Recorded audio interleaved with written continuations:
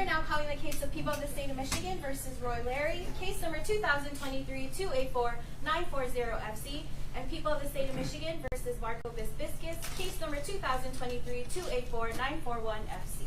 Good morning, Your Honor. My name is John Sprinsky, here for the people. Rick Polanco for the people. And James Thomas on behalf of Mr. Biscus. Michael Nunn on behalf of Mr. Biscus, Your Honor. Richard Leville on behalf of Roy Larry. Okay, did you straighten out the clips issue? Yes, Your Honor. All right. Ready for the jury? Yes. Yes, Your Honor. Oh, he's already. Oh, he's got it first. You can be seated.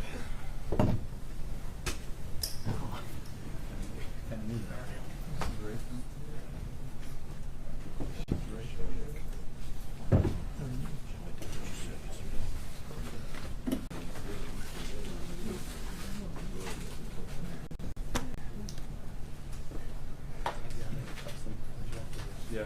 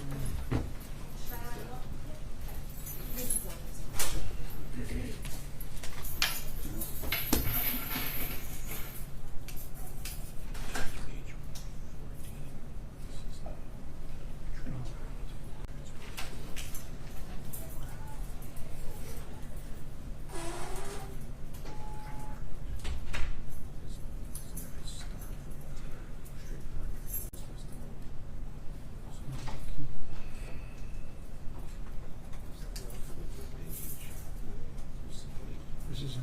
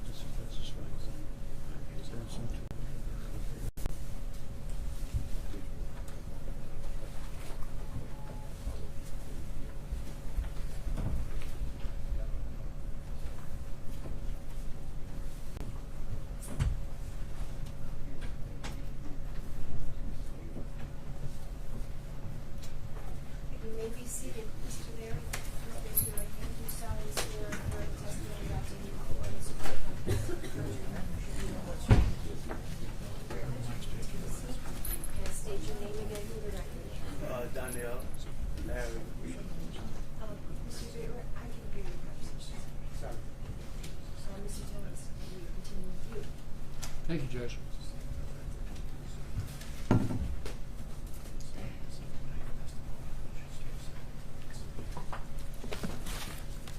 So where we left off yesterday, interrupted, I was asking you before about your aliases. I'm going to ask you whether or not the name Derek Campbell is an alias that you ever used. Years ago. Yes, It is. That is correct. Yes, it is. You say you know who you are. Are you Derek Parham? I don't even. Did you ever use that name? No, sir. I never used that name. And Don Shell Young, you did use that I name. used Don Shell. I don't know where Young came from. Don Shell is my nickname. And how about Derek Campbell, B-E-L-L? I just told you I used Campbell before. How about Derek Campbell Jr.? No, sir. Never. And how about Derek with 2 R's, Campbell, No, with an sir. E? No, sir. Sir, you, I'm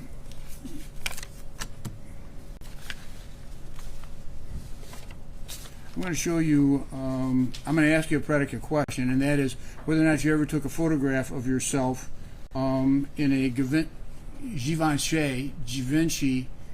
t-shirt. Did you ever take a selfie of yourself? Used it. May I approach, Judge? I'm going to ask you to take a look at this picture, and I'll ask you whether you recognize it. Actually, there's 2 of them. These are proposed exhibits, but I need to ask you questions first. You see the first one? I see. Yes, I do. Is that a picture of you? Yes, it is. Is that a reasonable representation of what you looked like at the time the picture was taken? What do you mean? This is me. It is. When? This was in 2020, 21. 2021. What are you wearing? I'm wearing a shirt, a t-shirt. All right. Do you have any jewelry on? Yes, I do. Is that your jewelry? Yes, it is. Okay. Move to admit defendant's G. No objection. Okay. G, what happened to E and F? I will find them, Judge. But There is, as long as you, you want to make this G though? so I have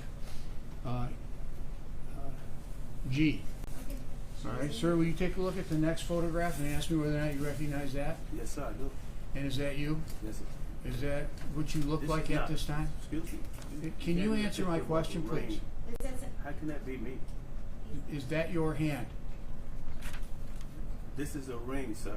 A picture of a ring. You recognize that ring? Yes, I do. I All bought right, it is for that my a wife. ring that you bought? Yes, I did. Okay, is that your wedding ring for your wife? Yes, sir. It definitely Okay, got- when did you buy that? In 2021, when I got my money from Sam Ali, the lead apartment building, when I got married. This is Okay. when I bought that. Okay, From the purchase of the money that I received from them, from the partner. okay. So I don't know. I don't know what this is relevant to. I'm not understanding that I asked you a question. Okay. Then Okay. I gave you. Can you answer this question? When was it that you bought it, in April and where did you buy it? at Lakeside Mall?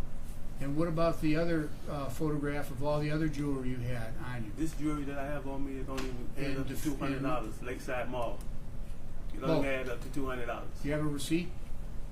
I'm more than sure I have a receipt for Oh, it. are you? Okay, did you give that to the prosecutor?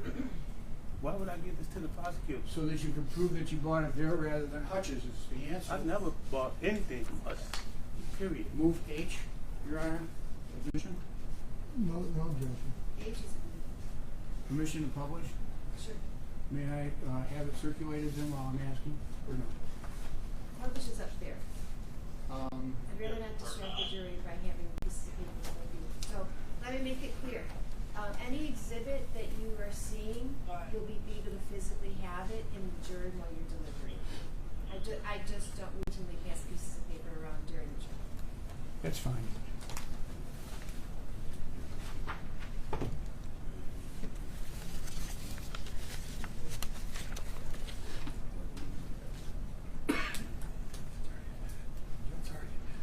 You are familiar? Hmm? Yes, but I'm going to refer to it and have you pull it up, okay?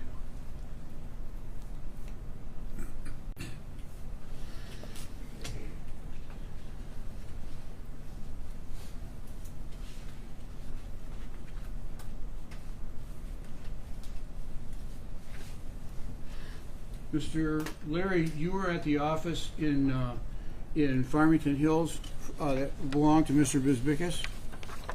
Was I at his office? Were you ever there? I've been to his law office a few times. And that would have been before you moved to All Law, is that correct? No, sir, On Greenfield? That's incorrect. I've never been. The only office I've been to, I've never been to Farmington Hill. The only office I've ever been to that belonged to Marco Babikis is on 13 Mile in Greenfield. Okay.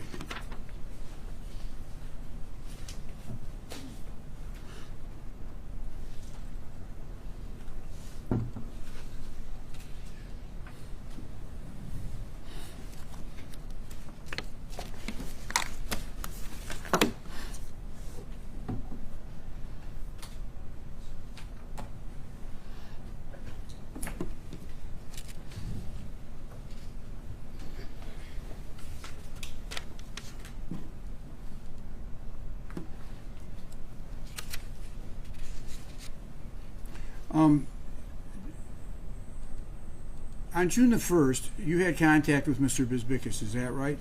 That is correct. At the time that you had contact with him, there were many reasons why you and he would have phone calls. Would you The only agree? reason why I had contact with Marco Babikis on June the 1st is when he ordered the murder of Mrs. Hutchinson and Mr. Hutchinson. He called and made sure that I would be there at a certain time. And what time did he call you? He called me at 8:30 in the morning, somewhere around 8 o'clock, and then somewhere around about And 8:40. that was a conversation, 1 minute and 37 seconds, is that right? He asked me to make sure that I was there. What time they changed their time? They supposed to have been at 12 o'clock, but they changed it to 11 o'clock. He wanted to make sure that I was on point. And what did you tell him? What did you mean by that? I didn't tell him anything. He made You didn't sure tell that, him that you would come? He made sure that I was there. He made sure that I knew. I that didn't they was ask there. you that. I That's didn't not ask you true. what he Yes, did. yes, I asked did. you what you said. I told him I would be there. Yes, sir. That is correct. Okay, you said that. That's great. When were you supposed to be there? I was supposed to have been there waiting on them to leave his office when they had the meeting with him, after the meeting. Okay, so you had learned that there was going to be a meeting, and that the meeting time that was originally set with you was at 12 o'clock, and it got moved Then up. it got moved to 11 And o'clock. what time did it get moved to? To 11 o'clock. I just stated that, sir. Mr. Thomas, we All right. went over this yesterday. Judge, I'm trying to lay a foundation for what happened next. Okay, except we went all over this yesterday. If you're laying a foundation, you're now laying it twice. I will move on. Thanks. All right. At that point, then, when were you at the bike shop? I went to the bike shop around 10 something, I believe. 10 o'clock? I said around 10 something. 10 past something. 10 o'clock. I'm not for sure what time it was. Okay. But I made sure that I didn't make it to that office at 11 o'clock when they left. I made sure of that. You made sure that you were going to make it to the No, office I at made sure I 11? did make it. But you already told Marco that you would make it. I made sure that I did make it. It doesn't make it different what I told Marco. I made sure that I did not make it there. That's why I went to, if I was going to make it there, I would have left from my house and went straight there. But I the did plan not was do still that. to kill Hutch, wasn't it? That was his order. That was your client. I order. get it, but you were Not going to mine. comply with that, correct? And I changed my mind and I did not make it there. All right, so then, if I understand you correctly, you were not going to be involved in the homicide of Hutch on June the 1st after you changed your mind. I was involved in the homicide of Hutch because I was ordered to be there. When did he order you to be there after the phone call around 8:30? He verified that they was going to be there. They changed their time. He had to let me know that don't come at 12 o'clock. They'll be here at 11 o'clock. But your intention was at that point to comply with what it was that he asked you, isn't that right? I don't follow your question. I don't get it. You said you changed your mind. I'm trying to figure out whether or not where you changed your mind. You asked me a question. Did I proceed to go to that law office at 11 o'clock? And I told you, no, I went to pick my bike up. Period. Well, then how were you going to get to the office at 11? I wasn't planning on, I was hoping that they wouldn't even be there. Well- when I was going there, it was my hope that they was already gone. That's So- why I didn't proceed there at the time that he asked me to. Because I didn't have the car that's supposed to be delivered by Angelo Adopoulos to do anything. And I wasn't going to do that in my wife's car. So I didn't proceed it. But he made sure that he called me to let me know that those people was changed their time. We're to be focusing at a lot 11 on Mr. Bisbicus, but I'd like to know what it was that you were thinking. and that is that at 11 o'clock in the morning, you were supposed to be at a place that you did not go to. I wanted to know when you changed your mind. I just didn't go. Okay. Mr. Bisbicus told you to be there at 11. You said you'd go. I just didn't go. I know, Sorry. but Been asked and I did not answered go. several times. who was in the car with you? Roy showed at my house at 10 o'clock, 10 something, like 10:15. You ended up going over to the bike shop at 11:47. Would you agree? I don't recall exactly what time it was, but I know that I was making sure that I went to pick my bike up and not go to the law Because firm. you didn't intend to get involved in a homicide at that point, right? I just stated that. Well, that's That what I you made said. sure that I And was so with then, them. where's the bike shop at? It's on Grand River and 6 Mile. And where is Grand River and 6 Mile in relationship to the pawn shop? Very far from there. Very The- far. the So it must have opposite. taken you a Matter of fact, long time to get there. Yes, it would. Okay. And the idea would be that you were supposed to pick him up at the store. How did you know that he was at the pawn shop? I didn't know he was at the pawn shop, and the reason why that was, and I told Marco Babikis when I mentioned that to him, I said I wasn't supposed to be at the pawn shop, and he told me, "Oh, that was the act of God. That was the act of God." And I said, "Excuse me." Well, I'd like to ask you a question rather than you volunteer an answer. Can I'm we just- do I'm- that? You asked me something. I'm telling you what I told you. Well, what I you're told telling me your whatever client. comes on your mind, sir. No, sir. I'm being truthful. I told you what I told Okay, your client. are you truthful then when you say that you did not intend to kill Hutch? I was very truthful then. Okay, but yet you took your car, and when you saw his truck, you then circled around and dropped somebody off. Yes, I did. Okay, and that person was on a bicycle. Yes, he was. Was it your plan to use the bicycle for the No, sir, homicide? that was not a plan at all. Was I it stated- Marco's plan to use the bicycle? I stated that before, sir. That was not a plan at all. Well, what was your intention then when you let that person out of the car who had a bicycle? Was it to have him stalk and kill Hutch? I was ordered by your client. I didn't to kill ask you who was Hutch. ordered. I asked you what your intention was, whether it was ordered or not. To be truthful with you, I didn't believe that he would even commit a murder with cameras around there. And if you look at the video, you will see that. All right, I you're don't- going to look at the video Yeah, at some point, yeah, probably. you- But the bicycle had a tag on it, didn't it? Yes, it did. It had a tag with your name on it, didn't it? Yes, it did. And it had a flashing light on it. Did you see the video before and see a flashing light on the bicycle? Flashing light on what bicycle, sir? What are you talking about? I'm asking you whether or not you saw a flashing light on the bicycle. I don't follow your question. I don't. Did you see the video, sir? I seen the video. And when of did you what see it? Your client showed me the video. And when did you see it? Probably a few weeks after the killing of the Did Daniel the Hutch. prosecution show you the video? Months later, I informed them that I seen the video before they even showed me the video. Oh, they did or did not? Before they showed me. Your I know, client but had did the they video. show you the video? They showed me parts of the video. and I Okay, did you informed see them the that I seen bicycle video. in the video? I seen boy sitting at Taco Bell. Did you see a flashing light on the I didn't pay bicycle? attention. No, I don't recall that, sir.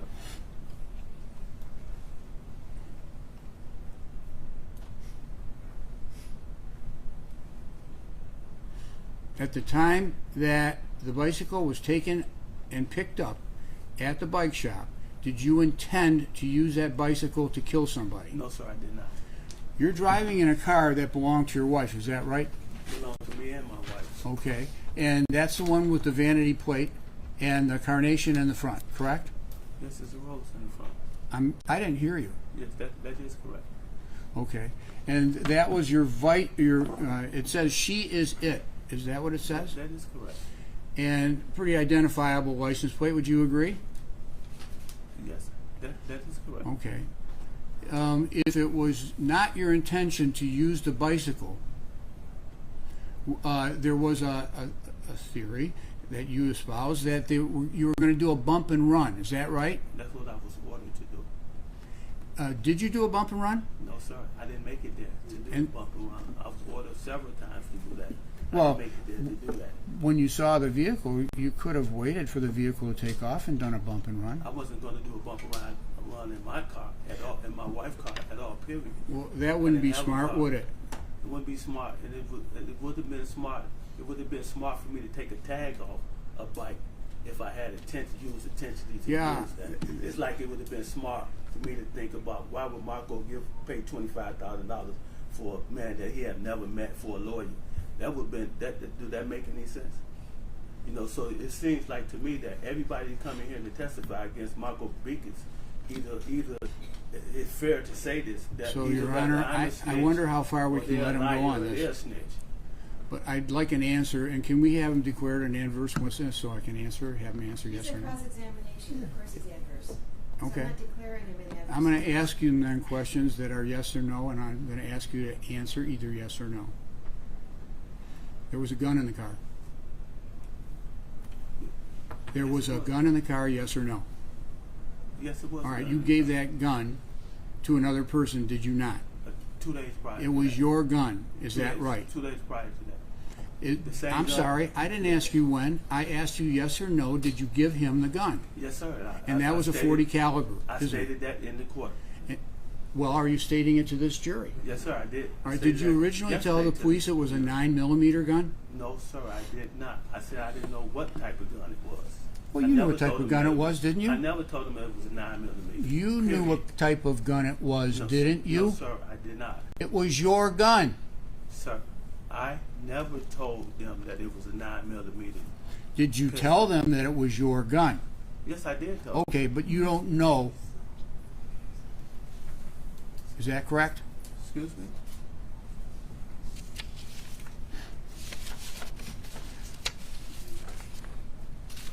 Did you tell the police, I gave the gun?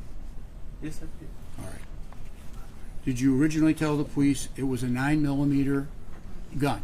No, sir. I said it looked like a 9mm gun. I didn't know what kind of caliber it was.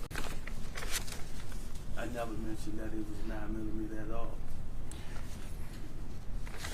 And I believe you saying that because they took a 9mm from my wife. It belonged to my wife. So you getting that mixed up, I believe so. You're going to set me straight. No, I'm You're, not you're the saying one it's that's here to straight. tell the truth. Mr. Thomas, you can ask your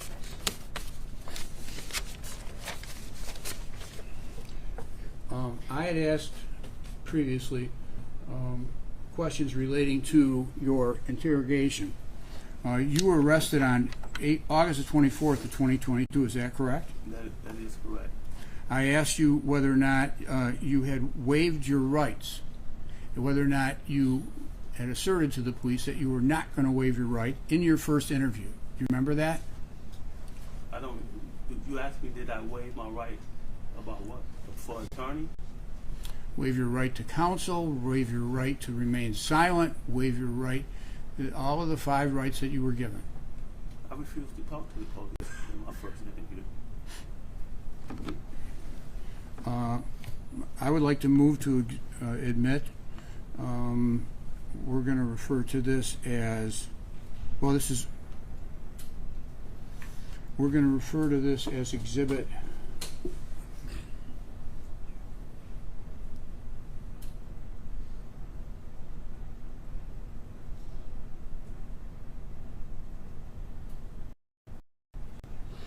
G. We have G. H.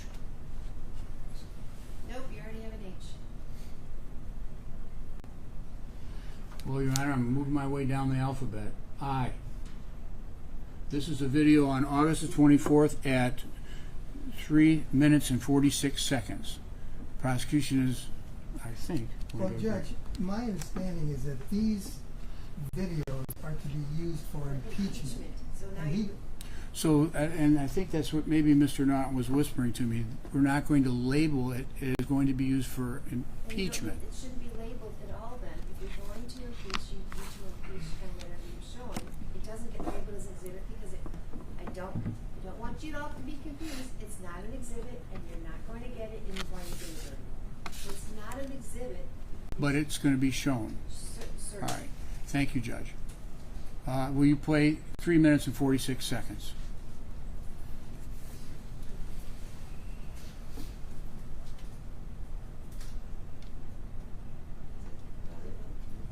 I didn't get sound. Sir, volume. That's what I'm asking. Okay, thank you. On both of them? No, it's on mute.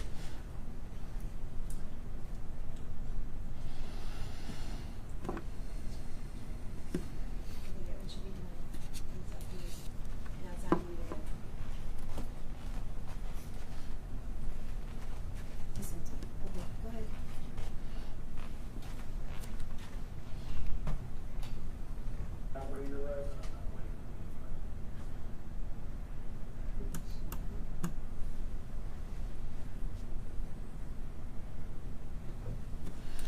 Sir, did you hear? Did you hear what it is that you said? Well, Judge, this is No. false impeachment. Okay. All right, then I'll move on to the next one. He But said before he we didn't do want that, to talk to the police. He made that He answer. said, the first time he talked to the police, he said to him, I'm not gonna talk to the police. okay. So how are you impeaching him? He said that he didn't waive his rights. He said he He said didn't he want. didn't talk to the police. He said he wasn't Would gonna you talk to them. would you So- take? Can I ask him this question about Sure. what we see? You said that you never were interviewed with your shoes off. I didn't recall that. Okay. Objection. He never. That's He said that, yeah, no, he mischaracterization. said that yesterday. Got your shoes on in that interview? No, I took them off. I had them on. Did all right? We can take that down. Did you ask for a lawyer? For what? I wasn't cooperating with the police. Why would I need a lawyer? Did you- at did that you particular say time, the why did words, Why I- would I need a lawyer? Okay. Can we play at 346, the second clip?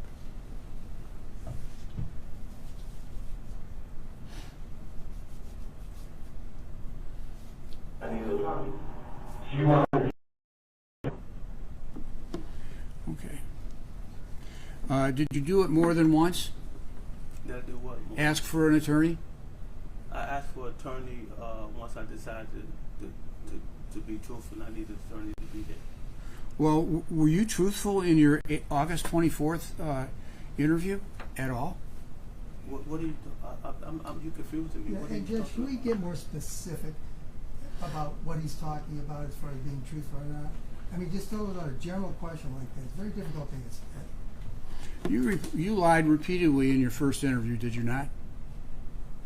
I didn't say anything in my first interview. I refused to talk to the police in my first interview. Okay. Then you did not ask for a lawyer a second time? I asked for a lawyer after Marco Biscus called my wife.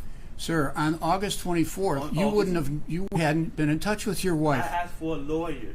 They Sir. brought a lawyer down to see me, sir. On August the 24th, did you see a lawyer? I don't recall when I seen a lawyer. What I'm going to be showing you are clips of your first interview before any lawyer ever came over. How would Marco and his purported threat to your wife have even been known to you at that time? Sir, I don't. Okay, may I? We're only talking about August 24th. Okay. It's the only date we're talking about right now. I don't even know how many interviews I had in August. We're only 24th. talking about August Yes, ma'am. 24th. Can we play number 3, 9 minutes and 40 seconds into the interview?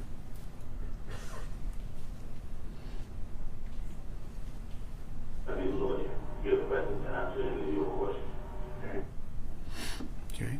Judge, Did that's you ask for- exactly what he just said. I know, and he is, now here's my issue, Mr. Thomas. Mr. Larry has said that he wasn't talking to the officers on the first interview. So he can you're gonna keep showing that he asked for an attorney, but you're not gonna show him, are you going to show him that he starts talking about the incident to them? Judge, if the prosecutor wants to play that, I'd be willing to see that in the first interview. He's asking for a lawyer throughout the interview. You've confused me, Mr. Thomas. You have Mr. Larry up here making it clear that he didn't want to talk to the officers in the first interview. Yes. So what are you trying to do here? My purpose here is to show that he was coerced by the police. My second purpose with the next set of clips is that he was given the story to tell. and that it was suggested to him. So that setting up. So everything that we worked on yesterday, when I said was everything resolved, he said, Prosecutor has seen them last night. No, yeah. We talked about them, and I didn't see any objections coming. I'd like to go through the interview regarding his right to. I'm not going to do it this way, Mr. Thomas, and you know it doesn't go this way. You need to ask different questions for what you want to do. I'm going to hold you to the rules of evidence. I'm going to hold you to what you know needs to get done, and not what you want to think has to happen. Impeachment, Judge, is Right. in the If rules. you do the impeachment correctly, I will certainly have zero problem. I've yet to hear it being done correctly. Judge, Yes, Mr. well, Smith. I just wanted to talk to Am I not making myself clear? There are rules of evidence. You standing up, sir, frankly, and not giving me a basis with the court rule, I've let that go on both sides. On both sides. Everyone tries to jump up without giving court rules. Fine. If you want to do impeachment on August 24th, then Mr. Thomas, you need to lay it down correctly, how we all learned hundreds of years ago, because we're all getting old.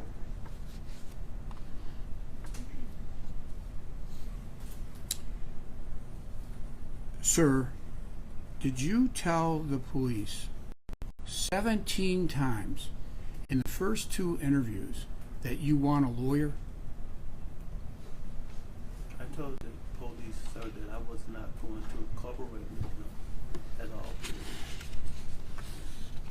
Were you told then anything that would make you change your mind on the 26th so that you would cooperate? 26th of what? Of August, Thank you. 2 days You can't later. just keep Of throwing 2 days these numbers later. out. Mr. Thomas, please don't talk over me. I'm asking you, sir, that when you say the 26th, you give full dates. So And that it's I clear. understand.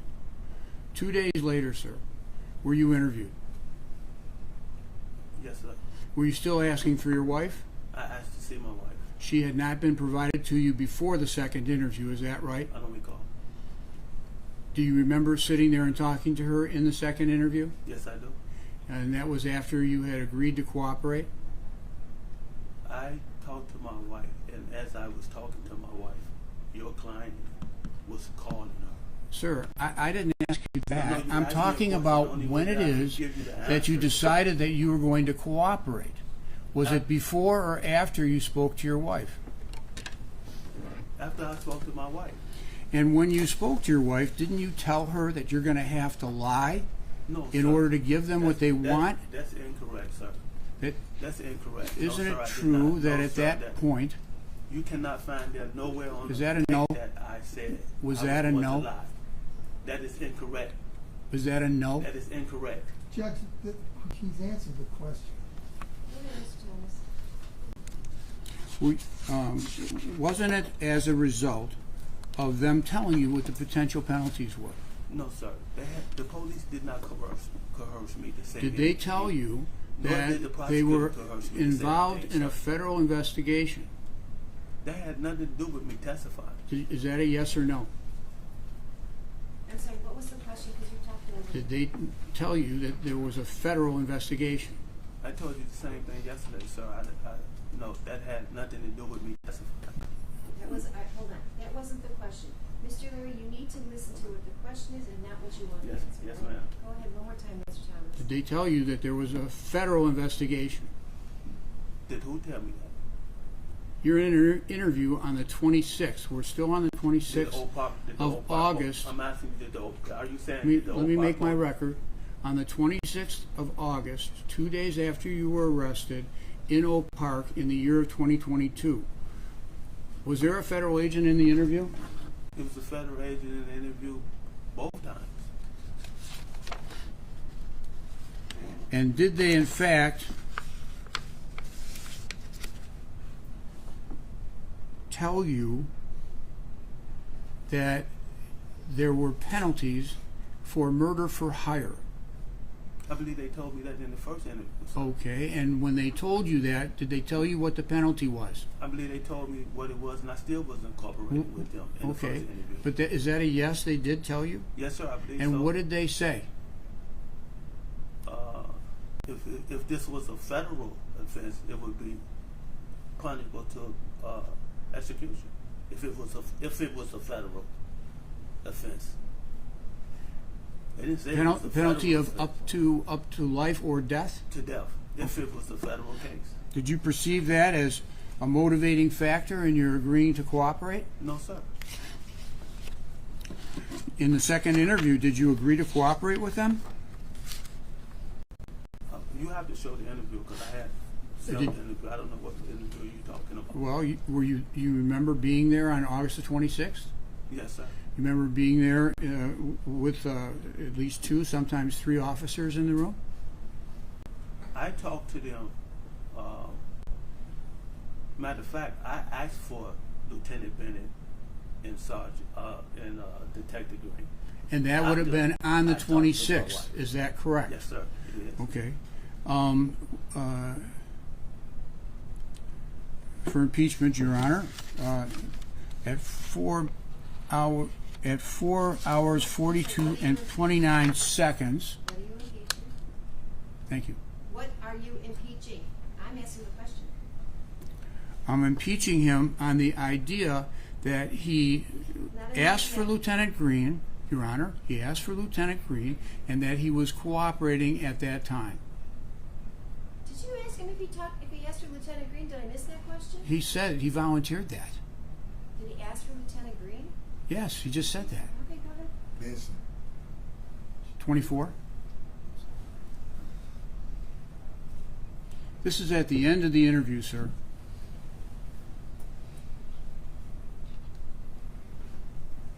I lied. I'm done. I'm dead, man. I'm doing anything because I'm dead.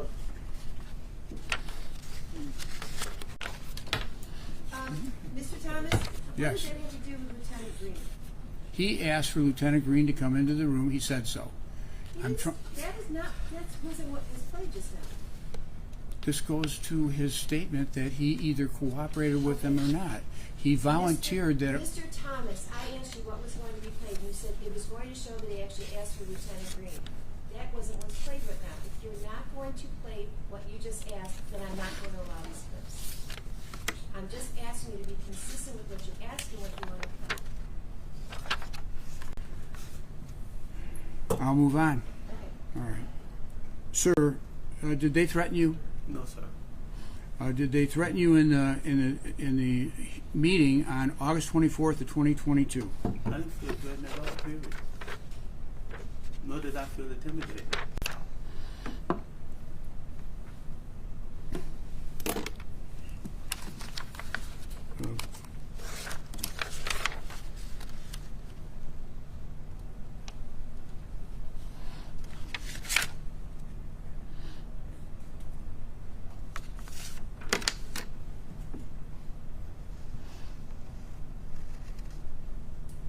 Did they tell you what it was that they wanted you to say? No, sir. That is incorrect. Did they tell you, we all know this was you and Roy's idea, someone else, this was not you and Roy's idea, someone else set it up? I don't recall that.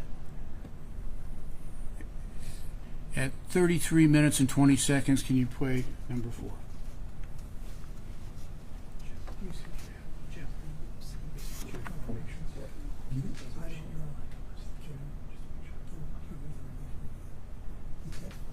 This is this.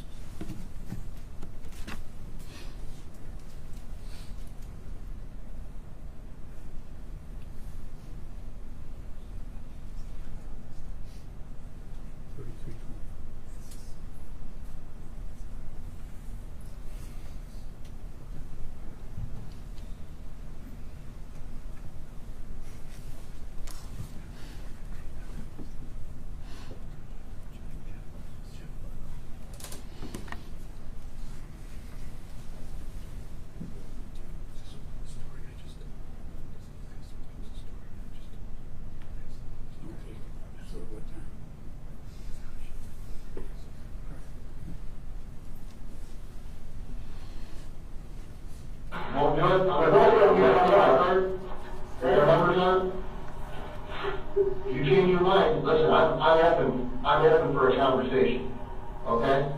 And you're gonna sit there, you're gonna sleep on it tonight, things are gonna be, it's not like you're just gonna turn off your mind. You're gonna be thinking about it, you're gonna think about what we said, you're gonna think about what's going on, you're gonna think about how you might actually be fucked. And you're gonna be like, well shit, maybe I should call. And that's fine, I don't think offense that you waited 24 hours to talk to me. You wanna hold on to those cards, you wanna call us, you call us. You want to give me your story? I'll come back and talk to you. What's the story I just told you? I already laid out a story for you. You know your mind.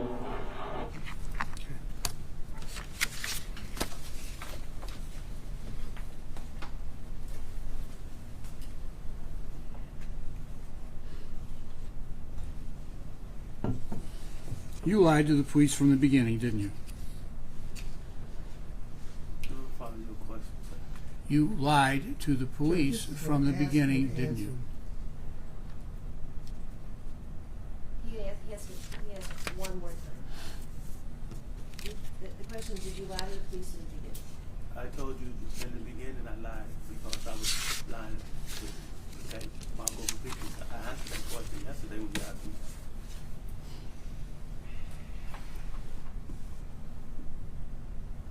You knew Angelo Raptopoulos? I met Angelo Is that a yes or a no? through Marco, yes. That's a yes. Yes. Okay. Yeah. You met other people that were in Mr. Biscus's office as well? What do you mean? I don't follow you. Were you ever in the office with Hutch? No, sir. Were you ever in the office with Alex Sakalaris? No, sir. Never. Ever? Never. Did you ever speak to Alex Sakalaris? I don't even know who Alex exactly is, sir. Didn't you just testify on direct examination that that is Angelo Raptopoulos' cousin? Because he told me that was his cousin. That Okay, was the guy that ran my cousin over. That's how I knew this guy. I've never seen this guy. This guy walked in the courtroom and I could pick him out of the lineup. Did you ever talk to him before the incident occurred on June 1st? Talk to who? Who are you talking Raptopoulos. about? What are you talking about? Mr. Thomas, you're going back and forth with names. If you could just be clear, don't say please in your question.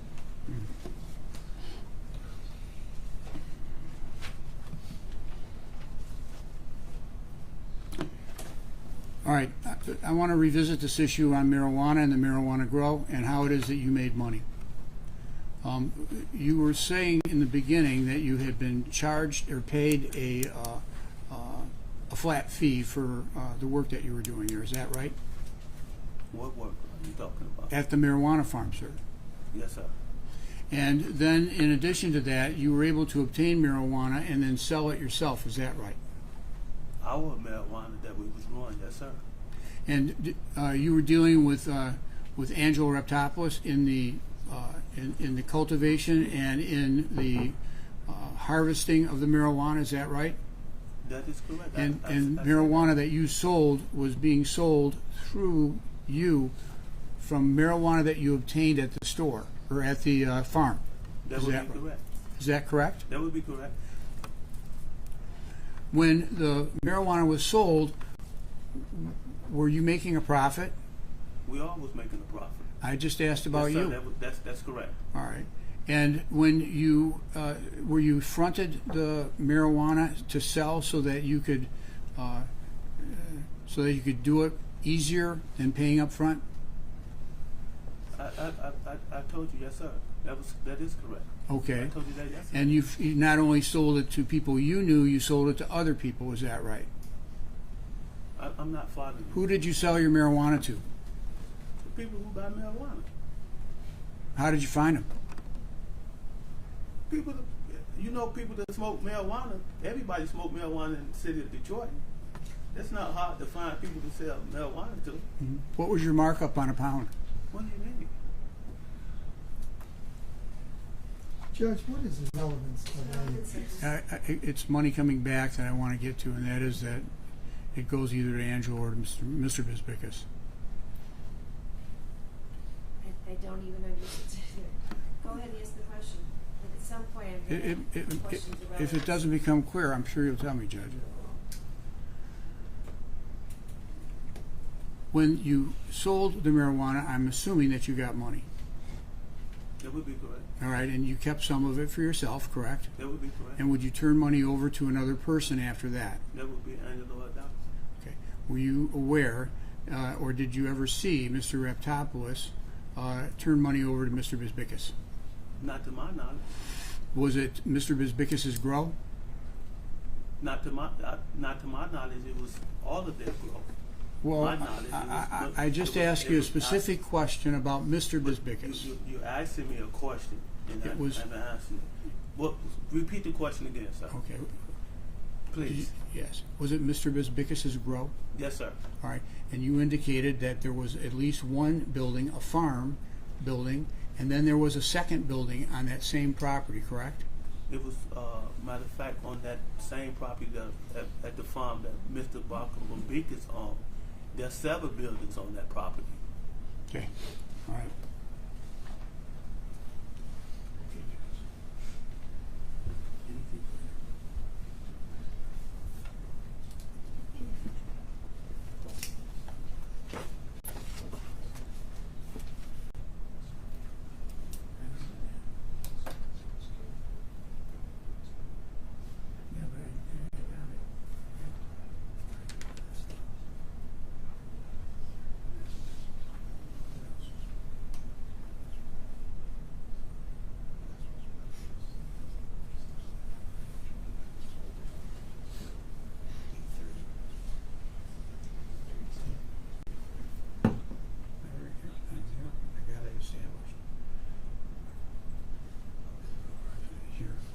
One moment, please, Judge. Sure.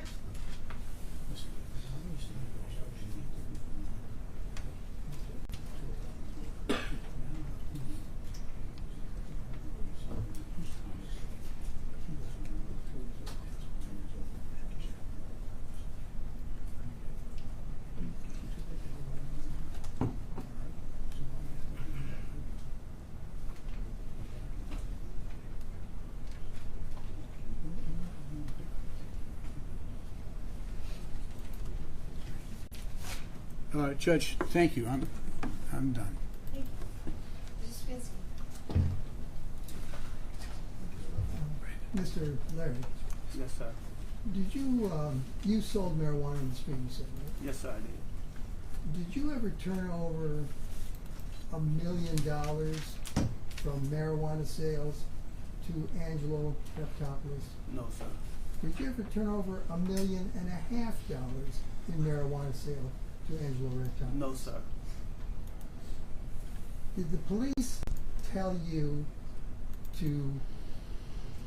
Did the police tell you to say the story that you told this jury yesterday? That would be incorrect. No, sir. They never coerced me to tell anything. Okay.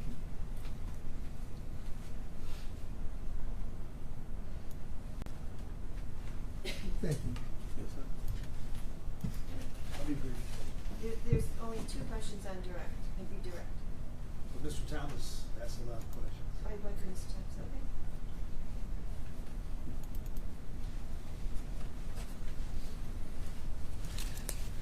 Did you ever offer Roy Larry $20,000 to get involved in this scheme that you've discussed? No, sir. That would be incorrect. Okay. You said you go by some aliases. You go by Sluggo? That's my nickname. I never. That's my birth name. That's Okay, so your one of nickname my is also names. Sluggo, is that correct? Yeah, people that know me call me Slugger. Okay. Did you ever warn your wife that the mafia was after you or your family? I would put my wife in danger. Period. Why would I warn my wife about Mr. Larry, you seem to have no problem answering the questions by Mr. No, Skrinsky. because Why are you you just- having so many problems answering my questions and What Mr. relatives Thomas's does this questions? have to do with anything, sir? It's a very simple question. No, sir, no. Thank you. Thank you, sir. Do you recall on June the 7th of 2022, Mr. Roy Larry was incarcerated in the Oakland County Jail? Remember that? I'm assuming he was. Okay. Do you recall having a conversation with him on the telephone? He called quite a few times. Do you remember telling him, and these are your words, that I know you were in the wrong place at the wrong time, you're innocent, You're the first black man in the area. That's why they picked you up. I don't recall saying that. Okay, if I played the tape for you, might that refresh your I memory? might have said that. I'm not saying that I didn't say it. It's a possibility I did say that. Okay. Now think back, because we have a tape and I can play it if you want me to play it. Yes, sir. That is correct. Okay. So you did say that. It's possible. Yes, sir. Okay. Now, in 2 different interviews, you recall saying to the police that you didn't believe that Roy Larry was supposed to make it back. Remember saying that?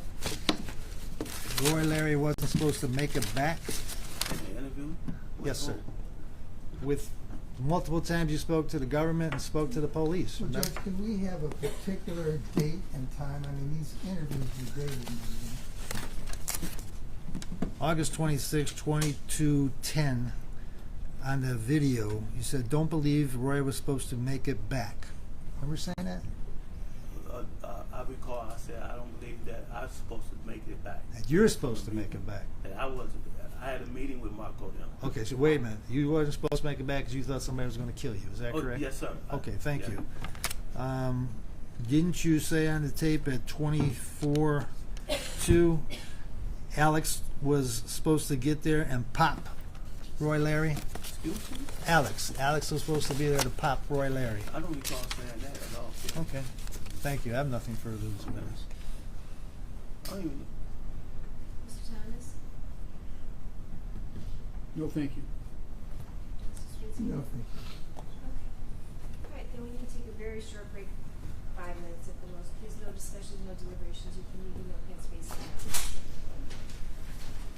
All rise for the jury. I'm sorry.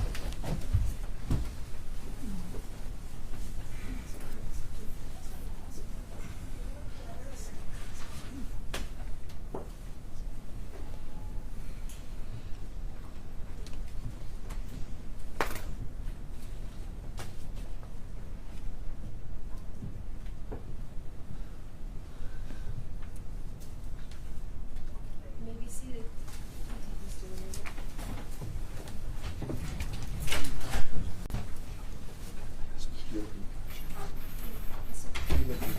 Very beautiful day, man. Oh, thank you. Job note.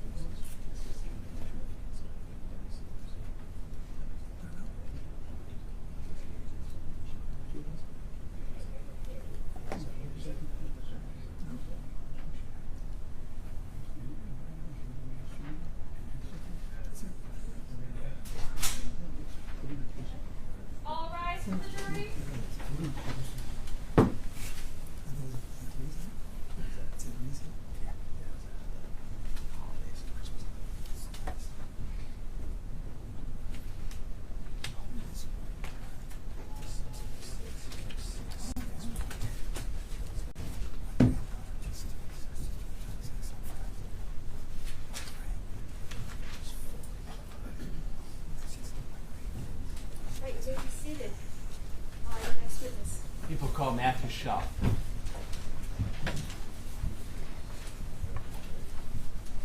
So could you please separate your solemnly swear the testimony about to give before this court upon the penalty of perjury will be the whole truth? Could you please take a seat?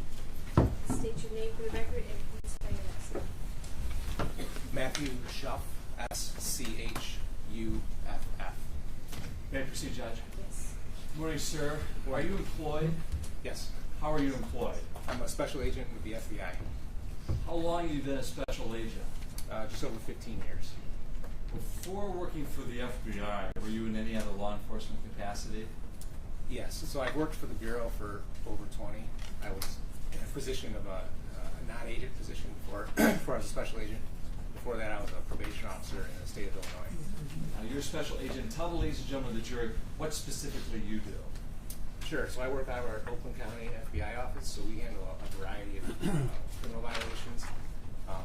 Throughout my career, it's been a lot of white-collar crime, fraud, violent crime, child exploitation. So we have a large variety of crimes that we work in Oakland County, and I've been part of numerous task forces that have worked in many different crimes. Okay, so is it fair to say that you work with a variety of different law enforcement agencies? Yes. All right. Special Agent Chuck, describe how you first got involved in this case.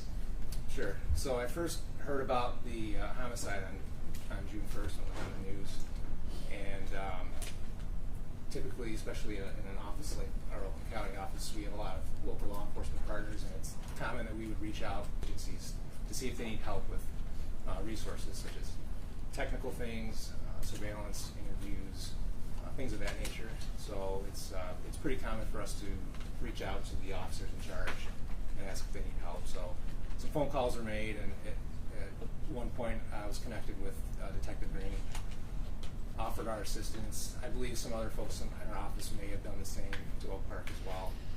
And then eventually we set up a meeting at Oak Park to have a briefing on the case to see what's happening and what resources could be used and what they may need to help the case. Right. And at some point, did you put those resources basically into effect?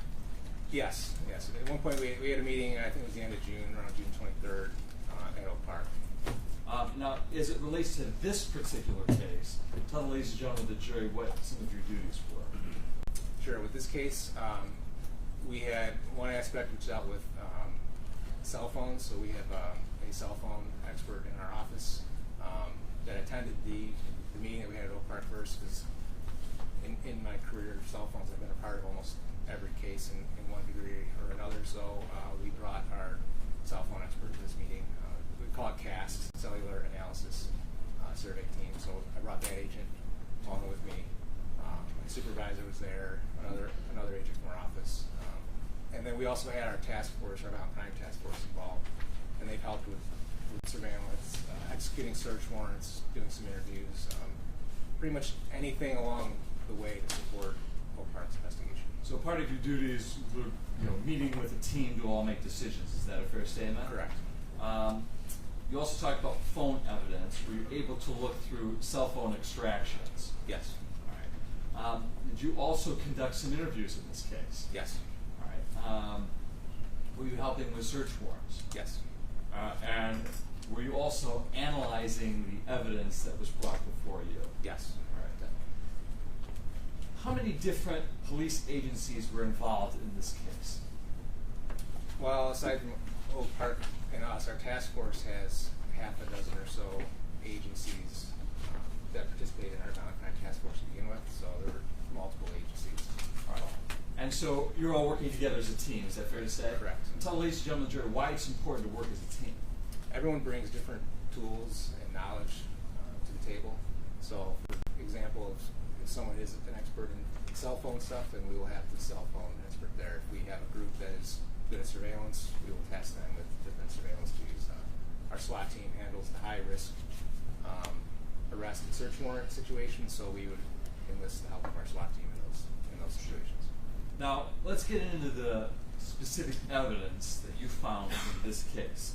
Now, you said you reviewed some evidence. Part of that was reviewing cell phone data. Correct. Specifically, how many cell phones, if you know, did you look into?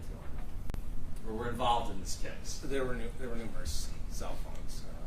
And Judge, just for the record, this is already admitted Exhibit 234, if I may read to the jury. Cell phones involved in this case, including a cell phone for Roy Larry, 3 cell phones from Angelo Raptopoulos, 1 from Marco Biscus, 2 from Darnell Larry, another one from Darnell Larry, Daniel Hutchinson, phone records for Marissa Hutchinson, 2 phone number records for Alex Aquilaris, records for Phil Sumter, Nokia flip phones for Angelo Raptopoulos, Darnell Larry, and those are all the specific phones involved in the case. Is that correct? Correct. Now, I talked about flip phones. Are those known as burner phones? Yes, that's another term. Why, over your entire career, what is the significance of a quote burner phone?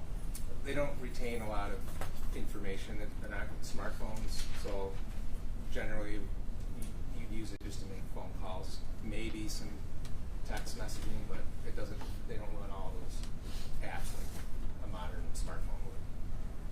Now, it's fair to say one of the phones involved was the defendant Marco Biscus. Is that correct? Correct. And obviously, given that he was a lawyer, fair to say that there were some other additional safeguards put in place. Is Correct. that right for his phone? Yes. All right. Now let's talk about his phone specifically. Were you able to review some photos that were found in his phone? I did review some photos, correct.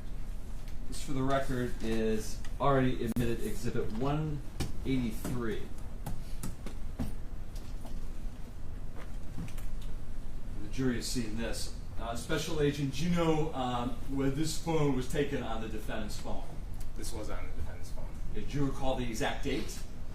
I don't immediately recall the exact. If I were to show you a Celebrite extraction report for that date, would that refresh your memory? Yes, it would. May I approach the witness?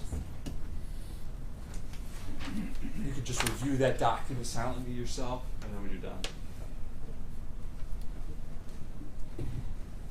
Okay, so the date. Did that refresh your memory? I'm sorry? Yes. Okay. And what was the date of that? July 21st, 2020. Thank you. So July 1st, 2020.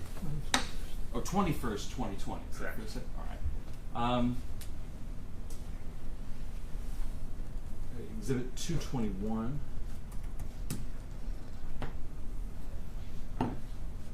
You know specifically when this photo was taken? I don't immediately recall the date. Okay. And if I were to show you a Celebrite of that, would you be able to refresh your memory? Yes. May I approach? You do that yourself, please. You're done with it. Did that refresh your memory? Yes. What was the date of that? That was September 30th, 2020.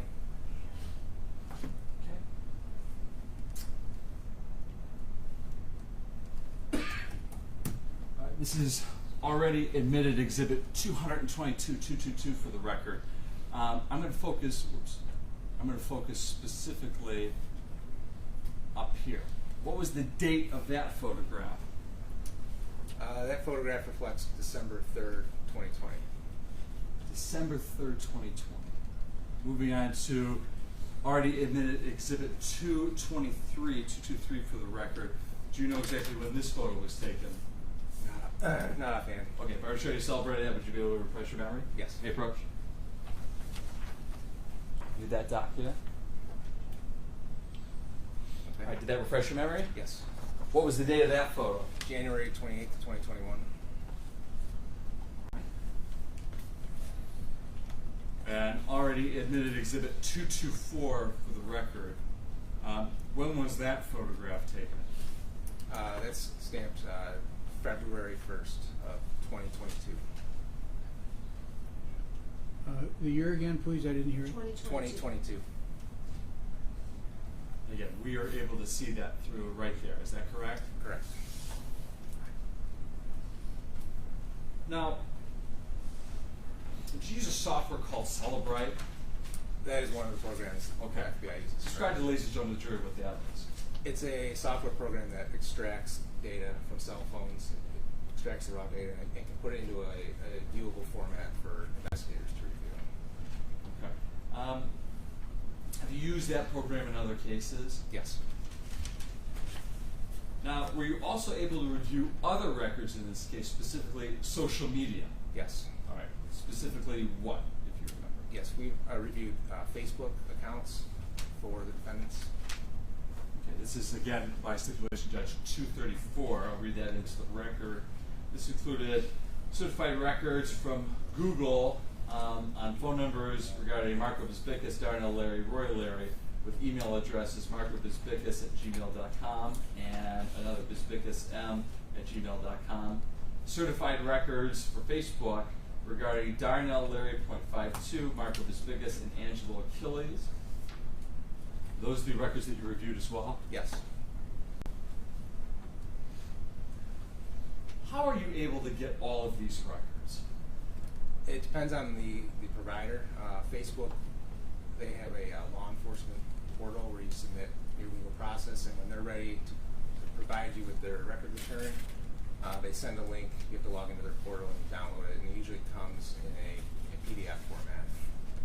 Now, are you able to just randomly go through people's accounts? No. All right, you got to get a search warrant, correct? Correct. With that search warrant, it's fair to say you have to have basically probable cause to fill out an affidavit. Is that right? Correct. And then an independent judge has to sign it off. Is Yes. that a fair statement? Yes. Okay. Now, these types of records, I mean, are they a nice, neat, in a neat fashion, or are they all numbers? Describe those to the jury. The Facebook records come in PDF format, and they can be very, very voluminous. Of course, it depends on the date range of what you've requested and how much the person uses Facebook, but it can be thousands of PDF pages. It's fair to say there are thousands of pages regarding all the evidence in this case. Is that fair to say? Yes. Even potentially higher than that. Is that right? Yes, could be. Did part of your review in this case also look into text messages between specific people? Yes. Was part of those regarding text messages between Daniel Hutchinson and the defendant Marco Bisbicus? Yes. If I were to show you some of those, would you be able to identify them? Yes, I would. All right. This is specifically a text message conversation on January 27, 2022. Let the record reflect that I'm showing opposing counsel's marked identification as People's Proposed Exhibit number 225. No objection. Oh, I'm sorry. I'm sorry.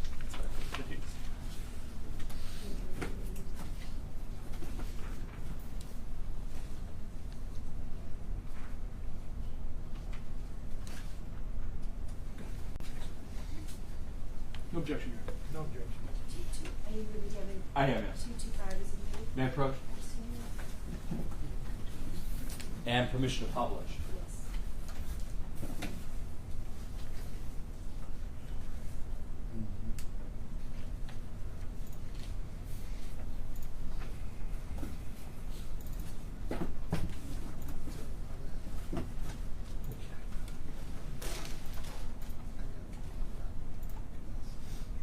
All right, Special Agent, just to clarify, this, which is displayed on the screen, is the same document that's in your hand. Is that correct? Yes, it is. All right, now this is from January 27, 2022. This is from Hutch to Marco. Is that correct? Correct. All right, and this says, "Hello, sir. I have an opportunity to buy a building that I can do pawn in also. He wants me to look at it tomorrow. Are you free any-time? I'll bet it's bet 8 to 9 on Greenfield." Is that right? Yes. And the defendant, Marco Biscus, responds, "Yes, sir, I'm good anytime between 1 p.m. or after." Yes, sir, I'm good anytime before 1 p.m. or after 4:30 p.m. Is that correct? Yes.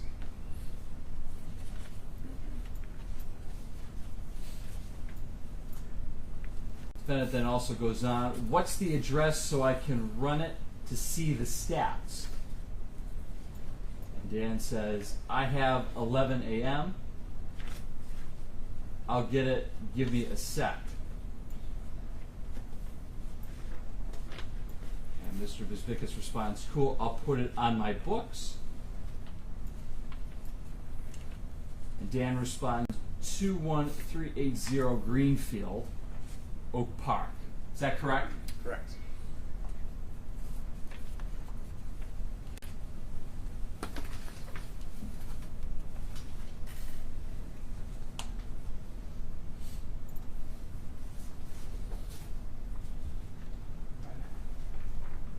Dan, was also part of your review of text message, including a text message exchange between the defendant, Marco Biscus, and Dan Hutchinson on April 15th, 2022. Yes. If I were to show you copies of those, would you be able to identify them? Yes. The record reflect I'm showing opposing counsel has been marked for identification as People's Proposed Exhibit number 226-226 for the record. Thank you.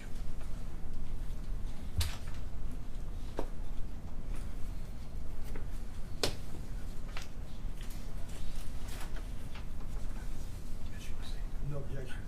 No objection, I'm sorry, no objection being heard on 226 is admitted, you may publish. Thank you. Permission to approach.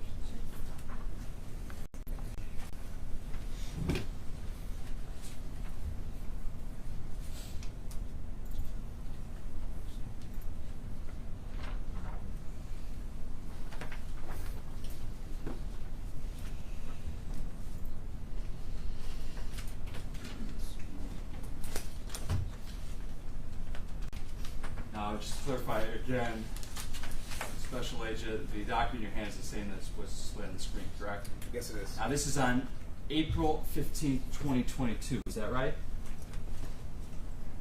Yes, it's correct. Okay. And we'll start with the first message, and this is from the defendant, Marco Biscus, to Dan Hutchinson. Is that right? Yes. All right. It says, I'm going to get a CT scan on my leg. This lady just hit me on Lafayette while I was crossing the street to Comerica. It doesn't feel like I broke anything, but something is not right. I'm going to ask for the closing to be pushed till Tuesday if that works for you. Is that right? That's right. Goes on to say, bitch claims she didn't see my 280 pounds crossing the street.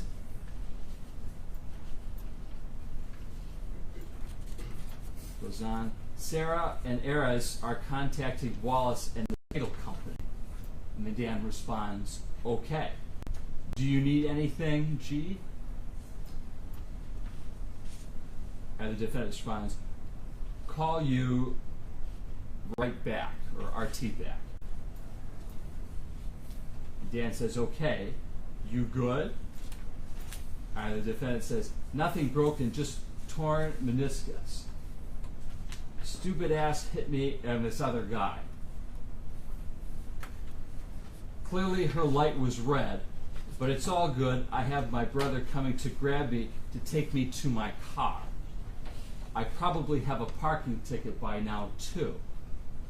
Eris was working on resetting everything for Tuesday. And Dan responds, okay, keep me posted. Is that a correct recitation of what was found? Yes, it is.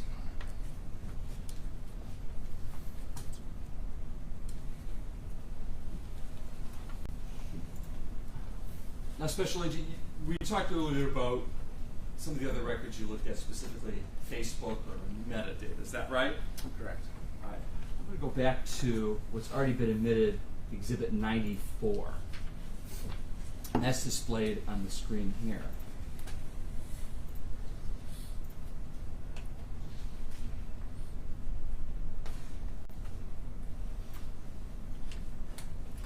Now, Special Agent, you agree with me, there's a lot of words and things on this document. Is that right? Yes, there is. I want to go specifically to, and again, for the record, you've analyzed a lot of Facebook metadata before in other cases. Is that true? Yes, I've gone through Facebook on many cases, correct. All right, I want to focus specifically on this, where it says 12-20-20 UTC. What does UTC mean? It's coordinated universal time, so a lot of providers, phone, social media, that sort of thing, they provide their records, they use a universal clock, and so it's called UTC, and so there needs to be usually there's a conversion that has to be made to the time zone. All right, and in the conversion in this case, what is that? I believe this time it's -4. -4. And again, is that confirmed with some of the other text message that we read where it said -4 UTC? Correct. Okay.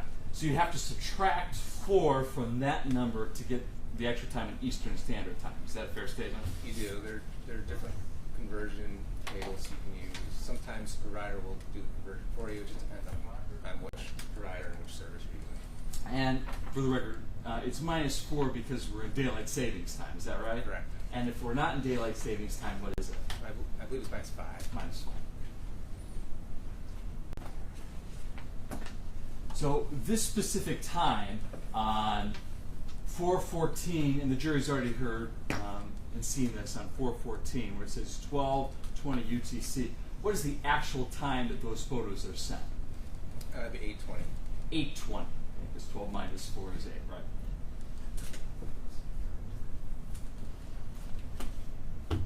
And these read out specifically in military time. Is that right? Usually Okay. it's military time.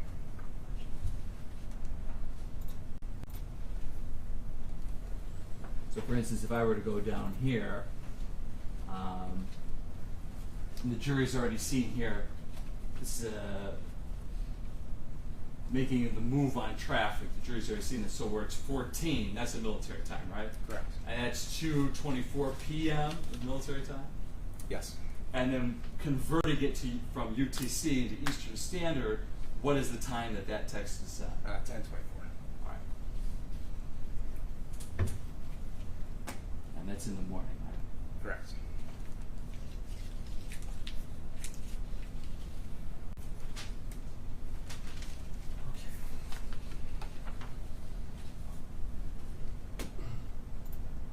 Now, special.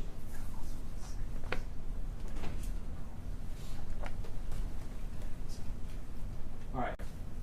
Special agent, in the review of the defendant Biscus's phone, were you also able to review text messages between himself and his wife on May 3rd, 2022? Yes. If I were to show you those, would you be able to identify them? Yes. All right, let the record reflect that I'm showing opposing counsel has been marked for identification as People's Proposed Exhibit number 228.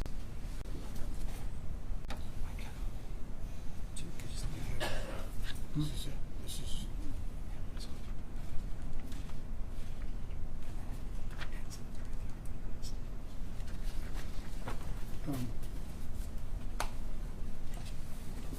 Your Honor, may we approach, please? Sure.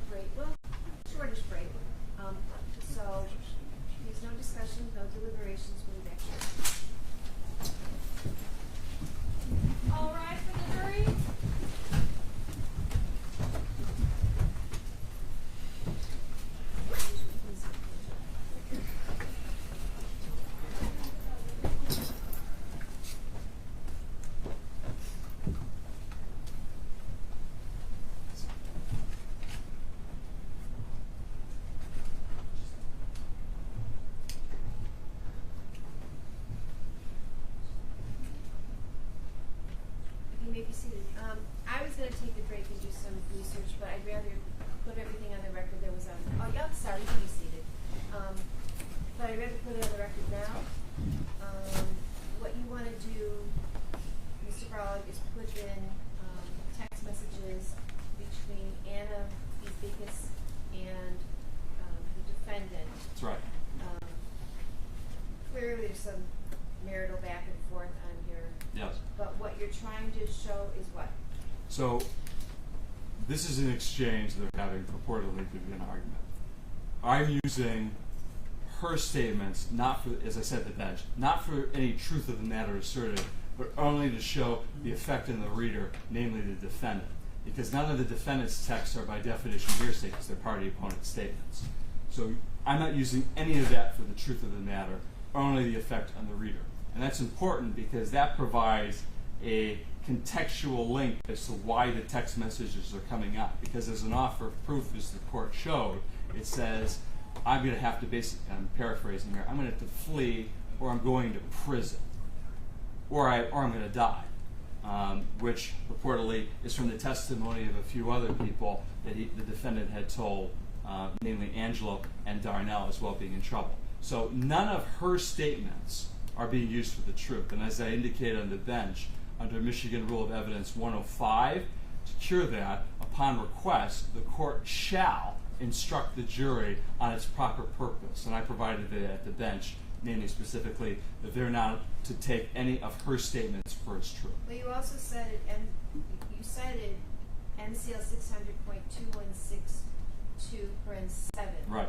where a married person shall not be examined in a criminal prosecution as to any communication made between that person and his or her spouse during the marriage without the consent of the person to be examined. He then cited People versus Fisher, Right. 442, Mich. 573 at page 575, 1993. The Michigan Supreme Court said the statute provides that neither spouse may be examined with respect to any communication made by one to the other during the marriage. The phrase "be examined," and this is where I want to look up the case on my own. Right. The phrase "be examined" connotes a narrow testimonial privilege only. In other words, the spouse must testify for the privilege to apply. And you're Right. saying because these are text messages, you're not forcing her to testify that this is not testimony. Right, and then for the record, I also cited an unpublished case, a recent unpublished case, in which the Court of Appeals allowed text messages between two spouses as well, because they also know that the privilege doesn't apply because it's a testimonial privilege. They have to get on the stand. Is that you said an unpublished case? I Yeah, don't have that one. that's right below. That's right below. You got my sheet. I'm sorry. Everything I see here is a published May I case. approach? May I approach? Sure. And then what is Mr. Notner and Mr. Thompson? Mr. Notner, what you argued is that it's prejudicial versus probative. Absolutely. Because two reasons. He's obviously talking here. It's a marital dispute and it's pretty heated marital exchange between how they feel things need to go forward in their marriage. I hear that happens sometimes, Judge. Yeah, I hear 35 years up here. But also that this predates, that these are from May 3rd is what I see. May 3rd of 2022, which predates the actual date of the murder. That's right. There was a lot going on. We've got a lot of testimony about some of the activities by Mr. Biscus that are criminal in nature that have nothing to do, allegedly, with the murder of Mr. Hutchinson. So this doesn't necessarily go directly to the issue. Frankly, this is an embarrassing series of text messages between two spouses. So I think that it's far more prejudicial than it is probative. Mr. Hutchinson isn't mentioned. Marissa Hutchinson isn't mentioned. Like the court outlined, this is a fight between a couple. And there's multiple instances in here where they're talking about money. And I'll respond to it. So the prejudicial probative, that's nowhere in the rules of evidence. Under Michigan Rule of Evidence 403, the probative value has to be substantially outweighed by a danger of unfair prejudice. There's nothing unfairly prejudicial here. And as far as the timing goes, this is during the course of the conspiracy, which is from January 22nd, January 2022 to August of 2022. And this is smack dab in the heart of it, where he's referencing talking about fleeing, going to prison, or dying, which is some of the testimony that we've heard during the course of this trial. Because after this, then we have testimony where now the plans are going to action. It all corroborates what's going on here, and again, nothing is substantially outweighed. Well, I disagree. Further counsel jumped in before I get much further on this. Let's read the whole 403. If it's probative, the court may exclude relevant evidence if its probative value is substantially outweighed by a danger of one or more of the following: Right. Unfair prejudice, confusing the issues, misleading the jury, undue delay, wasting time, or needlessly presenting cumulative evidence. We have there's a couple of these we can pick that this would apply to. One of the things we've heard an awful lot about is money laundering. This is an argument about money. This is a case where we've seen millions of dollars go from the Hutchinson family through Mr. Biscus. That substantially outweighs any probative value because it doesn't specifically go to the issue in this case, which is a conspiracy to commit murder. There's no mention of Angelo, there's no mention of Darnell, there's no mention of anyone else. This is about money. And so my concern is that you're putting in an argument between a couple, and couples fight about money. I can testify to that from personal experience. And in the course of that, it gets heated. There's nothing that goes to specific allegations in this case, in my opinion, other than these money laundering issues. So I do think that it substantially outweighs any probative value. And then you were also, if I were allowed, you would ask for eliminating instruction. Yes, under 105, upon request, the court has to do that. So, and the jurors are presumed to follow the court's instructions in that case law in there. I just want to say one thing. We've also, we've talked days in certainly cross-examination about the credibility, talking about money. This has been brought up by the defense too. This corroborates and confirms the entire timeline of events that go on. I want to take just a few moments to do my own research as to these cases and make sure they say what they say. So I'm going to take a break. As soon as we're taking down, you can just bring them right back up. By the time you do that, I'll have enough time. Okay, thank you. All rise.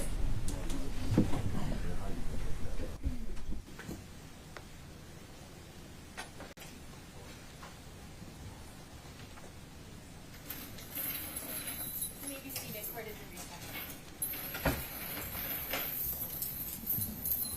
If we could have everybody stay seated while we get a lot of the first thing.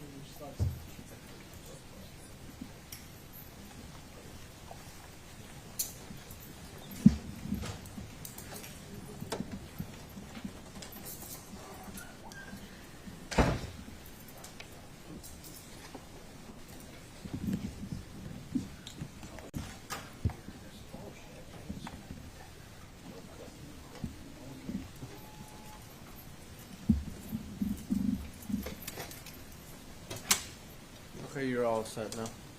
Thank you.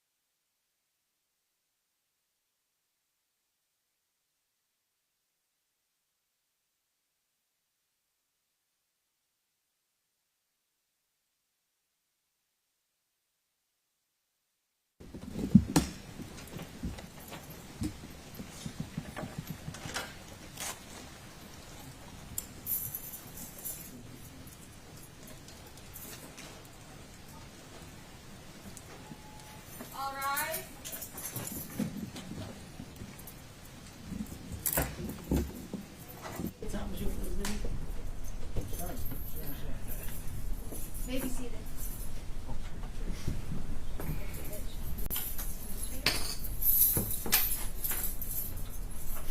Your Honor, now calling the case of People of the State of Michigan versus Roy Larry, case number 2023-284-940-FC, and People of the State of Michigan versus Marco Biscus, case number 2023-284-941-FC. John Skrinsky for the people. Brandon Barag. Rick Polanco for the people. James Thomas and Michael Nunn on behalf of Marco Bisbicus. Mitchell Rivera on behalf of Roy Larry. All right, so to be clear, in People versus Fisher, it was a matter at sentencing, but the Supreme Court did say that the spouse must testify for the privilege to apply. And then in People versus Bartlett, which was a case specifically about text messages between spouses, it says a married person shall not be examined, and that because it says shall not be examined, it's not testimonial in nature, and that it was actually a mistake for the district court not to allow all the text messages. So text messages under Michigan law are allowed and are not spousal communications privileged. As for prejudicial versus program, I don't think that anything that's in those messages arises to any sort of danger.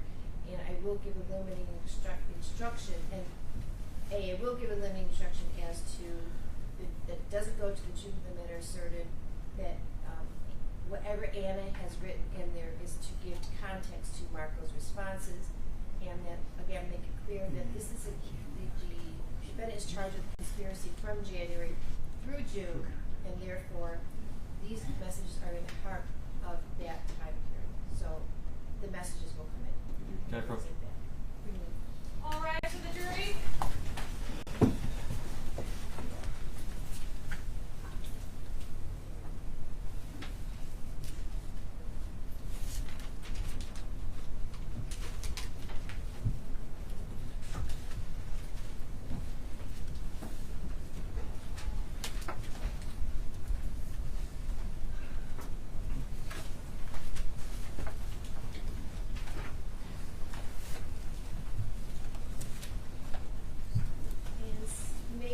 Special Agent Shaw, if you could please take a stand and sir, you're still on the phone. Yes, sir. And Mr. Brown, you were in the midst of trying to have Exhibit 228 admitted. That's right. And there's been a discussion about that. 228 will be admitted. But understand what you're about to hear, well, I think what you're about to see are text messages between Anna Biscus and Marco Biscus. Understand that what Mrs. Biscus is stating does not go to the truth of the matter asserted, and that her statements in these text messages are only to be used to put Marco Biscus's statements in some sort of context for you. All right? Can I approach the witness? Yes. And so for the record, those have been admitted? Yes. And permission to publish? Yes.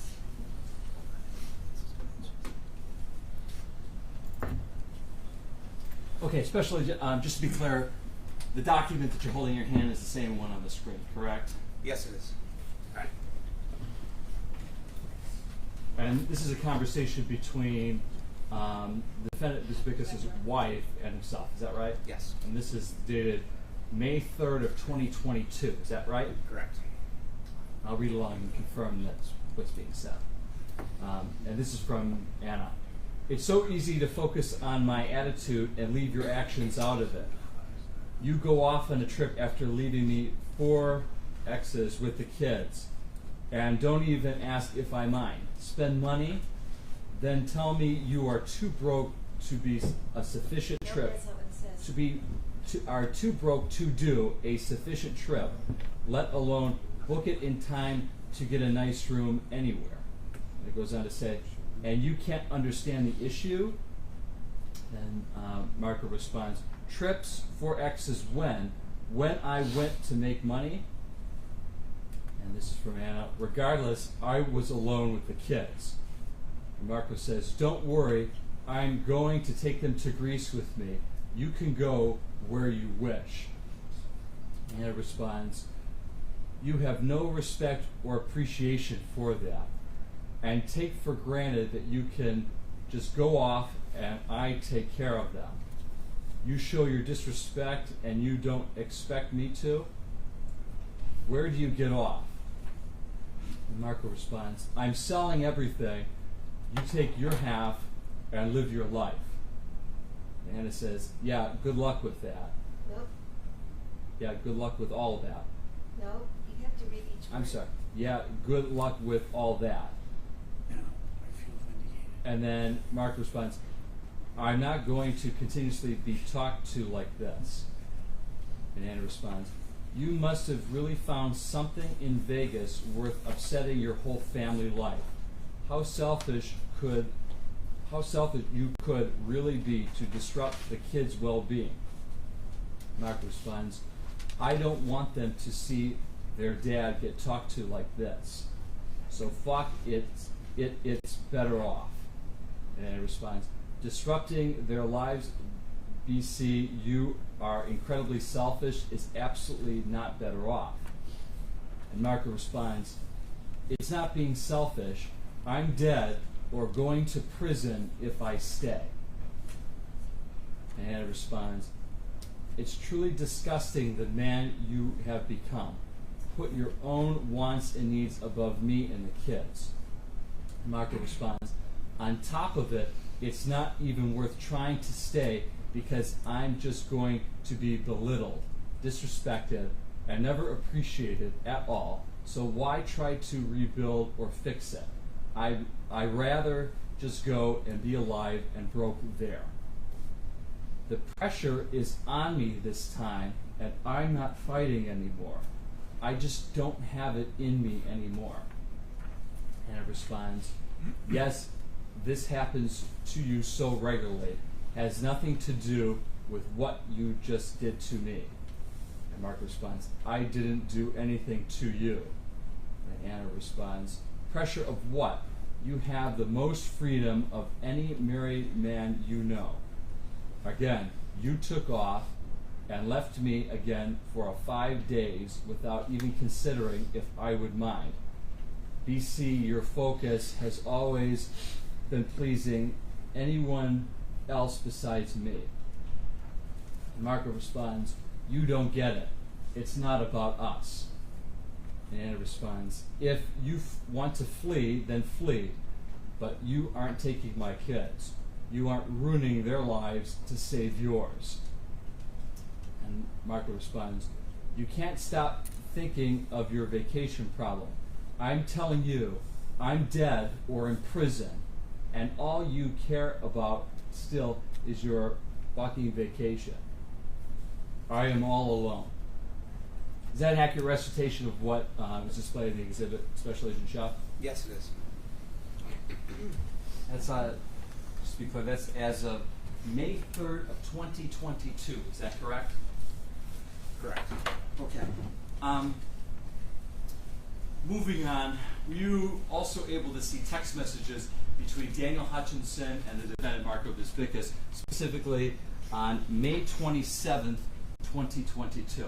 Yes. If I were to show you a copy of those, would you be able to identify them? Yes. Let the record reflect I'm showing opposing counsel some marked for identification as People's Proposed Exhibits 229 for the record. Objection, Your Honor. None. 229 is the minutes you may publish. Thank you. May I approach?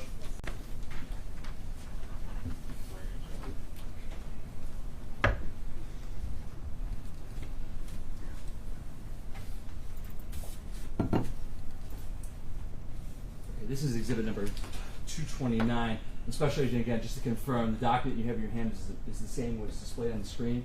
Yes, it is. All right.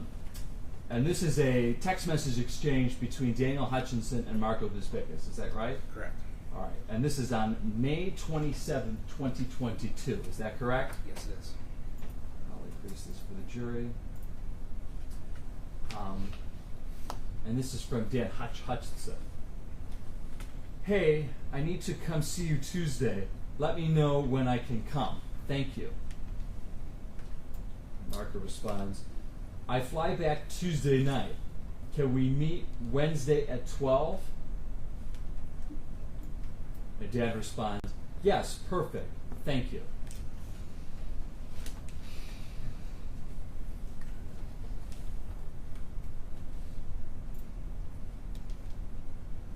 Okay, and just to be clear, again, Special Agent Shuff, was that a correct recitation of what I just read? Yes, it was. Now, the Wednesday, given that date, was that Wednesday, June 1st, 2022? Yes. All right, now I'm going to show you,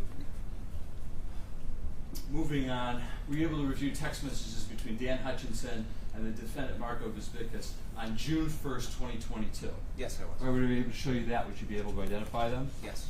Let the record reflect I'm showing opposing counsel is marked for identification as People's Proposed Exhibits number 230 for the record.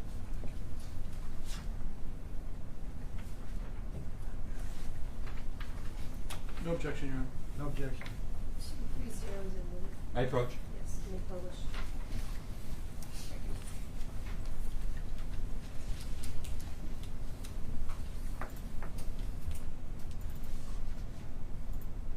All right, this is exhibit number 230 for the record.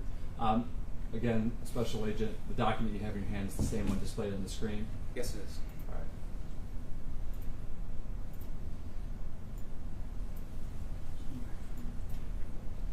And this is a text message between Marco and Dan Hutchinson, is that right? Correct.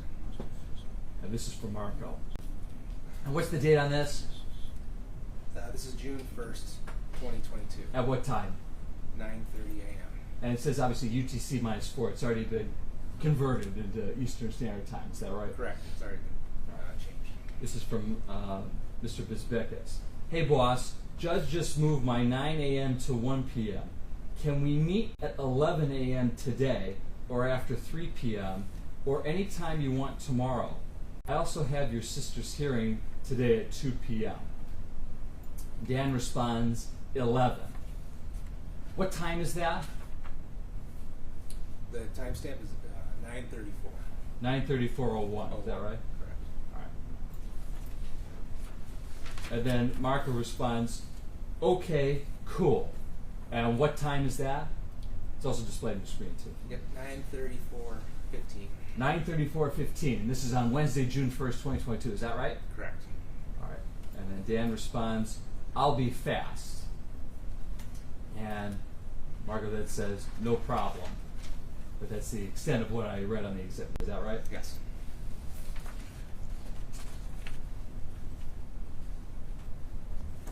All right. Now, especially during the course of your investigation, were you also able to look at raw data from AT&T? Yes. All right. Now, in this raw data, describe to the ladies and gentlemen of the jury what this data looks like. Sure. AT&T, pursuant to a search warrant, provides any type of data that hit their server, their records, or their towers. Their business records will include calls and attempted calls and text messages. Pretty much anything that touches their system, they provide a record for, which can be very voluminous. Okay. And are they like a lot of stacks of documents? If you print them all out, there would be a lot of stacks of documents. Okay. It'd be thousands.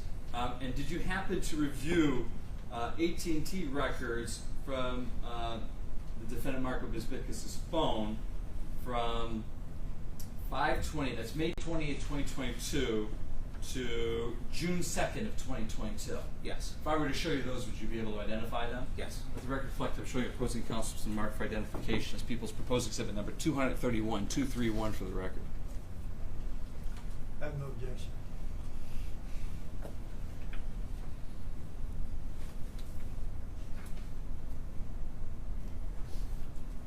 No objection, Your Honor. 231 is admitted. May publish. Thank you. May I approach?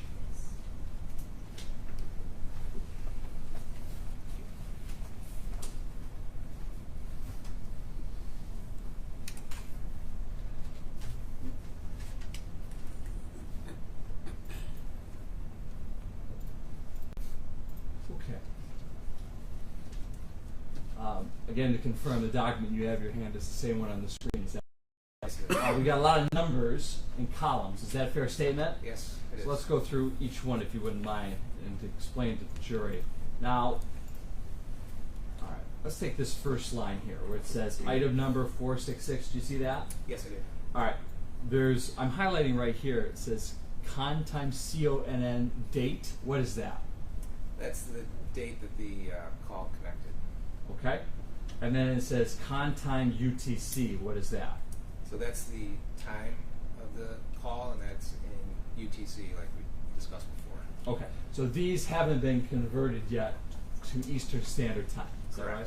So All it's, right. it's in military time and UTC. Gotcha. All right. Next column looks like it says seizure time. What is that? That has, and it's getting technical, but Sure. That's when the caller hits the initial tower.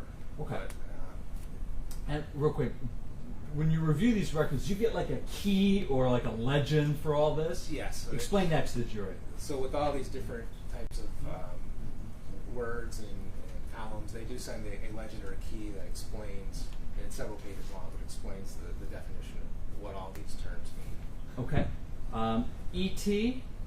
That's elapsed time, and so that's the duration of the two devices talking to each other. All right. How about this one, originating number? That's the number that made the outgoing call. All right. And then the terminating number? That's the call on the other end, the phone on the other end. Okay.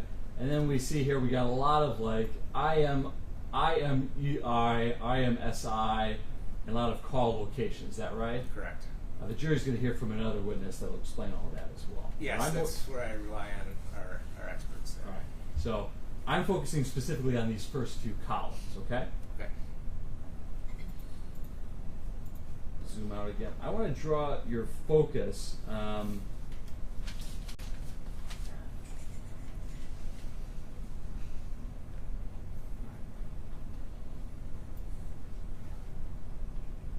And were you able to review records from June 1st, 2022, the day of the murder? Yes.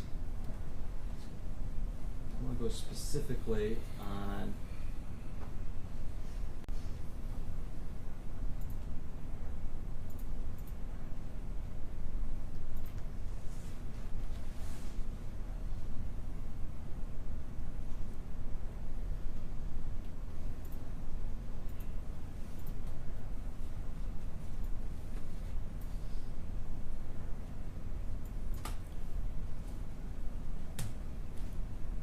let's go specifically right here. I want to draw your attention to item number 4818. Okay, do you see the date there? June 1st, 2022. Okay. And what is the time calculated for Eastern Standard for UTC? That was 9:34 a.m. 9:34, what's the second? In 42 seconds. 9:34:42, that's in the AM, right? Correct. All right. And again here, we already talked about elapsed time. Is that 17 seconds? Yes. All right. Do you recognize that number? Yes. 2122? Yes, that's Mr. Biscus' number. All right. And then who is the last phone call ending in 9050? That was the number Darnell Larry was using at the time. All right. So that's a call between Marco to Darnell. Is that right? Correct. At 9:34:42. Yes. Okay. Now, zoom out again. All right. I want to go to now.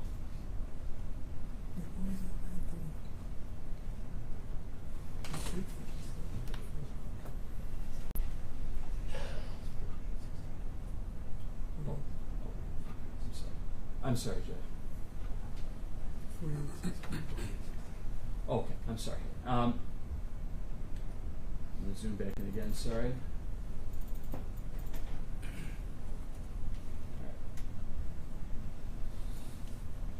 right, let's go specifically at 4816. The jury here for Mr. Darnell Larry before you, sir. The date on this is? June 1st, 2022. All right, and then this one right here is UTC time. So what's it converted to? It's going to be 8:47:02. All right, 8:47:02 in the morning, and that estimated time, the time of that call? Right around 2.5 minutes. 2.5 minutes. And who's that number? That's Marco Biscus' number. And who's that second number? Darnell Larry's. Darnell Larry. Okay. So that first call, according to the records that we just saw, was at 8:47:02 from Marco to Darnell. Is that right? Correct. And that second call, the one at the bottom here, was at 9:34:42 from Marco to Darnell. Is that right? Correct. Now I'm going to zoom back out.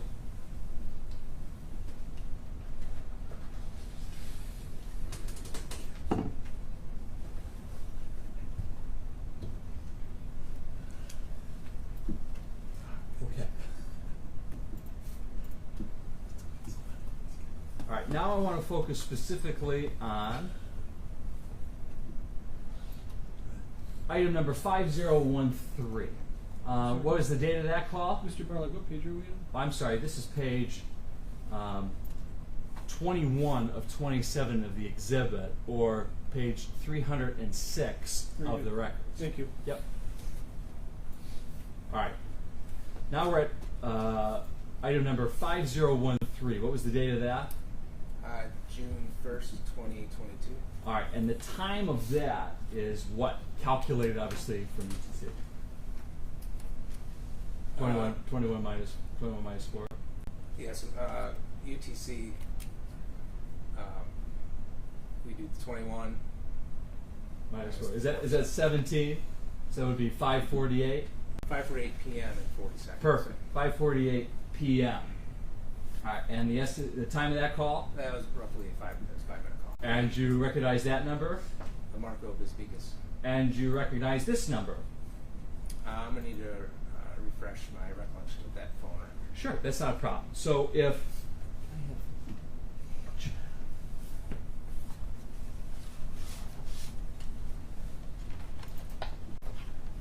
whoa.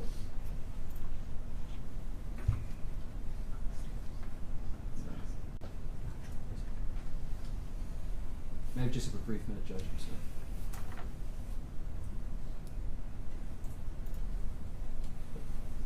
I'll need that too.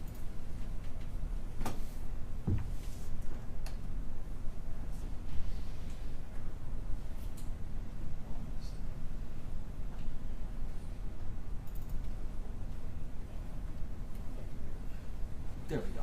Okay. This, for the record, is exhibit number 182, already previously admitted.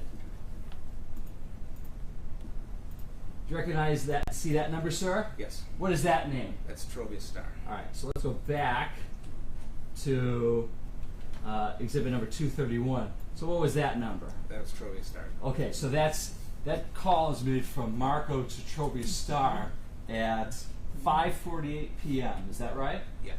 Okay. And this is still on June the 1st of 2022. Yes, it is. Okay.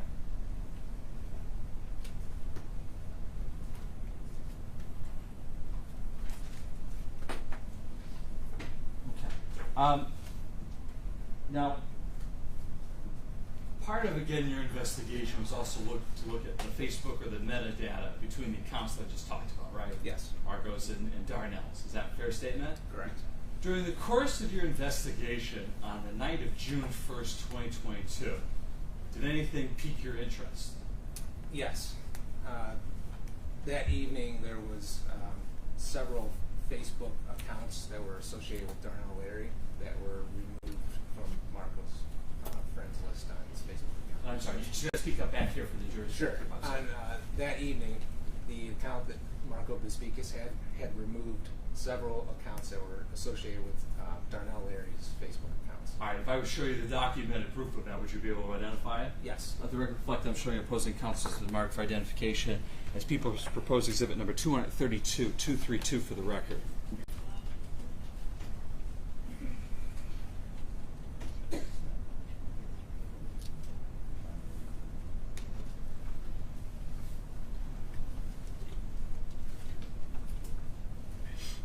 No objection from you.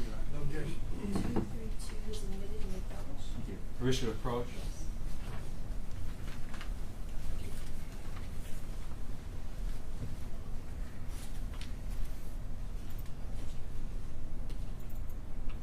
Okay, just to confirm, Special Agent, what we're seeing here on the screen is the same as the document you have in your hand. Is that right? Yes, it is. Mr. Brown, you can actually sit in the chair, Oh, I'm sorry. just to use the time. Appreciate it. Okay. All right. I'm going to go to page 4 of 5 listed below. Mike, this is page 4 of 9 for the exhibit. Excellent, thank you.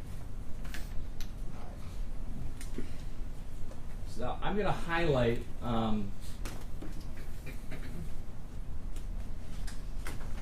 this particular portion here. Are you familiar with that? Yes, I am. Okay, so explain to the jury what, I guess, each line means, and I can zoom in for some of the jurors as well. There we go, that's better. All right, go ahead. What does this mean? So the first line, user, that lists the Facebook user, username of Darnell Larry, and it lists a Facebook reference number or account number. Okay, are you familiar with that reference account, these reference account numbers? Yes. Okay. And then, go ahead, I'm sorry. The next line is the time of the Facebook transaction in UTC, and in this case it was 6/25/40. 6/25/40 at night on June 1st, 2022, is that right? Yes. Okay, and what does this show? As you'll see on the next line, it says removed by, and that lists an account number, and then that's the account number Facebook had for Marco Biscus Facebook account. All right, so that's Marco's Facebook account, removed by. So what does that mean for the jurors who don't know the technical term? That means at 6/25/40 that night, Marco removed Darnell Larry from his friends, from his Facebook account. Okay, not only includes Darnell Larry, but also 3 separate accounts associated with him. Is that correct? Correct. So underneath you'll see another Darnell Larry account because he had multiple accounts at Facebook. And so if you look at the next section down for Darnell Larry, that account ending in 0686, that was removed about 10 seconds later, June 1st. Okay. So again, this evening of June 1st. Correct. Right. And then actually if you go I'm sorry. one more account down, Yep. Don Shaw Larry, which was an alias for Darnell Larry. Sure. He had an account ending in 2885, and then that was removed also by Mr. Biscus at 6/26 that night. Okay.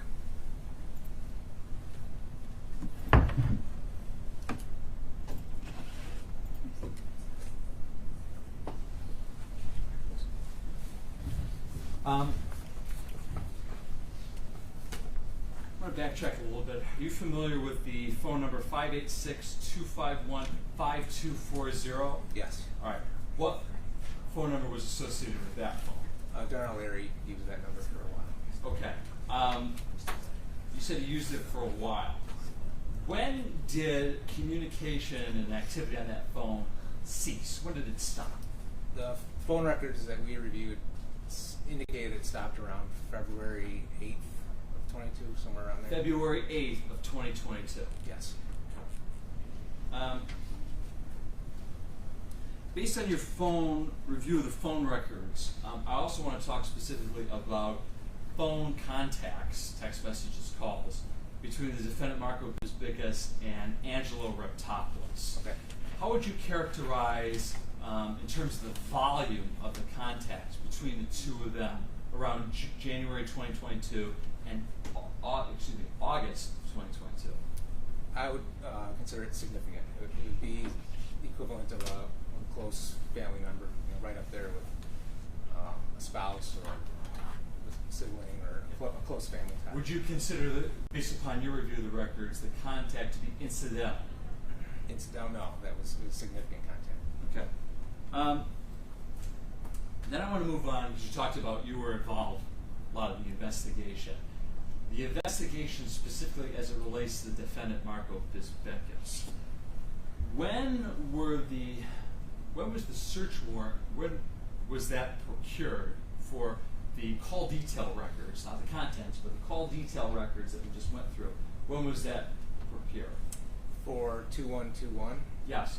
That was shortly after our meeting at Oak Park, the end of June. So At that meeting, I'll reference that first meeting we met with Oak Park. They had already done a few search warrants for phone records, including, I believe, Darnell Larry's.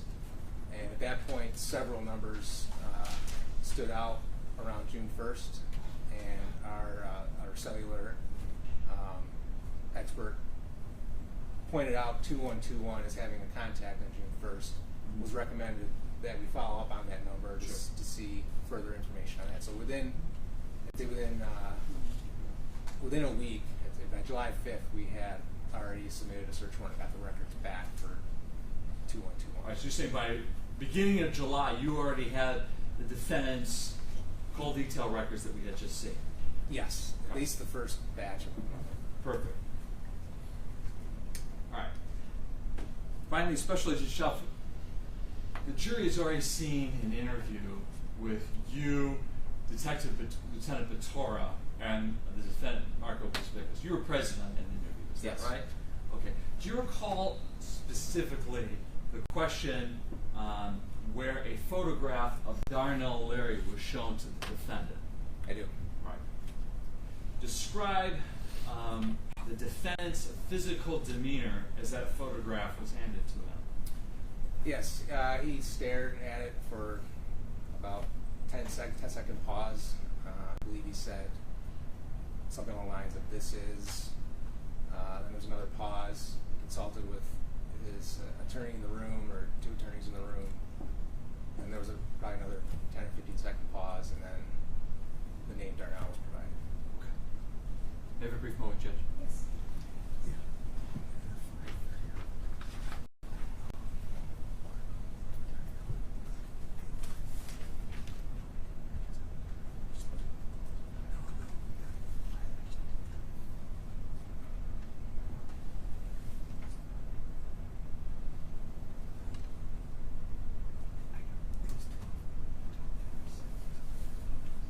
Oh, we have a moment, Judge.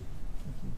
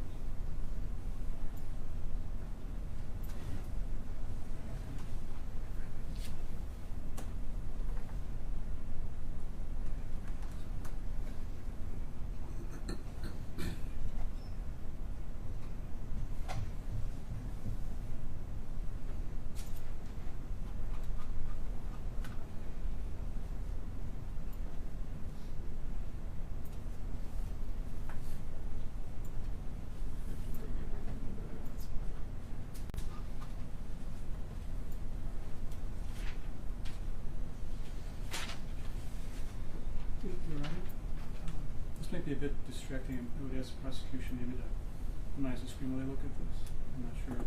Oh, I can Why we're bring showing this it. as I a- can bring it back. That's fine. Okay, thank you.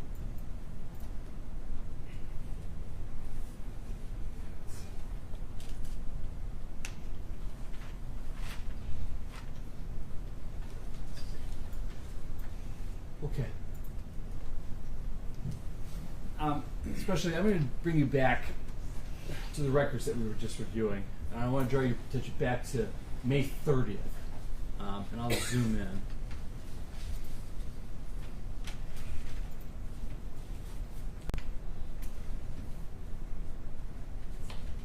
Okay. I want to draw your attention to line item 4738. Do you see that? Yes. That's this one right here? Yes. Okay. What's the date on that?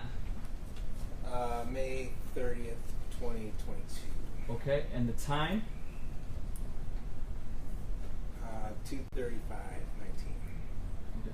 So 16 minus 4 is 12, right? Yes. So that's 12:35 in the afternoon, is that right? 12:35, correct. Okay. What is the length of time of that call? Minute and 24 seconds approximately. All right, and who is the number? That's Marco Biscus phone number. All right, and then who's that call going to? The 9050. Darnell Larry's number. All right, so that is a phone call from Marco to Darnell on May the 30th at 12:35, lasting a minute and 24 seconds. Is that right? That's correct.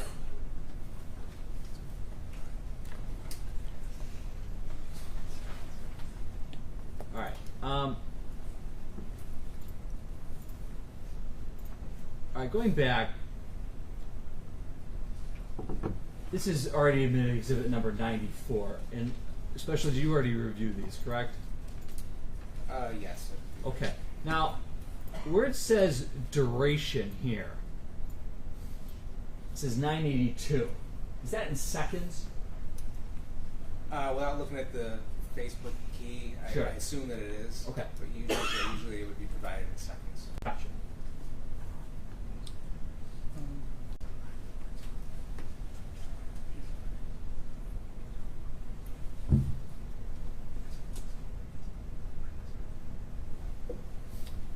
And finally, there's a lot of talk, talk this trouble, like, for instance, phone extractions. What is a phone extraction?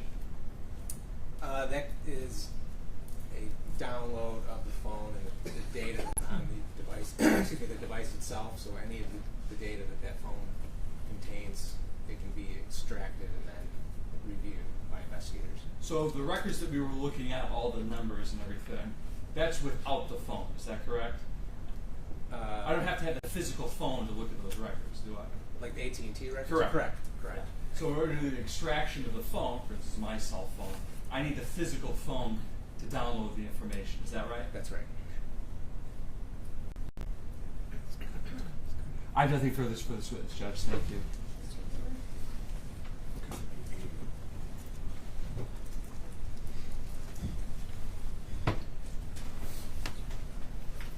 Good morning, Agent. Good morning. Did you review any Facebook accounts here? Yes. Did you look for photographs? Yes. Did you ever find a photograph of Roy Larry driving a Camaro? I don't recall. Thank you. Many Facebook records. I don't Not too many of Roy Larry. Were there any of Roy Larry? I believe we did. I'd have to look back and look at our Facebook return, but I don't immediately recall what we had for Roy Larry's accounts. Okay.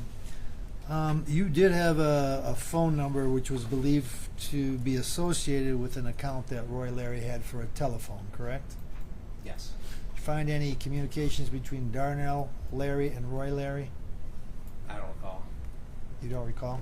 Okay. We had thousands of pages of phone Did records. you find any communications with Roy Larry and Marco Bisbicus? Phone communications? Yeah.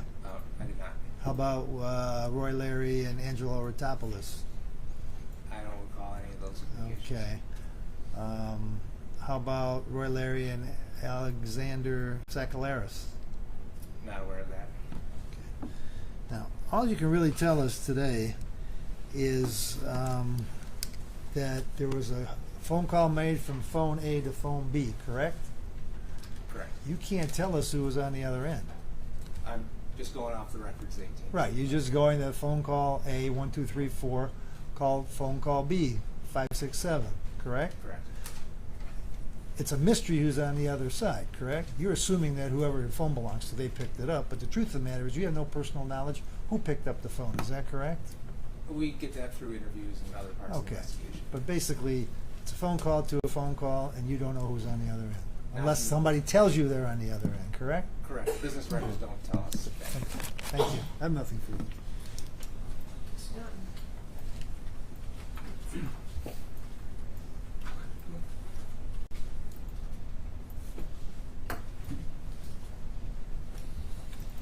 Morning, Agent Shaw. Morning. So you specialize in white collar investigations? I have. I'm currently on the Detroit Fraud and Financial Crime Task Force, but working in our Oakland County office, which is very heavy on the white collar. I've worked that most of my career along with other violations. And you're familiar with obtaining business records of organizations? Yes. You go to the state of Michigan, you can go to Lara to obtain those records? That is one tool you can use to look up business records, correct? And you're aware that HJ Pawn and Exchange existed, correct? HJ Pawn existed? At what time frame? Well, in the time frame of, let's say, March 11, 2022. I'm not sure of the time they existed. Did you not look into the business records that Mr. Hutchinson may have had? No, I don't believe so. Did you look at any of the business records for Mr. Biscus in terms of owning a law firm? We did look at those records. Did you look into whether or not he owned multiple houses? I believe somebody, yeah, I did, yes. Somebody, you didn't do this?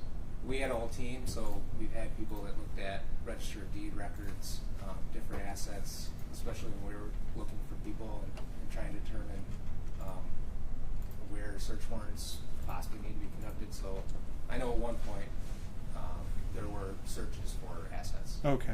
And multiple grow operations, you were aware of that? I was not aware of that until towards the end of the summer, probably of 22. It wasn't really a focus of our case at the time. But you became made aware of that? Eventually, yes. All right. Any other businesses you became made aware of? For Marco? Yes. I can't immediately recall that. Now, there was All Law. That was a law firm, correct? Yes. Were you aware of Biscus Law? I've seen it. I don't really know the difference between the two. All right.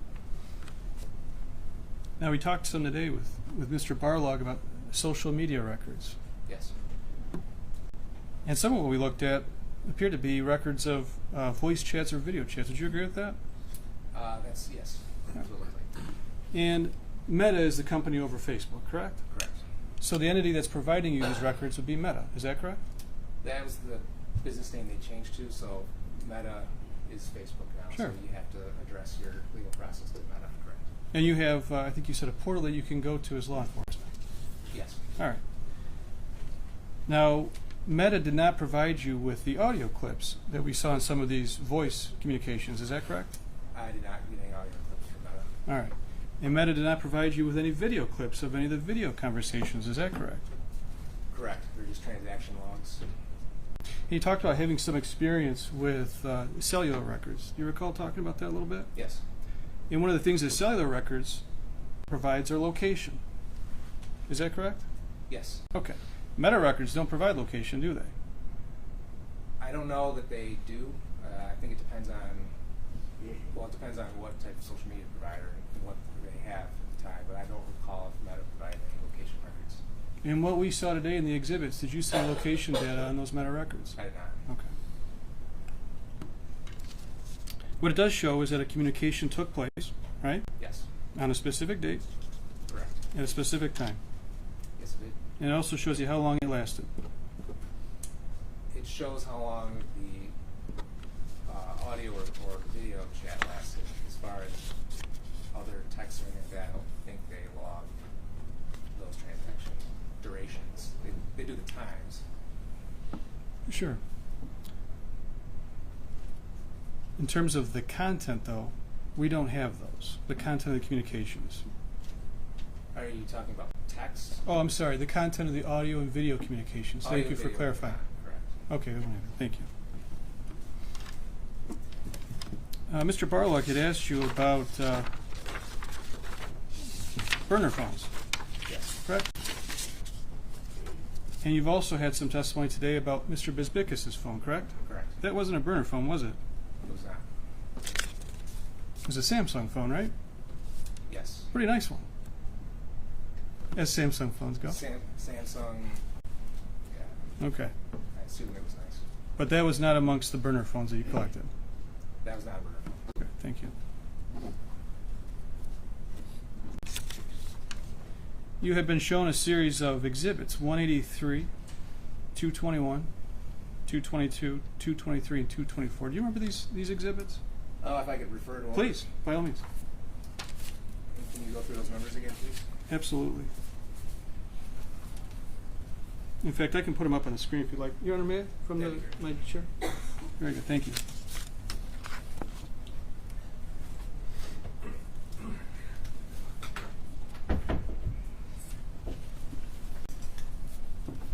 Have you had a chance to review those? Can you go through the numbers again? Oh, yeah, You no ran, problem. you ran through a bunch of numbers. I'm juggling, so bear with me.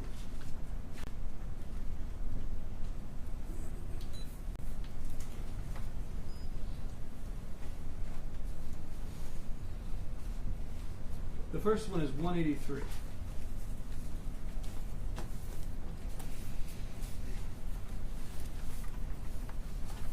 Here, I'll pop it up. You see that? Yes. So the metadata that you talked about in terms of the date, you determined that this was July 21st, 2020, correct? That's the data that the Cellbrite had on their extraction. You don't have any reason to believe that anyone changed that, right? I don't. It just is what it is. Right. That's just the software program provided. Sure. Do you know whose backpack that is on the table there? I don't. And you don't know whose cash that is, do you? I don't. Go into 221, if you could, please.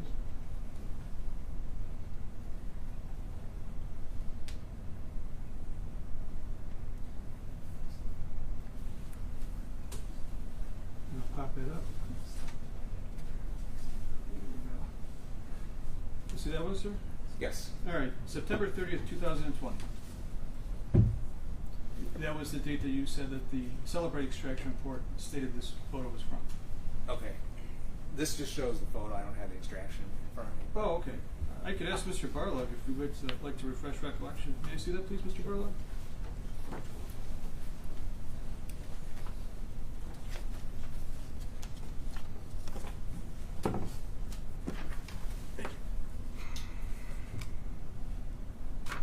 May I approach, please, Your Honor? Yes. I'm going to hand you a document. Okay. Please read it to yourself. Let me know if it refreshes your recollection. Yes. All right. Thank you. What's the date of this photo? 9/30 of 2020. Okay.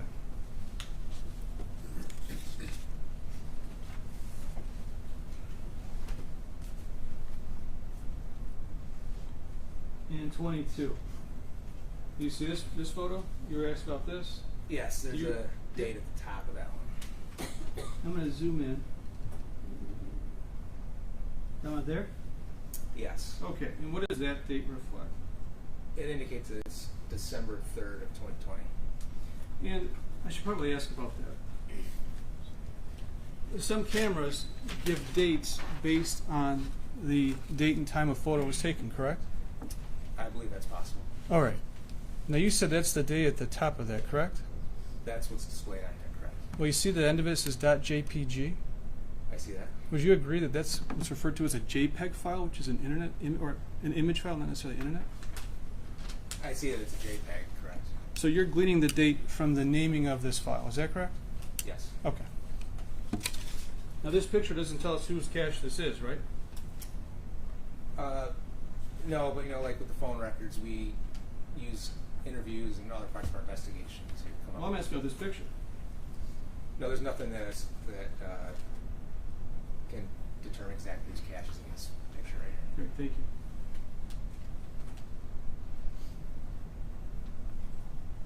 you. And similarly, 223.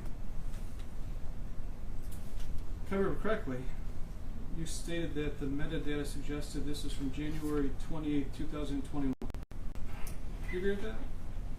If I could see the Sure. exhibit. You anticipated me, Mr. Barlow. Thank you. May I approach?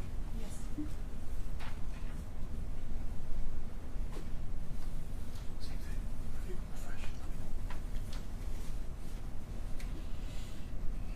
Okay. Does that refresh your recollection? Yes, it does. Great. What's the date of this photo? 1/28/21 is the capture date listed.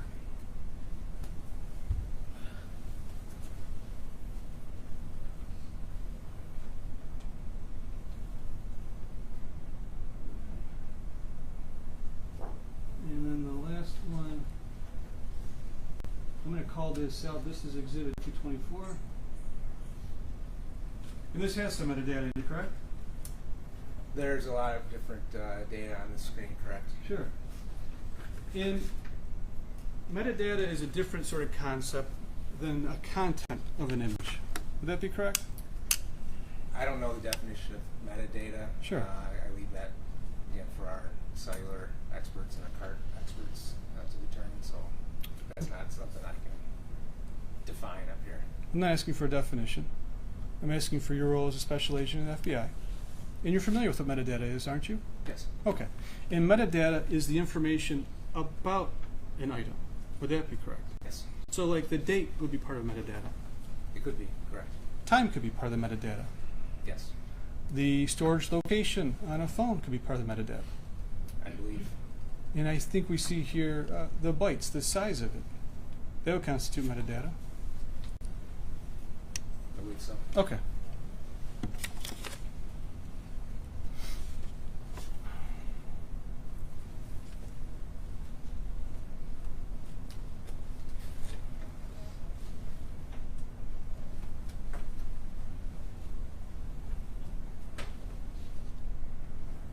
We spent some time talking today about a text exchange between Mr. and Mrs. Bisbicus. Do you recall that?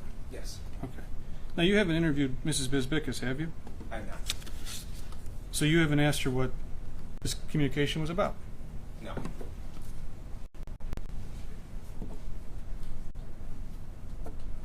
Now, you know that Mr. Bisbicus did go to Greece in July of 2022, is that correct? Yes.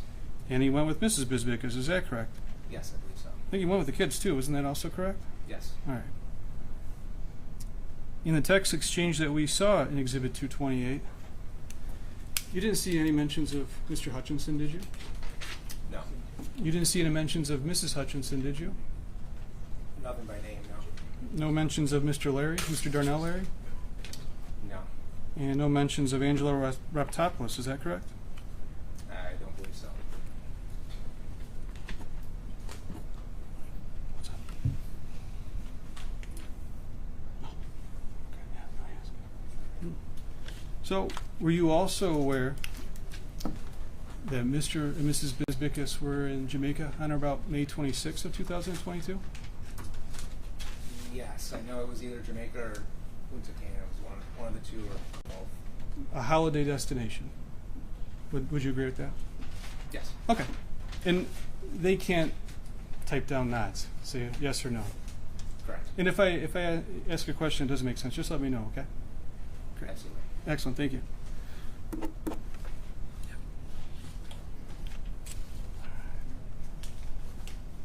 So we've looked at, oh, I'm sorry, I'm jumping ahead of myself. All right, here we go. Looked at Exhibit 231. Do you recall that? If I could. Yeah, go right ahead, Here. and I can put it up. By number, I can't recall my number. What exhibits they are. No problem. Okay. Phone records. One of the first ones you were asked about was an item 4818. It's not popular there. I'm just showing you to refresh your recollection as to this exhibit. Okay. AT&T didn't record that phone call, did they? No, You don't have audio of what was spoken on that phone call, do you? I don't. Okay. 4816. AT&T didn't record that phone call, did they? No, And so you don't have audio of what was spoken on that one either, do you? I do not.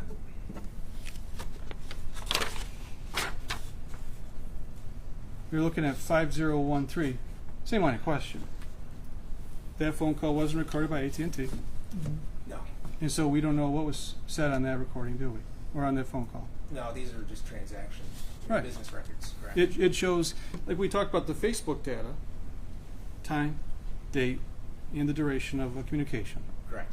And this is sort of similar, except there's a little bit more information here. Is that right? Yes. Okay.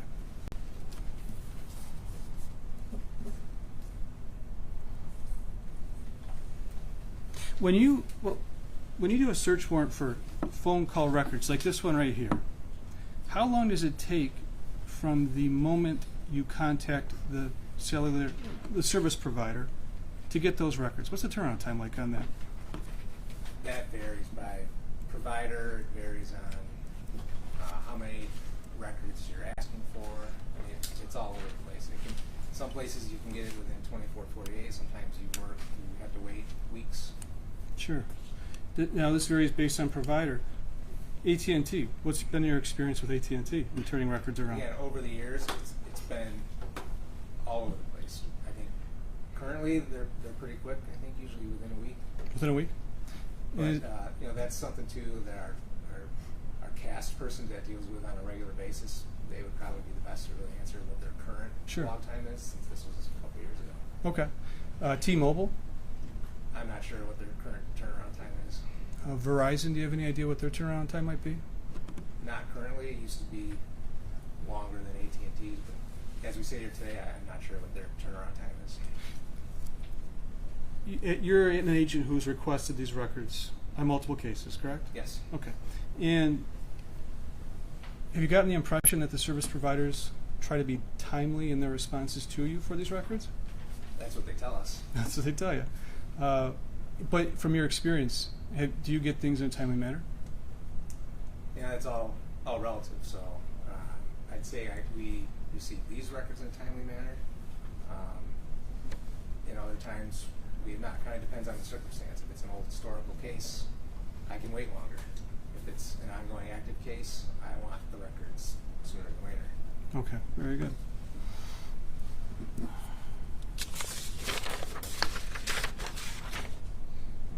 I kind of want to tidy something up.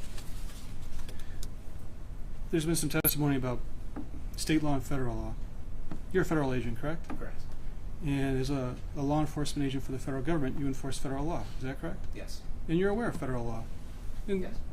And able to execute your job. Is that correct? Correct. All right. And you're aware under federal law, under the murder for hire statute, that can be punished up to death, correct? It's a possibility. It's a possibility. There's a process for that. We're in state court, correct? Correct. And you're familiar with there's no death penalty in state court, right? Right. All right.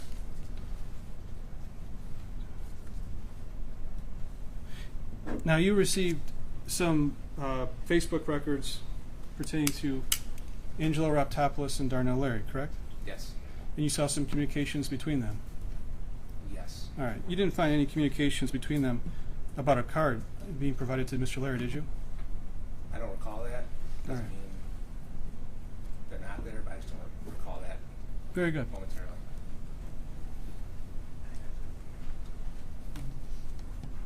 May I have a moment, please, Your Honor? Thank you. All right.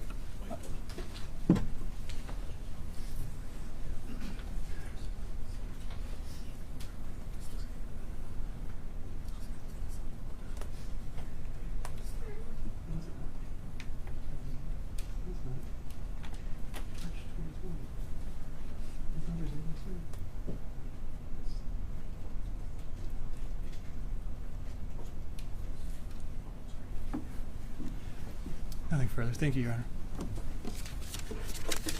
Especially, Mr. Don asked you about, for instance, these records that are on here, whether or not AT&T records calls. In your experience, does that happen? Not with general customer records. No. Okay. So, in order to determine who, in fact, is speaking on these calls, you have to look at other evidence, correct? Correct. All right.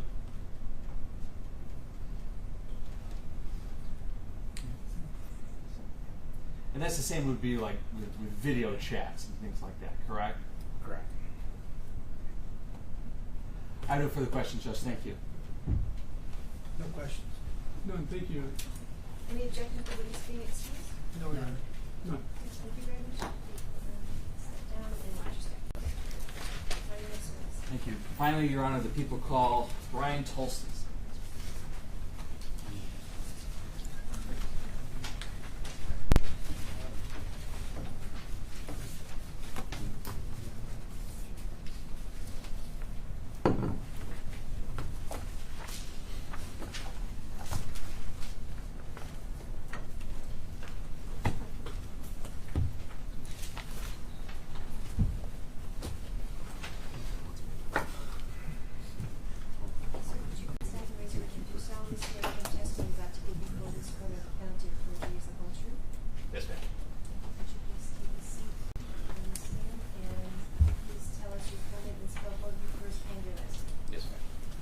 Toltzis, Bryan.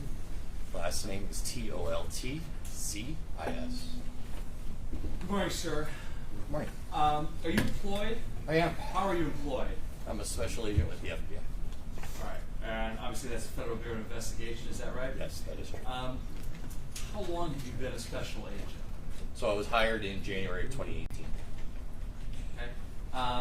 Were you employed prior to your employment with the FBI? Yes. Describe that to the ladies and gentlemen of the jury. I was prior to the FBI, I was a police officer in Broward County, Florida, Pepper Pines, specific locality. Specifically in your employment with the FBI, tell the ladies and gentlemen of the jury what you do. So I am part of the FBI's CAST unit. It stands for the Cellular Analysis Survey Team. We use historical call detail records to analyze. We analyze historical call detail records associated to individuals' phones to get a picture of where the phone has previously been. And you said CAST stands for? The Cellular Analysis Survey Team. And are you a certified CAST member? Yes, I am. Describe to the ladies and gentlemen of the jury how you become a CAST member. So I started with the FBI in 2018. In 2019, I attended what's called CAST Basic. In CAST Basic, they introduce you to historical call records from the major providers. So Verizon, Sprint, AT&T, T-Mobile. And they explain to you and show you what is within the call detail records themselves. That's just a basic understanding principle.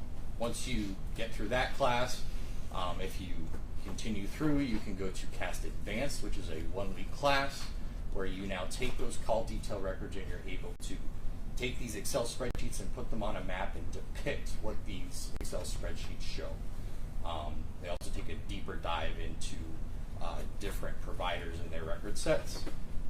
If you pass that, you can continue on to what's called, now it's called CIRA. What I went to is called a field training exercise. It's another 1-week long class, and we are put in mock exigent scenarios, missing children, kidnappings, exigent type things where we use cellular records to help locate or solve the problem in a sense. If we pass that, we continue on. We then go to our certification course. Our certification course is 4 weeks long, broken down into two-week segments. The first 2 weeks, I guess I should say the instructors, we bring in T-Mobile records custodians. We bring in T-Mobile network engineers along with Verizon and AT&T. They explain to us their processes. We discuss with the engineers how their networks work and what they're able to do for us, and transversely what we can kind of do for them. The next week we are introduced to that's 2 weeks. I'm sorry. The second of that 2-week segment is we are brought in to the Florida Institute of Technology sends an instructor up, and they give us a week-long crash course in radio frequency theory. That is another week. The second 2 weeks start with they provide us with what's called the GAR. That is a Gladiator autonomous receiver. It's pretty much a big machine we throw in the back of our truck or car, and we drive around, and we're able to actually get the true footprint of what a cell tower, the RF that the cell tower emits, so you can see what the true footprint is of what the coverage area of the cell site. After that, we go through a mock case, and we testify, and at the end, if we pass, then we become certified. So this is an involved process. Is that fair to say? It took me 2 years to get through it, yes. Okay. Have you done something called cell site analysis in the past? I do it every day. Okay. And can you explain to the ladies and gentlemen of the jury what that is? So cell site analysis is we take those call detail records that I was talking about, and what these call detail records are like your old paper bill. If you remember, if you got your old paper bill from the cell phone companies, you would have a date, a time, 2 phone numbers that were involved in whatever transaction it was, and you're charged for that transaction. Well, we get these records and they have those same portions, but it has an added segment, which is the tower and the side of that tower that was used to facilitate that transaction for that device. So you take that, you take those call detail records along with the tower list, which is provided from the providers, and you marry them up, and you're able to depict what each transaction looked like or looks like on a map, rather than just a line of Excel. So you're taking a lot of, just again, I know that's a lot. So you're taking a lot of detail and records from multiple places and sort of putting it together. Is that Correct. a fair statement? Yes. Okay. Now, how often do you analyze these call detail records? So I look at call detail records every single day. That is my sole job with the FBI. Have you had an opportunity to validate the historical cell site analysis? Yes. Describe that. So, on a pretty consistent basis, I use the records such as the ones we're going to see today to locate fugitives, locate missing kids, evidence of crimes. Perfect example is you can line up timing advance records with the green light system in Metro Detroit and actually follow a car through based on the phone record. You said you located fugitives, missing persons. Have you given training to historical cell site analysis? Yes. About how often? I think I've done it about a half a dozen times. All right. And have you been qualified in a court regarding the expertise of historical cell site analysis? Yes. Specifically, how many times, if you know? 10 times. Okay. And specifically, which courts? Oakland County, Lane County, Federal Eastern District of Michigan, Western District of Michigan, I believe Oak Park, Bloomfield Hills, or Bloomfield Township? I can't remember offhand. 48th District. 48th. That sounds about right. Third Circuit, I think I've already said that. Judge, at this time, the people move to tender this witness as an expert in the field of historical cell site analysis. Oh, Judge. None, Your Honor. You may continue. All right, thank you. All right, Special Agent, we're here for obviously phones. Correct. So if you could tell, ladies and gentlemen of the jury, all of our phones, tell us how these phones work. So your phone is, as long as it's powered on and connected to the network, it's constantly communicating with the network. So your phone does not know when pretty much you are going to pick it up and make a phone call, send a text message, or vice versa when you're going to receive a phone call or a text message. So your phone is constantly scanning its environment to know which site or side of that tower or which tower will provide it with the best signal at any point in time. And that's what your phone is looking for to provide you with the best service. Okay. Now, I'm sure we've all seen cell phone towers, and we'll show photos of that. Explain how a tower works. So a tower is really just the network's, your phone and your cell provider's conduit to the network. If you think about the old two-way radios you used to play with as a kid, the tower is kind of just that middleman that takes your phone call, receives it, and then transmits it to wherever it is on, whatever phone call or whatever end goal is for that transaction. Really. Okay. Now, all these phone towers, are there standard distances they are, like for instance, a mile away, or are they all random? So there is no standard distance. In metropolitan areas like downtown Detroit, towers are more condensed. The need for resources is greater. There's going to be more towers in a smaller area. As you kind of expand out, getting to living, advancing, towers less population base. Towers can be more spread out just because the need for resources isn't downtown Detroit. All right, and who provides you with the locations for all these towers? These cell phone carriers. So, for instance, Verizon, AT&T, all the ones that were. Yeah. So now there's only Verizon, AT&T, Dish Network is new, but Verizon, AT&T, T-Mobile, and Dish. Okay. My cell phone. All right. What is it doing? As I just have it in my hand right now. It's constantly scanning the environment. But when it's receiving signal. It's sending your getting signals network in order to report back what tower it views as receiving the best service from. Okay, so if I want to text somebody or to make a call with this, tell the ladies and gentlemen of the jury what this device is. What will happen is your phone already knows which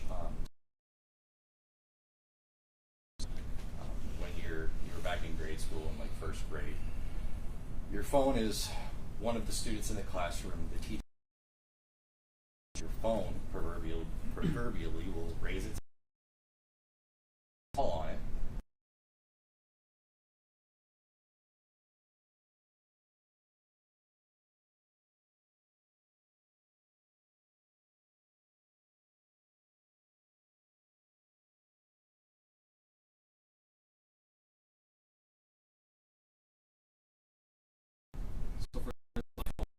Who determines what tower goes?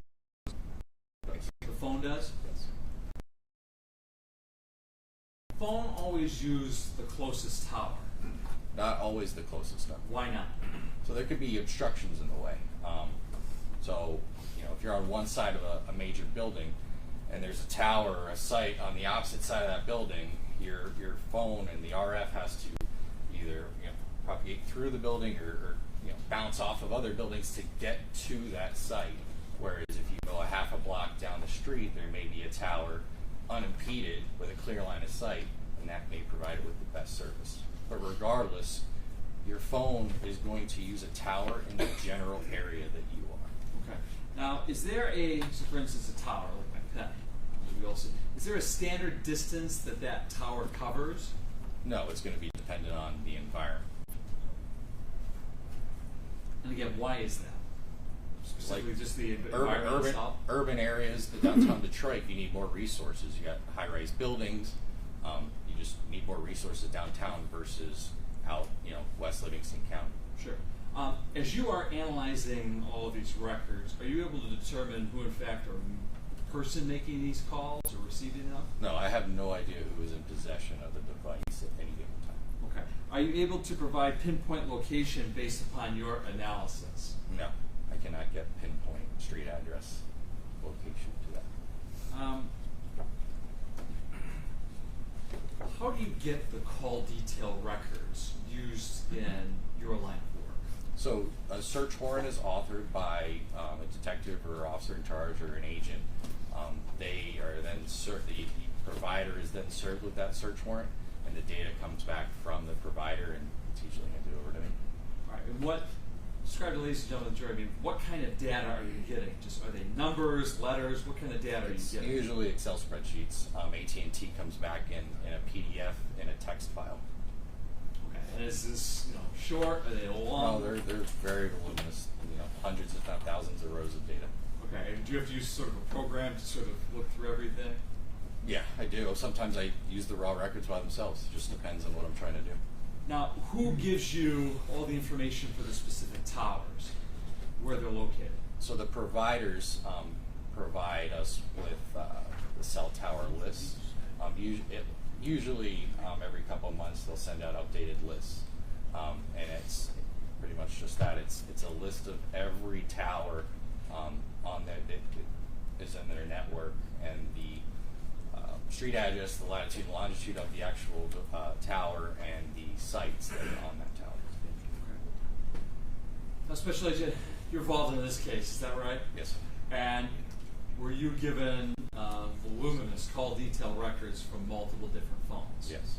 And using, again, your expertise, were you able to author a report in your findings regarding this case? Yes, sir. If I were to show you that report, would you be able to identify it? Yes. Let the record reflect the showing opposing counsel has been marked for identification. People's proposed exhibit number 233 for the record.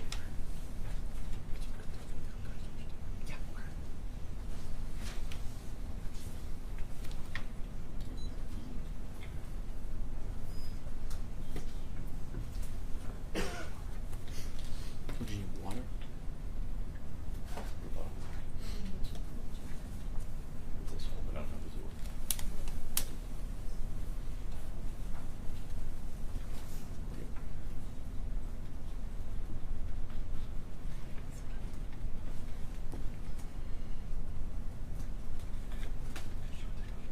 No objection, Your Honor. Thank you. No objection. 233 is admitted and made published. Thank you. Permission to approach?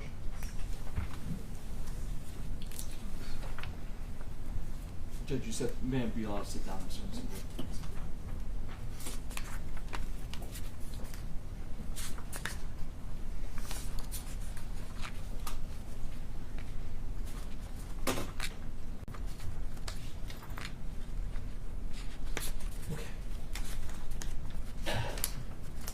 A special agent, this is exhibit number 233.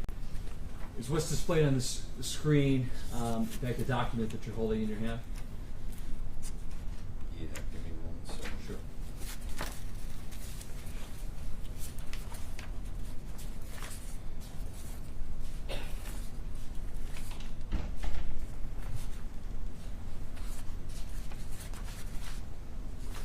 Yes. And for the record, this is page 1 of 32. I see an FBI emblem and a cast, and it says account records analyzed. And I'll zoom in for the jury as well. What's the significance of these numbers? So those are the numbers that I was specifically asked for analysis regarding this report.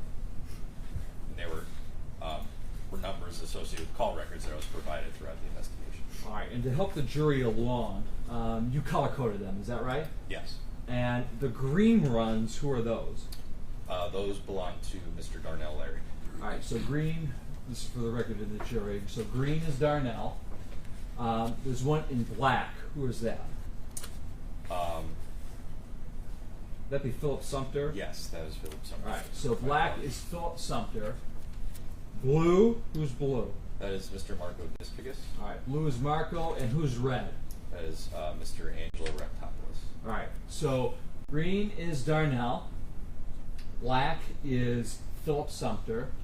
Blue is Marco, and red is Angelo. Correct. All right, so as we go along through each of these, you'll have them color-coded as well for the jury. Is that right? Yes, that's correct. We don't get a lot of nice things in the woods. Okay. All right. Turn now to page 2 of your report. What is the jury seeing here?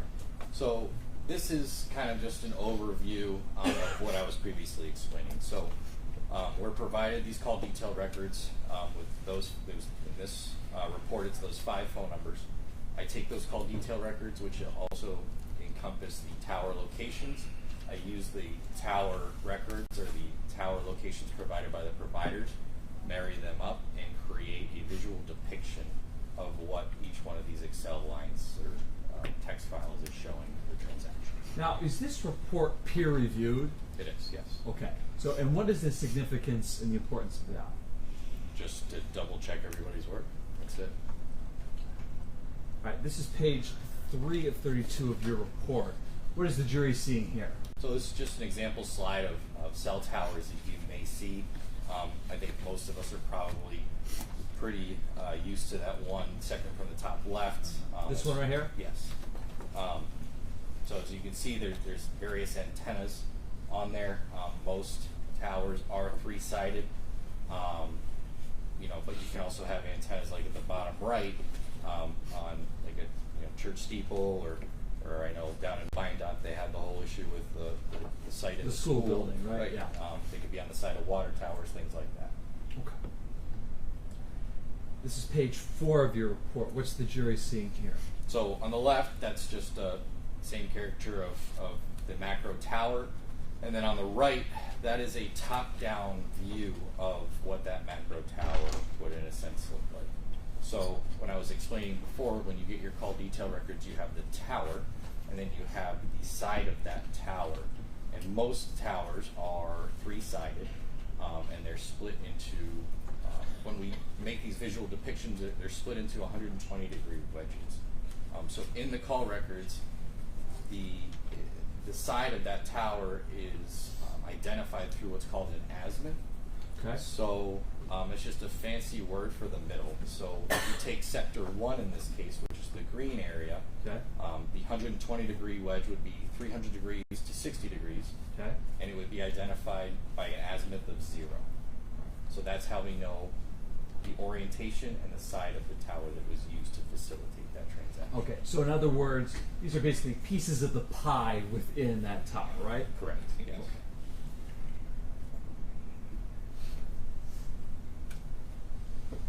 All right, this is page 5. What is the jury seeing here? So on page 5, this is the icon that we use to illustrate when there is, a transaction on the tower. So the most important thing about this is that little, third of a circle that is within those 2 lines, the blue area, that in no way, shape, or form is indicative of the coverage area or anything. That is just the general direction that the radio frequency or the cell phone signal is being pushed out from the tower. Okay, so that's within the slice of the pie, right? Correct, yes. Doesn't necessarily say how close or how far. It's just within that slice of the pie. Correct. Okay. And I noticed down below, you also have what's called, right here, it says tower identifier, the date, and then the target phone, and then you have a box here. Yes. You have that throughout your entire report, is that right? That's correct. So explain to the jury the significance of these boxes. So these boxes are just used to indicate or label, for lack of a better word, the tower and the sector that was used. That's what the CIDs are.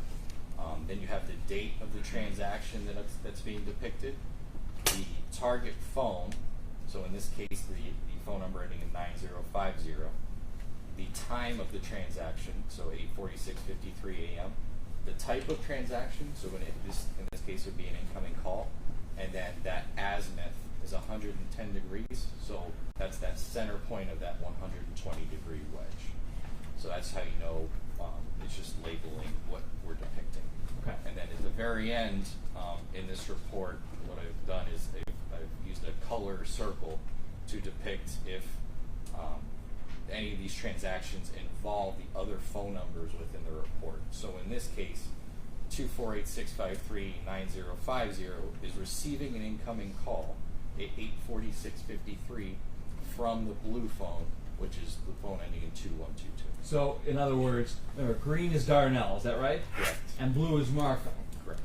And the jury, through Special Agent Schuff, has already seen the actual records of this call. So, but you are putting it in a nice location in a box in your report. It's just an easy way to view and understand what it is you're looking at real quick, what the transaction is. Okay. All right, let's go to page 6 of 32 of your report. What's the jury seeing here? So, one of the data sets that we're able to get from, in this case, T-Mobile, is called timing advance. What timing advance is a measurement that is taken. So the phone, or the tower, sends a signal to the phone, and it's that constant communication. So the tower sends a signal to the phone then sends a signal back to the tower. We know the radio frequency travels at the speed of light, and we know how long it takes for that signal to travel from the tower to the device, and then how long it takes to get back. So because we know the time and we know the speed, we're able to calculate a distance. Okay. And what's the significance of this red arc that we see here? So that is the depiction of the distance measurement. It's just how we depict it. Okay. So are you able to gain a more accurate location position within that slice of pie using this? Yes. So timing advance is the most accurate data set that we can get. Do all of the phone carriers use timing advance? Timing advance is a necessary requirement for the network to function. And the easiest way to kind of explain it is, if I told everybody in this room to get up and walk out of that door, inevitably we would all bump into each other. It would be messy and organized, and it would just cause interference. However, if I gave every single person in this room a specific time slot to walk out that door, we would create a nice orderly line and walk out that door without bumping into each other and without causing interference. That is all timing advance is. It is the network or the tower providing the phone with a time slot to communicate back and forth in order to create interference. So as of the year 2022, was it only T-Mobile? So back, Sprint had it. Sprint had a version of timing advances called per call measurement data. T-Mobile had it. AT&T, they all had it. It was a necessary requirement for the network to function. Whether it was retained by the providers was the question. AT&T didn't start providing it to us until June of 2023. Okay, so obviously this postdated the timing that you we're going to be talking about today. Is that right? Correct. Right. Okay. This is slide number 7, page 32. There's a lot of dots and things on the screen, so if you wouldn't mind telling the jury what all this is about. So this is just a geographic overview of the T-Mobile network within the metropolitan Detroit area. So as I was saying before, if you look down, I know it's kind of clustered, but down at the bottom, you have Detroit, multiple towers, very condensed area. Okay. And as you travel out, let's say you get onto 96 into Let's take Milford. How about that? Sure. Towers are more spread out. Population base is more spread out. Towers are more spread out. Okay. So again, who's providing you with all the dots? These are all the locations. They're all provided by T-Mobile.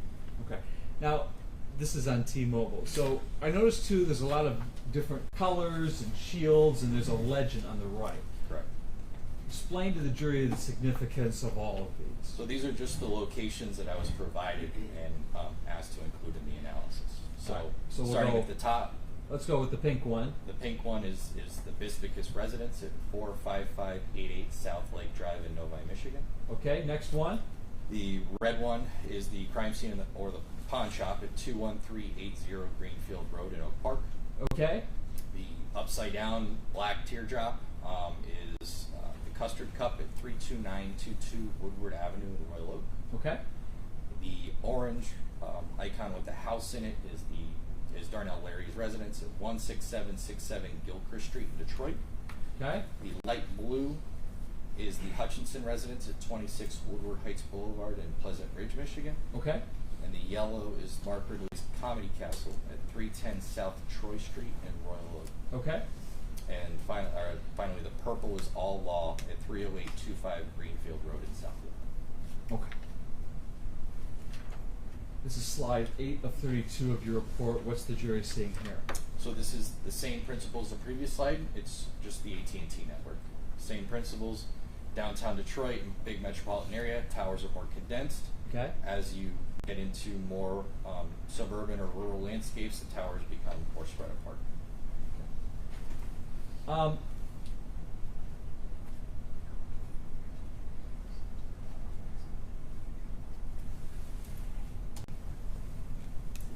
Just maybe approach, or is this might be a natural Good place to break? natural break. Okay, sure. We'll break here for lunch. Please no discussion, no deliberations. Keep your juror badges on so people know not to approach you or talk to you. Please drink concession if you're doing it evening about case. And we will see you. Keep it up. We'll be back here at let's say 12:45. That should be enough time. We will see you at 12:45. Thank you. All rise for the jury.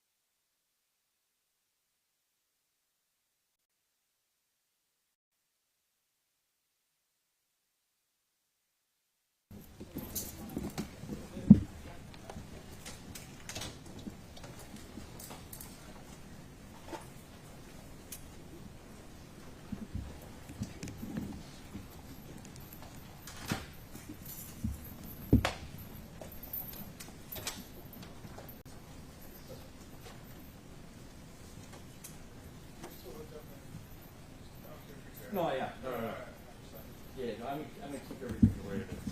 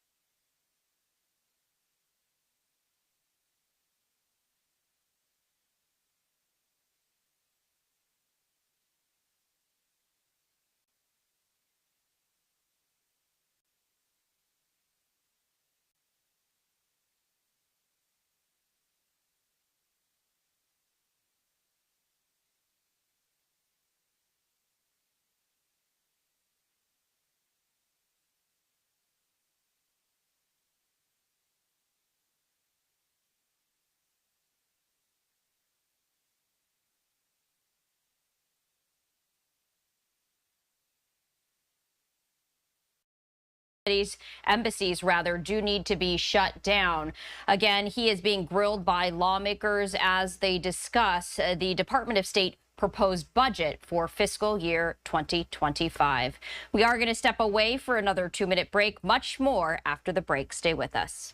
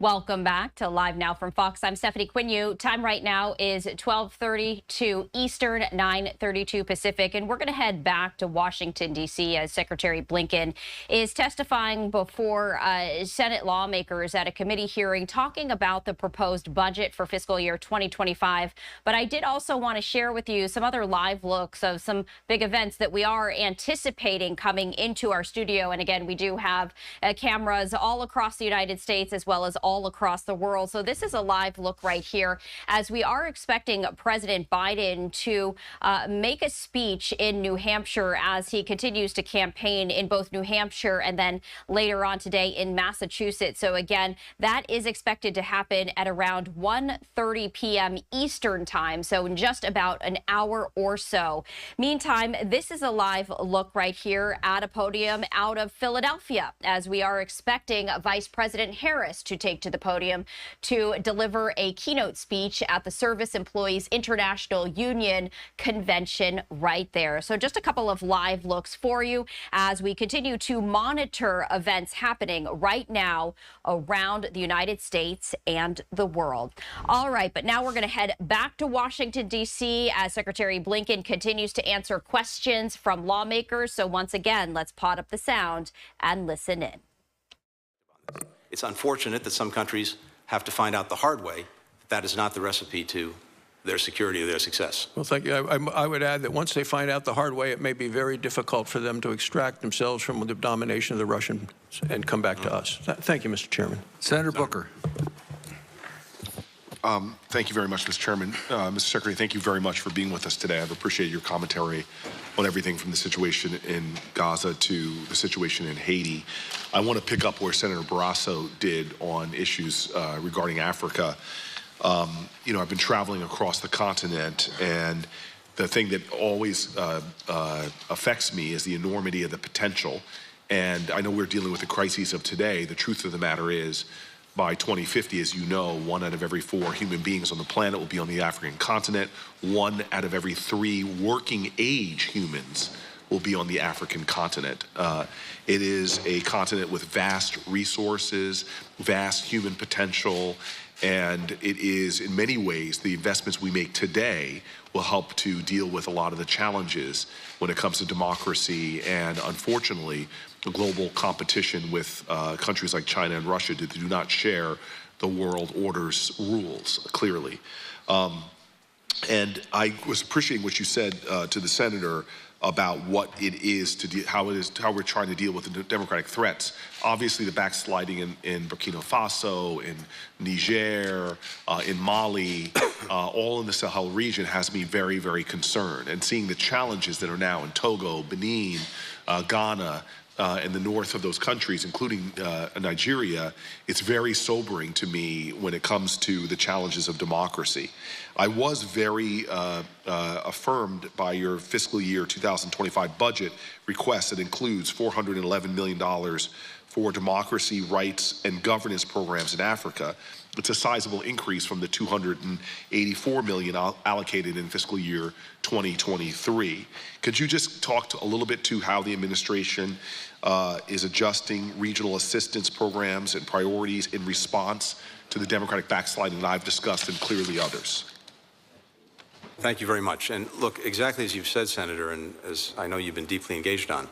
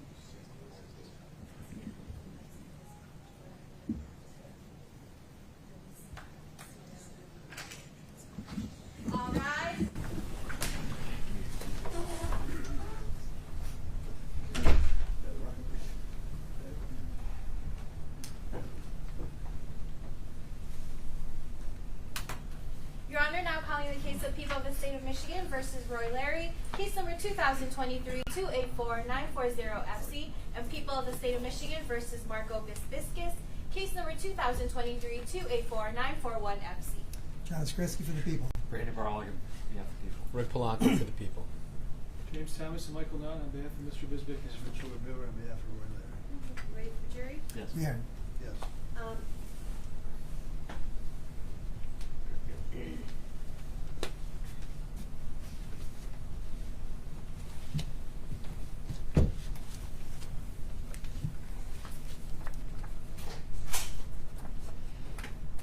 All rise for the jury.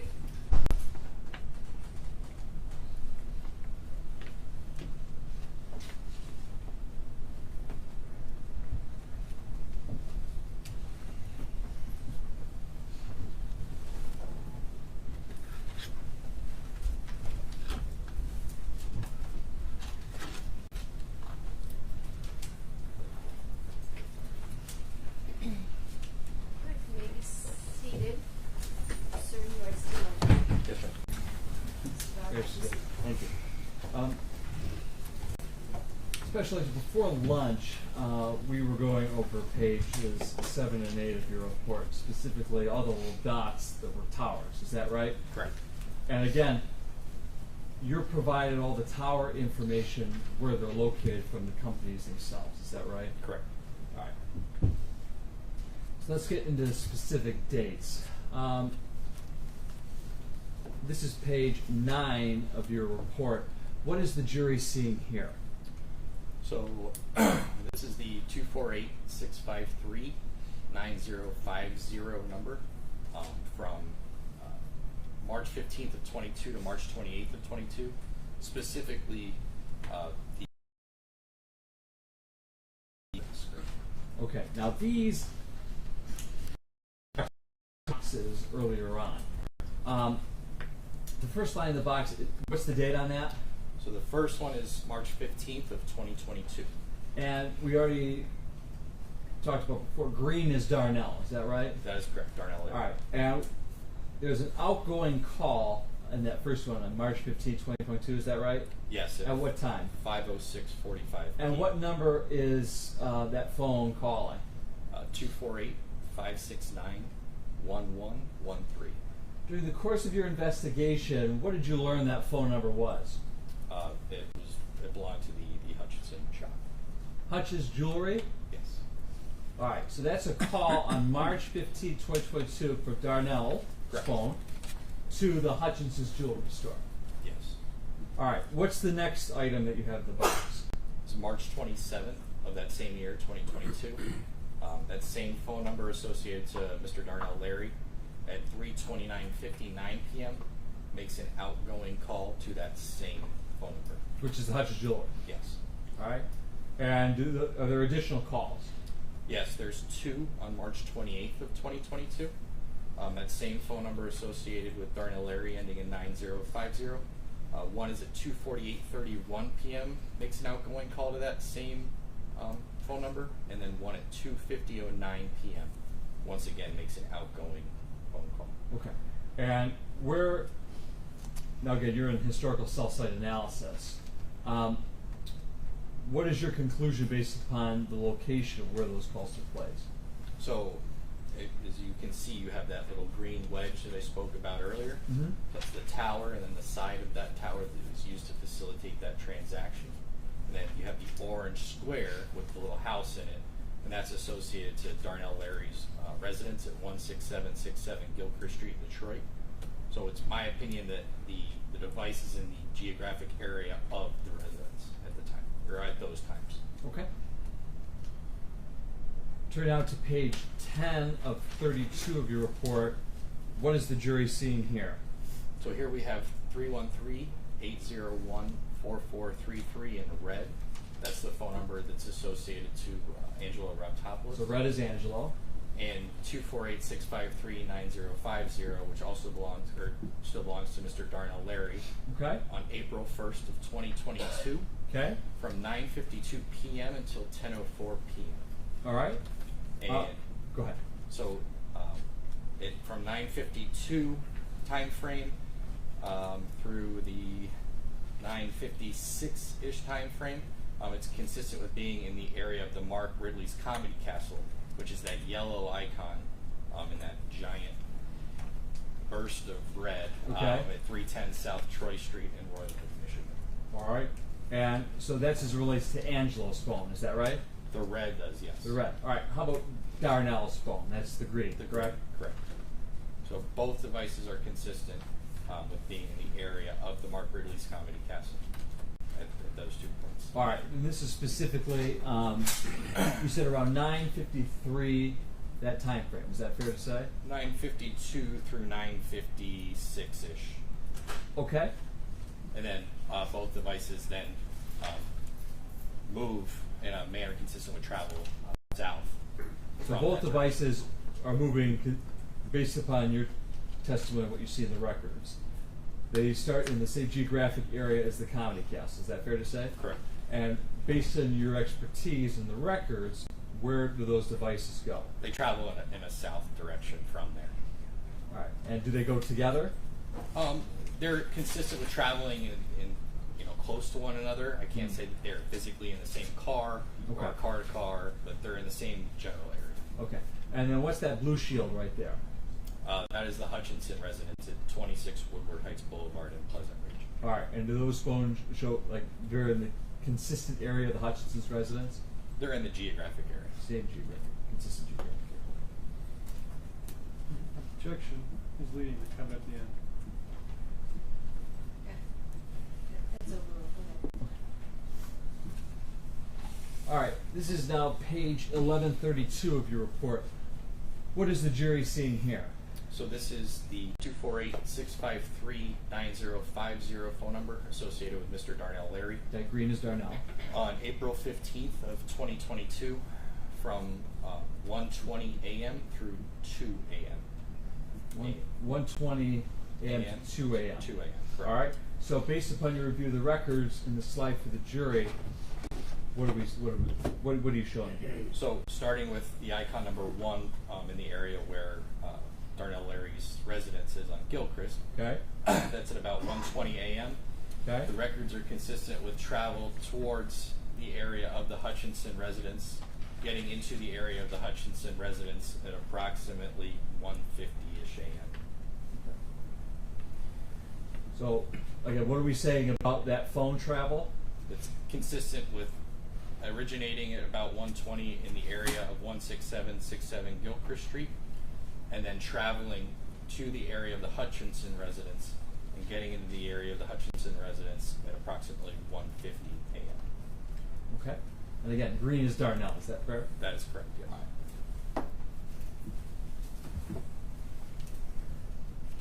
Turning to slide number 12 of your report. What is the jury seeing here? So this is the 313-801-4433 phone number associated with Mr. Angelo Raptopoulos. All right, red is Angelo. And depicts the 4/15/2022, so the same date, from 1:06 a.m. to 1:55 a.m. Okay. And the progression starts on the left. At 1:06:15, there's an outgoing text message from Angelo, or from the 301-801-4433 phone number to the device associated with Mr. Biscus. And did you put that in blue, that dot? Yes. And we know that blue is Marco, right? Correct. Red is Angelo, blue is Marco. Correct. All right. You said there was an outgoing text at what time? 1:06:15 a.m. All right. All right. So what's the purple shield? The purple shield is the residence associated with Mr. Biscus at 45588 South Lake Drive in Novi, Michigan. All right. And what shows, I guess, tell the ladies and gentlemen of the jury the pattern of this phone. So from that outgoing text point at 1:06:15, the records show the device consistent with travel eastbound towards the area of Royal Oak in the Hutchinson residence at 26 Woodward Heights Boulevard in Pleasant Ridge. All right, is that displayed in this shield right here, the turquoise shield? Yes, that's correct. All right, and if you notice up here, specifically, you've got a call-out box. Correct. What is the significance of that? So if you can unzoom. I'm sorry. So right above, or kind of being hidden behind the blue shield, is one side of the tower, and then above that is two sides of the tower being utilized. The call-out box on the top is correlated to that top one with the two sides of the tower being utilized, and the one below it is for the one. And so the top tower with the two sides, there's a data transaction at 1:51:37, and then at 1:54:58 a.m. there's an incoming text from Mr. Darnell Larry's device, and at 1:55:01 a.m. there is another incoming text from Mr. Darnell Larry's. And there's a green dot there, right? Correct. Because we know that green is Darnell and red is Angelo. Correct. Okay. So there's incoming text from Darnell to Angelo on both of those times. So is that right? it's an incoming text on Angelo's device being sent from Darnell's device. Okay. And again, just to be clear, at around 1:55, what can you say about the general geographic area of Angelo's phone? It's in the geographic area of the Royal Oak Hutchinson residence. Okay. Turning now to slide number 13 of your report, what is the jury seeing here? So this is 248-760-2122, which is the device associated to Mr. Marco Biscus. Blue is Marco, right? Correct. All right. On April 15th, again, from 1:06 a.m. to 1:55 a.m. All right. Is it the same time as the previous slide? I believe so. Yes, 1:06 to 1:55, correct. Okay. You have the incoming side of that text message being received by the device associated with And we see that down here, is that right? Yes, at 1:06:15 a.m. from Mr. Raptopoulos' device. Correct. And then you see records associated with travel for the device in an eastern direction to the same geographic area, the Royal Oak Hutchinson residence at 26 Woodward Heights Boulevard at the 1:55 a.m. So again, just to be clear, around that 1:52, 1:55, what can you say on your expertise and based on the records, the location of that phone device? It's in the area of the Hutchinson residence, Royal Oak area. Exhibit number, not exhibit, excuse me, page 14 of your report. What is the jury seeing here? So this is all three of those devices, the 248-760-2122 device that's associated to Mr. Biscus, the 248-653-9050 device associated to Mr. Darnell Larry, and the 313-801-4433 number associated with Mr. Raptopoulos on April 15th of 2022 at 1:55 a.m. 1:55 a.m. Again, so we got all three colors here. Blue is Marco, green is Darnell, and red is Angelo. Is that right? Correct. Okay. You have in the Royal Oak area, you have the device associated with Mr. Raptopoulos as well as a device associated with Mr. Biscus. And then down, consistent with being in the area of the Hutchinson residence, is Mr. Darnell Larry's device. Okay. Now, two things. One here, you've got a call-out box, and obviously a green dot. What is that? Correct. So that is just notating that at 313-801-4433 at 1:55:01 a.m. received an incoming text from Mr. Darnell Larry. Okay. Or Mr. Darnell Larry's device. All right. And as far as the red and the blue, Marco and Angelo, that we now know. Correct. Are they in a consistent area together? They're in the same geographic area. Okay.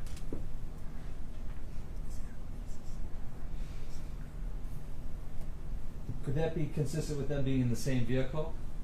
It could be, yes. This is page number 15 of your report. What is the jury seeing here? So this is 248-760-2122, the device associated with Mr. Marco Biscus, and 313-801-4433, the device associated with Mr. Angelo Raptopoulos, on April 15th at 2:30 a.m. in the morning. And you have, on the left-hand side, is the 248-760-2122. Blue is Marco. Correct. Showing the device in the area of the Biscus residence at 45588, South Lake Drive in Novi, Michigan. And on the right-hand side, you have the same thing for Mr. Raptopoulos' device being in the area of the 45588 South Lake Drive in Novi. All right, what can you say on the geographic location of those two devices at that time? They're in the same geographic area. Okay. Now, before we get to slide number 16, Special Agent, I asked you specifically as it relates to defendant Marco Biscus to look at his phone, specifically whether or not his cell phone was in the area of Lafayette or downtown Detroit. Were you able to find any of those? Yes, I looked for that date the entire day, and I did not observe any records in the area of downtown Detroit on that day. Okay.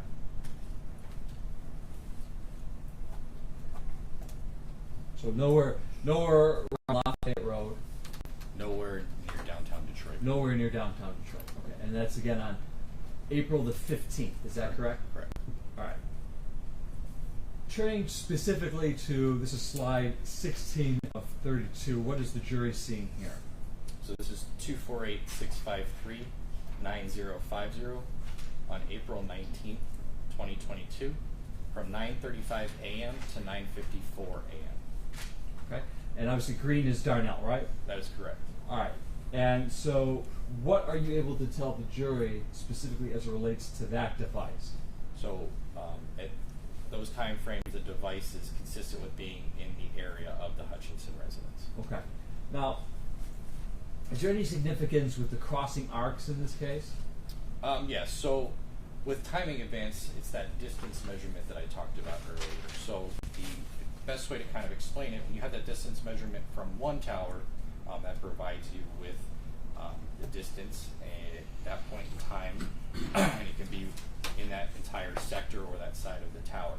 But when you have a measurement from two separate towers, when they're close in time frame, most of the time, pretty much every time, the device is consistent with being in that overlap or just outside of that overlapped area. So I kind of liken it to, if I give you a line of latitude, okay, that's that one measurement. It's still a very large area to look for in, let's say, the northern hemisphere. But if I give you a line of latitude and a line of longitude, you know exactly where that device is. Principle is the same. When you have two different measurements from 2 points, they intersect, the device is in that area. Okay. This is slide number 17 of your report. What is the jury seeing here? So this is 248-653-9050 and 313-740-2397. So green is Darnell, black is Philip Sumter now. Is that right? Yes, Mr. Sumter's is the black device. Okay. On April 19th from 11:47 a.m. until 12:05 p.m.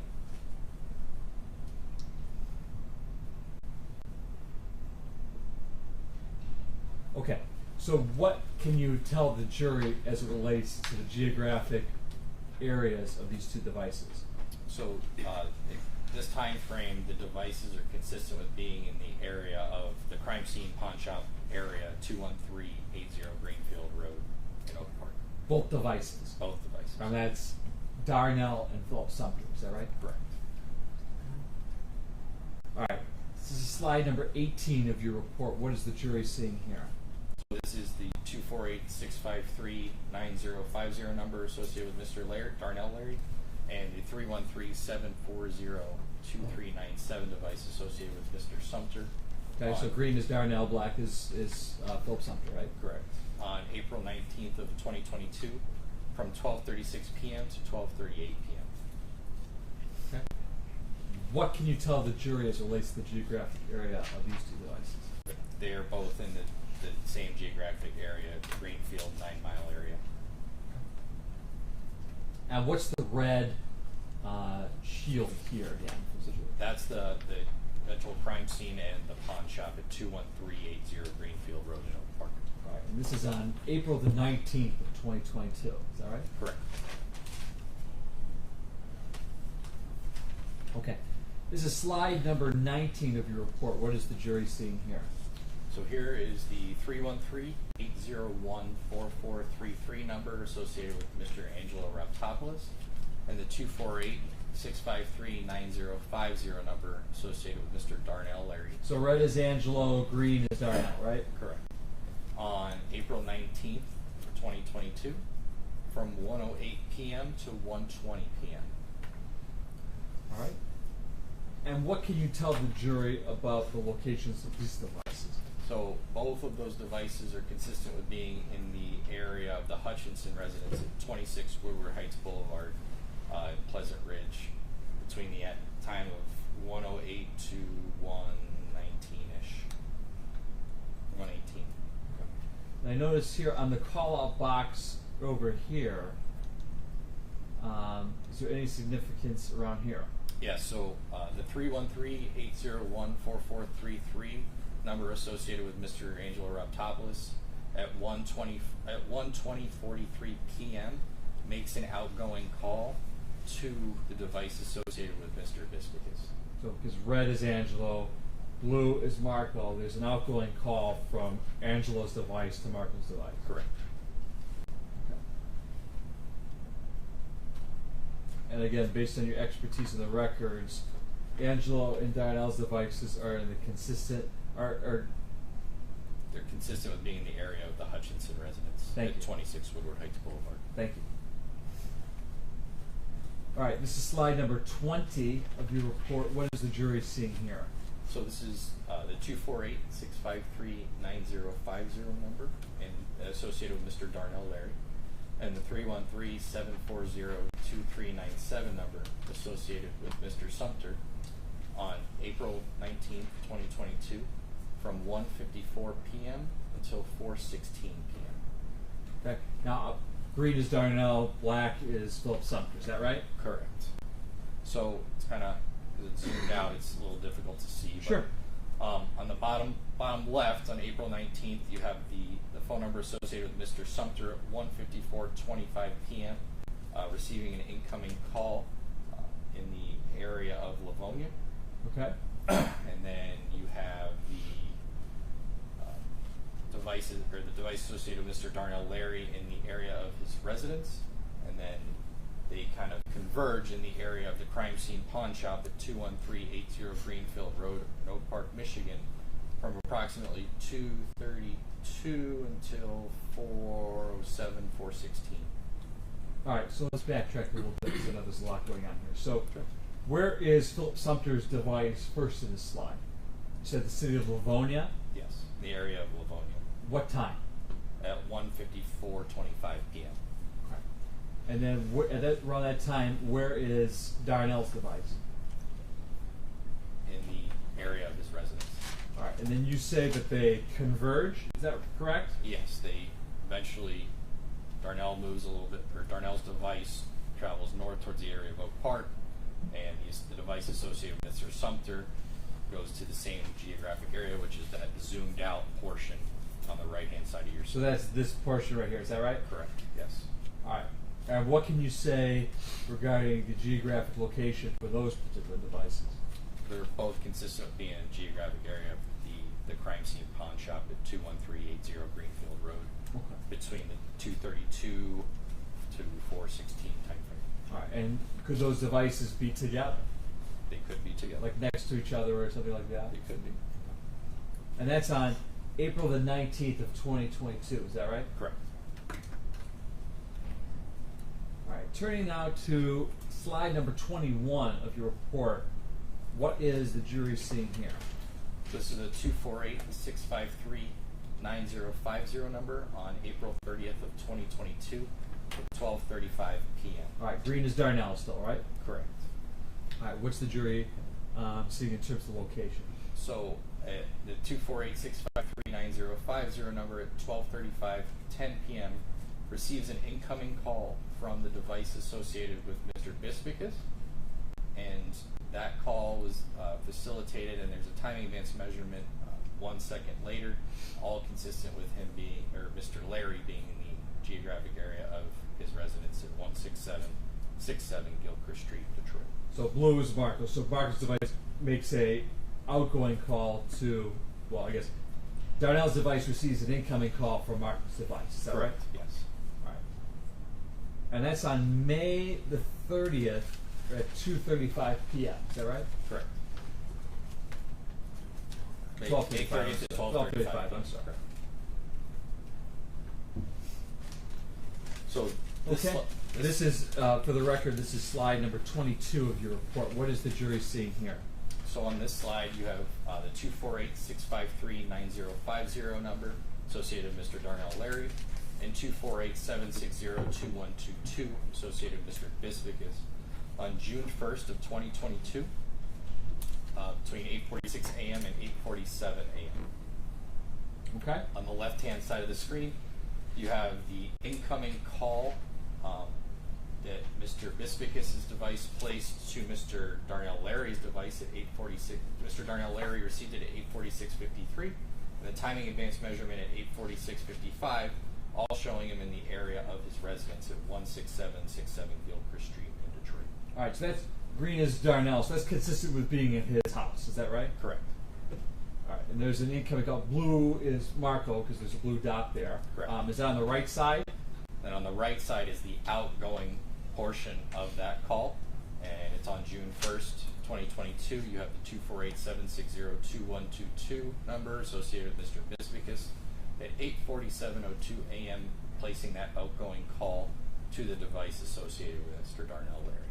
All right, so Special Agent, based on your years of experience, you also notice that there's some times, like the incoming and outgoing times. Correct. So the outgoing time is, if you're using the same clock, later than the incoming call. Which can you explain to the jury why that's the case? So Mr. Biscus's device runs on the AT&T network.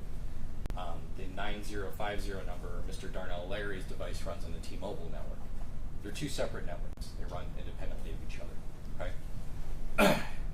Best analogy to explain this is you walk into your kitchen and you look at your coffee maker and it says 11:01. You look at your microwave, it says 11:02. You look at your stove and it says 11:02. There's no seconds on them unless you're really high tech. You know what time it is. It's the same time, but they're all independent of each other. So they're displaying different times. That's why the times are off. Okay. Now, as it relates to Marco's device and the blue, what would you say the geographic location for that? It's in the area of Roseville. This is slide number 23 of your report for the record. What is the jury seeing here? So this is the 248-653-9050 number associated with Mr. Darnell Larry, and the 248-760-2122 number associated with Mr. Biscus on June 1st of 2022 at 9:34 a.m. On the left-hand side of the screen, you have the 248-653-9050 number receiving an incoming call at 9:34:30 a.m. from the device associated with Mr. Biscus, as well as a timing advance measurement 2 seconds later, putting him in the area of his residence at 16767 Gilchrist Street in Detroit. On the right-hand side of the screen, you have on that same day the outgoing portion of that phone call, the 248-760-2122 device at 9:34:42 a.m., making an outgoing call to the device associated with Mr. Darnell Larry. All right, now this slide again for the jury, though I'm being redundant, but green is Darnell, blue is Marco. Is that correct? Correct. So one on the left, there's an incoming call from the blue phone, which is Marco, and what location he's at? Consistent with being at the area of his residence in this 16767 Gilchrist Street, Detroit. All right, and then what about Marco's device? It's consistent with being at the All Law at 30825 Greenfield Road.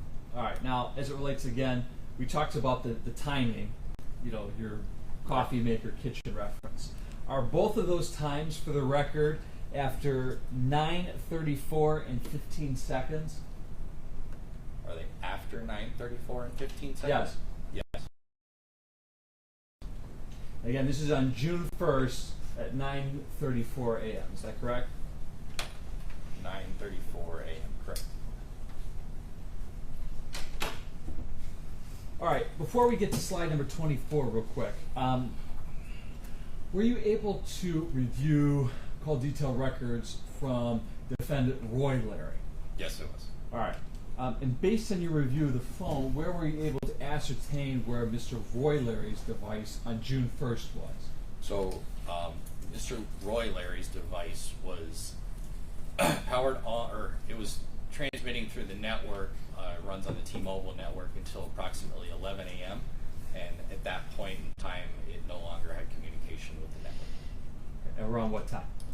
11 a.m. and it last went off in the geographic area of the 16767 Gilchrist Street in Detroit, the residence associated with Mr. Darnell Larry. Okay, so in other words, it's fair to say around 11 o'clock phone, that phone is off at Darnell's house. In the area of In Darnell's that area of house. Darnell's house. Okay. I can't say that it was off, it was no longer transmitting. So Gotcha. It wasn't communicating with the network. And when you say it's not communicating with the network, what does that mean? It just means that there's no go back and forth between the device and the cellular network. Okay. I can't say that the phone was off. It could have been in airplane mode. The SIM card could have been pulled out. I don't know that it was actually off. It just wasn't communicating with the network. Gotcha. So is it fair to say, again, based upon your expertise, it wasn't receiving anything? It wasn't sending or receiving anything. Gotcha. From the cellular network. Gotcha. All right, turning now to slide number 24 of your report. What is the jury seeing here? Sorry. So here we have the 248-760-2122 number associated with Mr. Biscus, the 248-653-9050 number associated with Mr. Darnell Larry, and the 313-801-4433 number associated with Mr. Angelo Raptopoulos on June 1st of 2022 from 4:44 p.m. until 6:37 p.m. Okay, so again, for the record, blue is Marco, Correct. green is Darnell, Correct. and red is Angelo. Is that right? Correct. And you have the times around 4:44 p.m. and 6:37 p.m. Is that right? Correct. And what can you say about all of these devices around that time? They're all consistent with being in the geographic area of all law 30825 Greenfield Road in Southwood. All right. During those times? During those times, correct. All right. So, again, based on the records themselves, is it possible for all three of those devices to be inside the law office or even right outside in the back patio? That is possible, yes. Okay. I also noticed, too, up here, there's an incoming text at 4:44. To whom, from whom? Correct. So at 4:44:25, the phone number 248-760-2122, or the device associated with Mr. Marco Biscus, receives an incoming text from the device associated with Mr. Angelo Raptopoulos. That device, or that phone number, is 313-801-4433. Okay, so red is Angelo, blue is Marco. Correct. And the jury has already seen a text message saying back door. Would that be that text message right there? If that's the same timestamp, that would be consistent. Okay. All right. Turning now to slide number 25 of your report. What is the jury seeing here? So here we have 586-738-7130, the device associated with Mr. Darnell Larry, and 313-801-4433, the device associated with Mr. Angelo Raptopoulos, on June 24th of 2022 from 5:55 p.m. to 6:35 p.m. Okay. Now, just to be clear, so green is Darnell, red is Angelo. Is that right? Correct. Now, that phone number, the 7130, that's a different number than the one on June 1st. Is that right? That is correct. Based on your review of the records, that 9050, when did that number cease to communicate with the network? I believe it was June 2nd is when it was consistent with going offline. All right, so the day after June 1st, that phone you said is offline? Yes. All right. Does that number, the 7130, then take its place? Correct. Okay. So now we got green is Darnell, red is Angelo. This is on June 24th from 5:55 to 6:35. What is the jury seeing here with regard to the geographic locations of those devices? So Just for visual purposes, Sure. I didn't use the wedges here just because it's a broad area. So these yellow circles that you see are just the towers that were either utilized by the 586-738-7130 and or it could have been both, it could have just been one. The 313-801-4433 number is just meant to show you that both devices are in the area of downtown Detroit at approximately 5:55, and then they both travel up to the area of the All Law or the Custard Cup, that geographic area, and get into that area at approximately 6:35. Okay. And are those, based on the circles, those devices consistent with being together? They're consistent with being in the same, traveling in a manner consistent with being close to one another. You can't say that they were in the same car. Sure, of course. But at the same time or on the same geographic location, is that right? Correct. Now, I noticed here on your call-outs on the right here, you've got blue dots. What are the significance of those? Correct. So at 5:55, associated with Mr. Raptopoulos. At 6:22:08, there is an outgoing call from Mr. Raptopoulos' device to Mr. Biscus' device. Excuse me. At 6:22:28, there's an outgoing text from Mr. Raptopoulos' device to Mr. Biscus' device. At 6:22:54, there's an incoming text message from Mr. Biscus' device to Mr. Raptopoulos received an incoming text from Mr. Biscus' device, and then at 6:23:18, there is an incoming call from the device associated to Mr. Raptopoulos. All right, so just to be clear, so those two devices up here, right, the green Darnell, red is Angelo.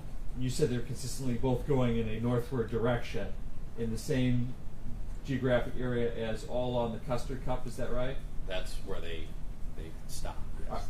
And where's the Custard Cup again? The Custard Cup is at 32922 Woodward Avenue in Royal Oak. And that's depicted here on this black portion right here. Yeah, the right? black upside down teardrop. All right, and while the devices are traveling, Angelo's phone, the red one, they have calls, text exchange with Marcus' device. Is that true? There is, yes, incoming and outgoing text messages and calls. Which you displayed over here on the right with the dots. Is that right? Correct. The blue dots. All right. Turning to slide number 26, what is the jury seeing here? So here we have the 248-760-2122 device associated with Mr. Biscus on June 24th of 2022 from 5:55 p.m. to 6:31 p.m. All right, blue is, we've already established blue is Marco. Correct. And June 24th, around 5:55 to 6:31. Again, is that the same date and around the same time as Darnell and Angelo's phone device in the previous slide? Yeah, probably yes. Okay, and what are you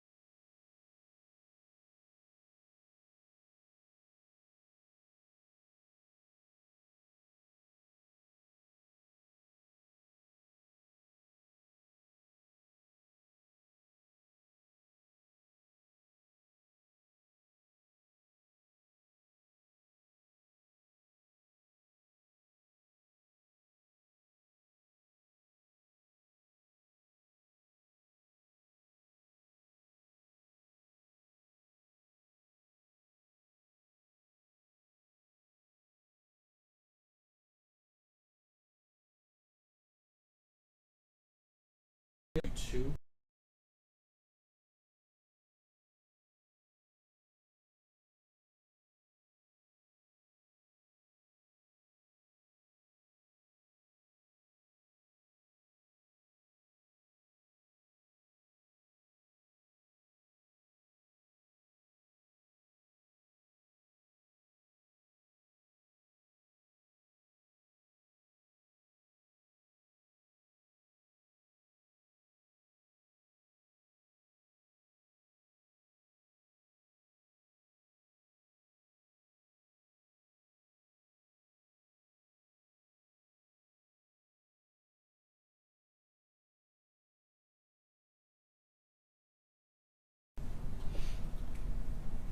Slide 28 of your report.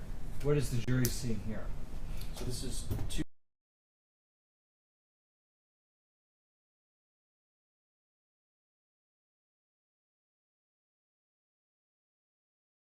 Mr. Angelo Raptopoulos on June 25th of 2022 from 12:42 a.m.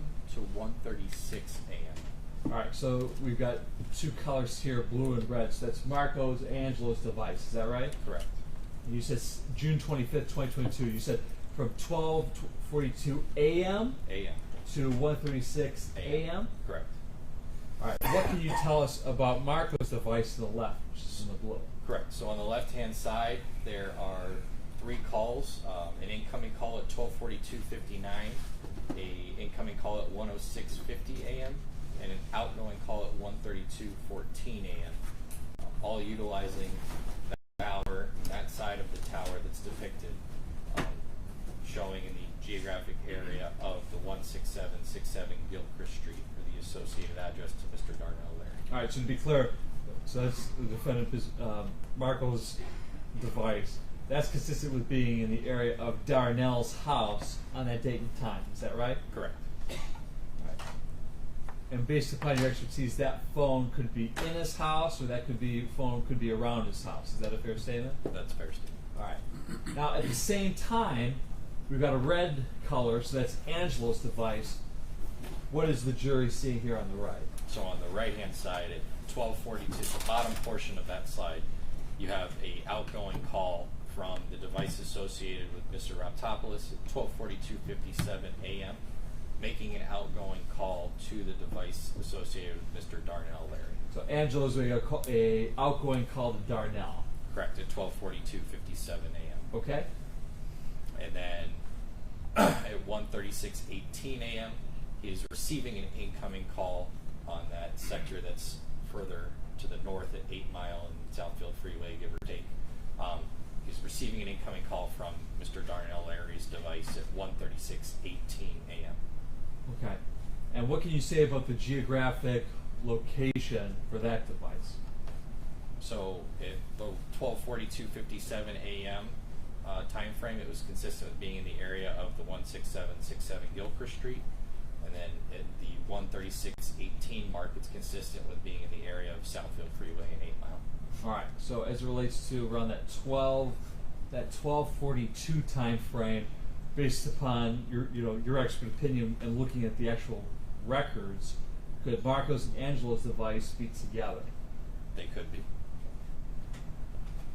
And that's at Darnell's house, which is what you have depicted right here on the yellow shield. Is that right? Correct. All right.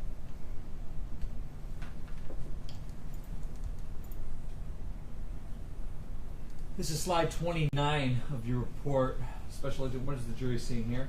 So this is the device associated with Mr. Darnell Larry at 586-738-7130 on June 25th of 2022 from 12:42 a.m. to 1:36 a.m. Now, is that around the time of the previous slide before? Yes. All right. Phone. This is talking about Darnell's phone because it's in the green, correct? Correct.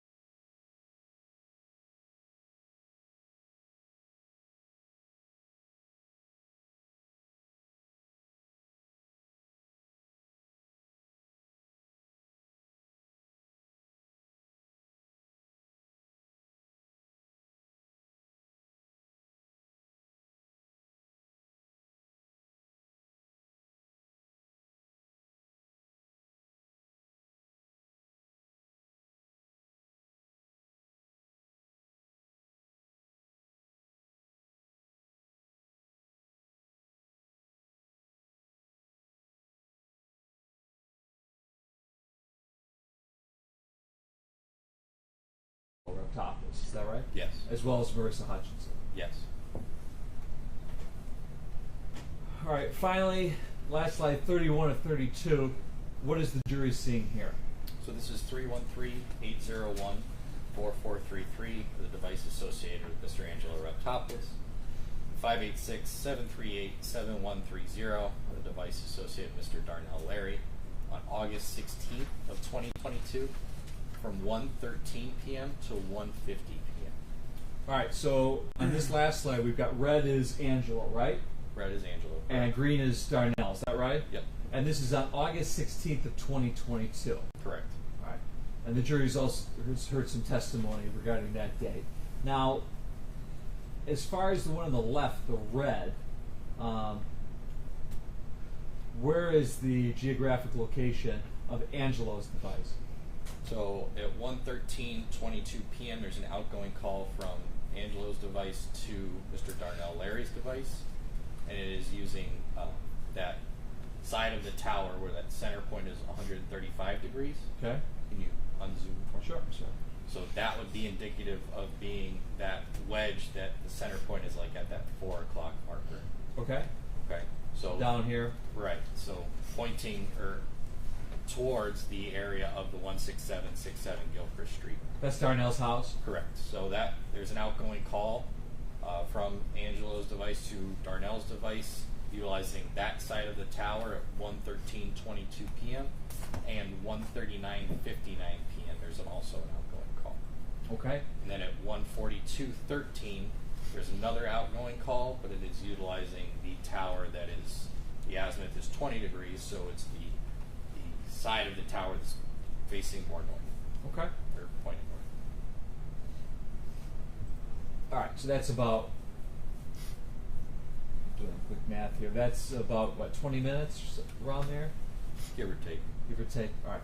And then the devices on the right, the green Darnell's, what can you tell the jury about that?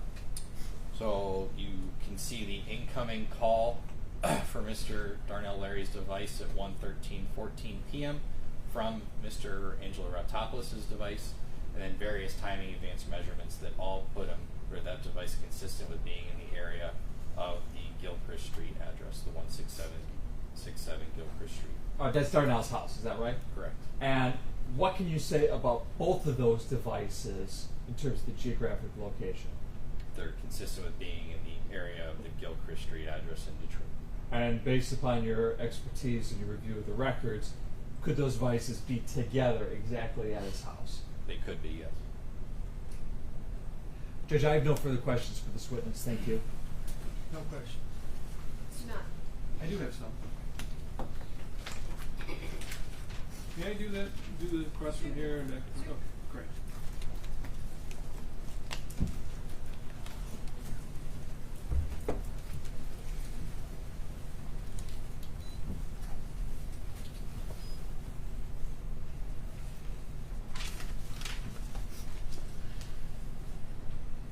Good afternoon, Agent Tolsis. Yes, sir. How are you? Good. How are you? Oh, not so bad, thanks.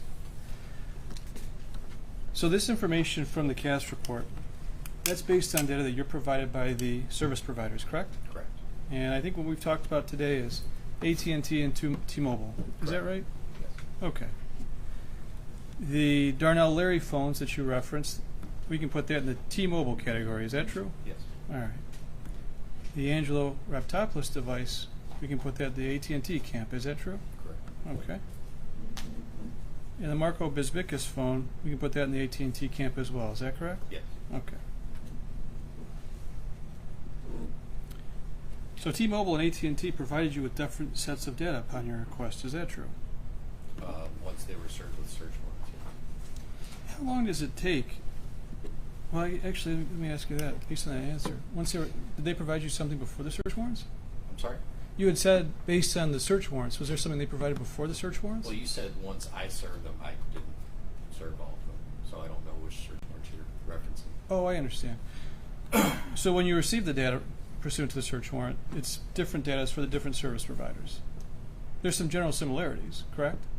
So all the records say the same thing: date, time, phone numbers and communication, tower inside of the tower. They just come in. AT&T comes in PDF format and a text file, and T-Mobile comes in Excel spreadsheets. Well, you'd spoken earlier about timing advance data, correct? Yes. And that AT&T didn't provide that then, did they? So AT&T, so like I said earlier as well, timing advance is a necessary requirement for the network to function. AT&T did not, at that point in time, they didn't start providing, or I'm sorry, memorializing, I guess is the right word, memorializing and providing pursuant to search warrants timing advance until June of 2023. So going back to my question, did they provide different data? They provided the same thing. They provided call detail records. AT&T didn't provide you with the timing advance data, did they? That is correct. Okay, that's what I asked. Yeah. Once you make a request or a search warrant to a service provider, how long does it take for them to provide the materials to you? Well, it can vary. What does it vary based upon?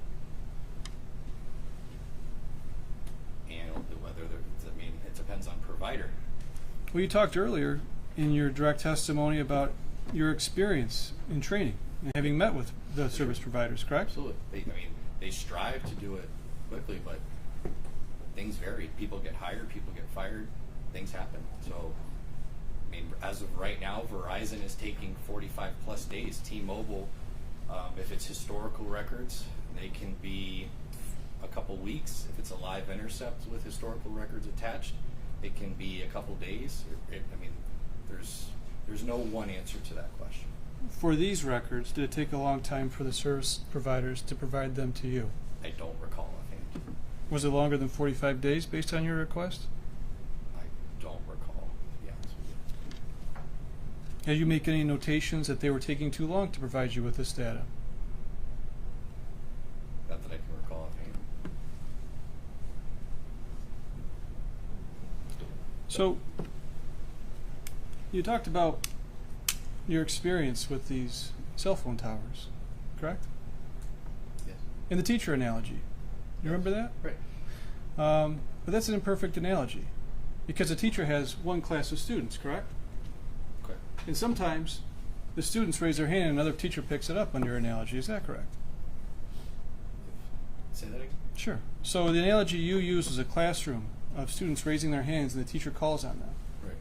But some towers respond to different cellular phones where they're based at. Isn't that correct? So if there's high traffic on a tower, you may not go to the closest tower if you're on a cell phone. No, that's not true. So your phone, like I said before, knows which site or tower provides it with the best signal. Your phone is going to go to that tower because that is the tower that provides it with the best signal at that point in time. So just like, let's say you're at a Lions game, now that they're winning, you get a full stadium. You pick up your phone and you try to make a phone call. Sometimes it goes through, sometimes it doesn't. You got to try it again until it goes through. Your phone is going to that tower until it is able to provide resources. To that tower? That site. And is there variability on what tower picks up a call from a cellular phone? It's not always the same tower that's closest to the cell phone, is it? No. And timing advanced data provides an estimated distance between the device and the tower, correct? Provides the distance. The distance or an estimated distance? Oh, it provides the distance. The distance is notated in the records, and that's the distance that the network provides back. Well, you had stated earlier that there's some things that can modify the timing advanced data, such as location and obstacles. Obstacles, correct. So this is an estimation then, isn't it? It's not necessarily precise. Well, if there's an it's obstacle, accurate because that's the reading that the network receives back. Does the call advanced data state what the obstacle is that's giving the reading? No. Does it make any mention of obstacles whatsoever? In the raw records? Correct. No, the raw records provide you with, in a timing advance file, the raw records provide you with a network estimated location via lat long confidence value, the unique numbers for the device itself, and the account number, and it provides you with the tower, the side of the tower, and the distance. And you mentioned the network estimated distance, correct? I didn't say estimate. No. You just said the network estimated. It is the network derived distance. So whatever the measurement is, that is the distance it's on there. Did you go out there and measure these? Me personally? Yeah. No, I haven't. Well, you talked about a truck early on, right? A truck where you were going out in the field. Not in this case, but in your training. So yes, we have what's called a GAR, and we can go out and we can drive test, which is pretty much driving up and down all the streets within the geographic area, and it will take measurements and give you the true cellular footprint or the true footprint of that cell site. Now, you didn't use that in this case, right? No. Okay. Now, timing advance records are not necessarily call records, correct? No, they are not necessarily. Not true like phone call, text message records. They're not. In timing advance records come with a location rating known as a confidence level, correct? So, are you talking? I'm assuming you're talking about the T-Mobile records.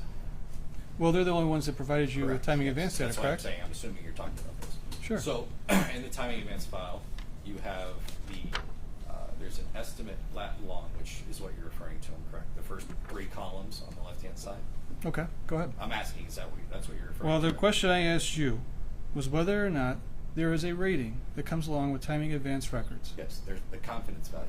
The confidence However, value. there's kind of a little bit more to that. Well, let's get into that. High confidence means a device may be located within 100 meters of the indicated location, correct? So, is that yes or no, Agent? Well, it's not either or. So, timing advance from T-Mobile, which is the only relevant carrier in this in this case, is produced or run by a company called TrueCall. TrueCall provides a network estimated location, and that is populated in a timing advance file which is produced by TrueCall in the form of a lat long and a confidence value. And they claim that the device is within whatever the specs are. So in my analysis and in the analysis for this report, I don't even take any of that into account. You can take those 3 columns out of the entire report. I don't even look at them. They're completely irrelevant. The only thing that matters to me is the tower, the side of the tower, and the distance. When you did the subpoena, T-Mobile gave you some materials along with the phone records, correct? In fact, one of those are the interpreting records report. You remember that? Which one are you talking about? Well, would it refresh your recollection if I were to show it to you? Yeah, sure. May I approach you on it?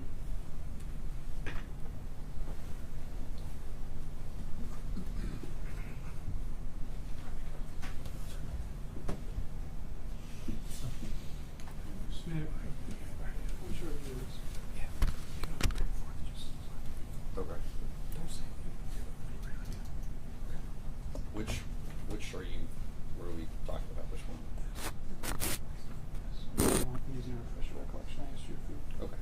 Yeah, they send this out with records frequently. Yeah. Okay, and that was consistent with this case too, correct? I'm assuming that came in there. Yeah. Okay.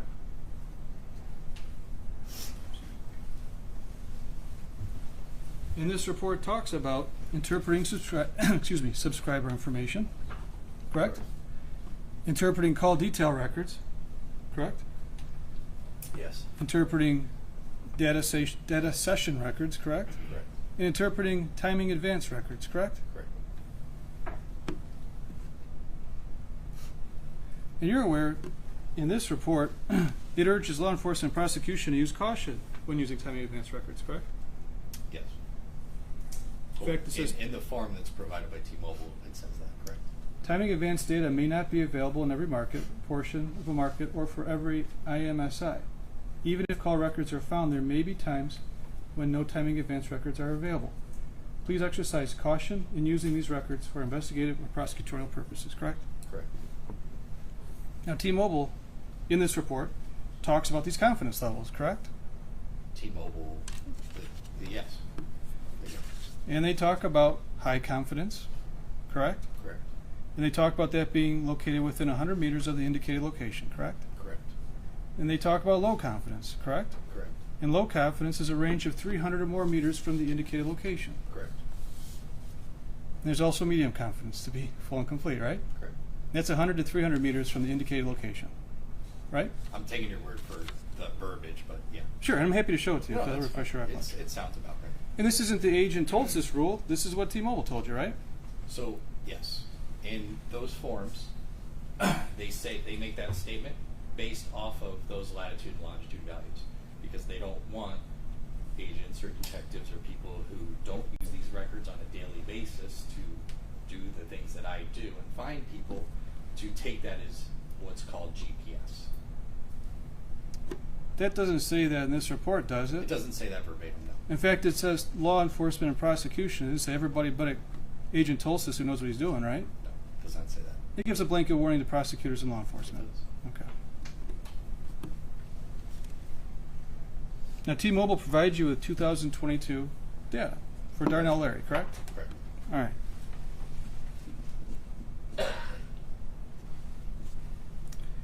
T-Mobile did not provide timing advance data for the device associated with Angela Raptopoulos, correct? T-Mobile wouldn't have provided me with time advance records associated with Mr. Raptopoulos. I got another layup for you then. They didn't provide you timing advance data for Mr. Biscus' device, did they? No, T-Mobile did not. Mr. Biscus' and Mr. Raptopoulos' device run on AT&T. AT&T. They didn't start providing timing advance until that June 2023. Exactly. Yeah. So you have timing advance data for the Darnell Larry phone only? Correct. All right, thank you. Oh, yes, in this report, yes. Yes, thank you. Now you're familiar with sector data, are you not? What do you mean, sector data? Sure. Well, doesn't sector data provide an estimate of the general location the device will be found at a specific time? The sector, yeah, sector. And sector data is generated first by locating a tower with its GPS coordinates, correct? Say that again? Sure. I'm sorry, can you speak up? Sorry to hear. Oh, it's okay. Yeah, no, thanks for letting me know. If there's a question you don't understand, let me know that Sure, too. absolutely. All right. So sector data is generated first by locating a tower, correct? Correct. And that tower is located using GPS data, typically, Yes. for that tower. So yes, on the tower list, the tower location, there is both the GPS lat and long is inputted by the engineers, and also a street address. So if you wanted to go into Google Maps to find out where it is, it gives you a street address. And GPS is an acronym for Global Positioning System, correct? Correct. Satellite I believe based. so, yes. Yeah. And it's pretty precise. GPS by itself is very precise, absolutely. Exactly. It provides a high level of confidence of the location of the tower for people like you that do the work you do, correct? Yeah. If I had GPS, it would make my life very easy. But we don't have GPS in this case, do we? No, we do not.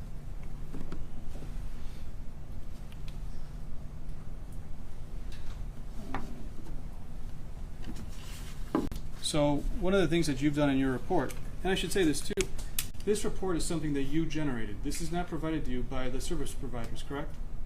Correct. This is all work product from the original raw records that were provided to me by the service providers. You plugged the things in. Correct. Okay. You created the ARCs? No, not the ARCs. Did not create the ARCs. Did you use the software for that? Yes. Okay. But the service providers did not give you a template for the ARCs. You used software to do that. Correct. Now, call detail records. I think you talked about this with precision. They don't provide the specific or exact location of a device at a particular time. Is that right? They do not provide me with what we're going to say is They do not give me pinpoint location. No, they do not. Right. You're taking other data and trying to determine what the location may be in the absence of GPS. Correct. And the call detail records don't tell you who's holding the phone, do they? No, they do not.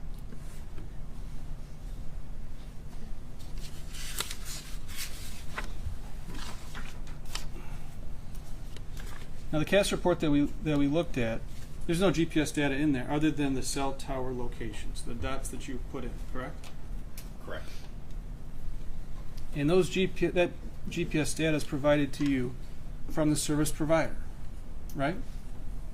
Which GPS data? Fair point. So the tower, when you're creating this report, the service provider in the information they provide you say the towers are at these locations based on GPS, correct? The tower list Yes. is what we use to provide, yes. And then the tower name that is populated in the call detail records or the tower identifier is then married up with the tower list. Gotcha. And something that you've done is you've determined, based on the azimuth of the AT&T data, of Based each. based on the what? Sure. So the azimuth, the angle. The azimuth, yes. Yeah. You've created some pie charts on Yeah, that, the right? azimuth. I didn't understand what you had said. That's what. Oh, I'm glad you stopped me. And that's a degree that the tower thinks the phone is doing that handoff from, correct?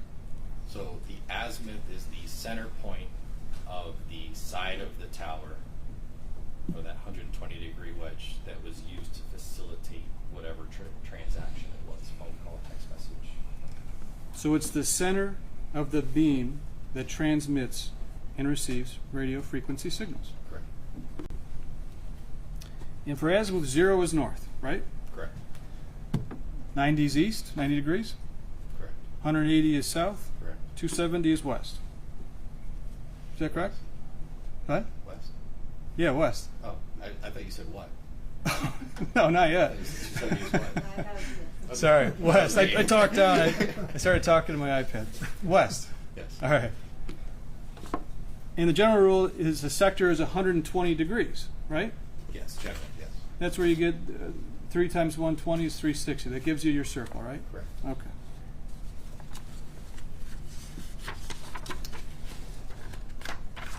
So in the CAS data, or the CAS report, you didn't overlay the confidence level from the T-Mobile timing advanced data, did you? No.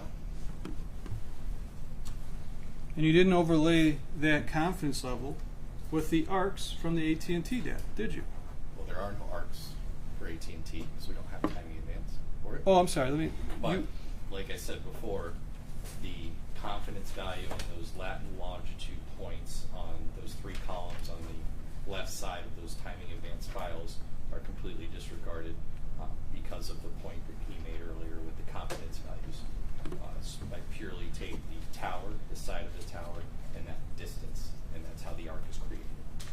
But you made the decision when you created this report to not include the confidence value, correct? So that is a decision that CAST as a whole has made with just knowing that those are not GPS and that the arc is the most accurate thing to depict. And we didn't have GPS for each of these phones, did we? Unfortunately, we did not.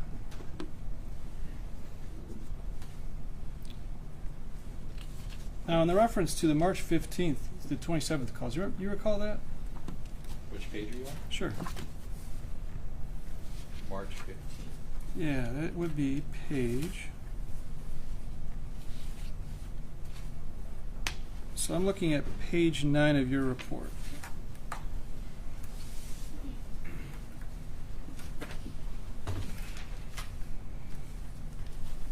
Page 9. Okay. You see that? Yes, sir.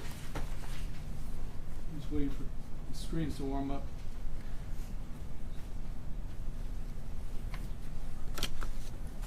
There we go.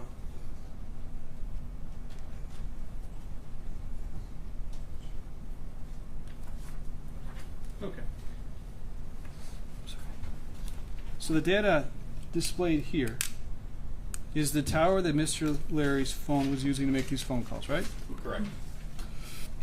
However, when you did a search warrant for these records, they didn't provide you with the audio of these calls, did T-Mobile?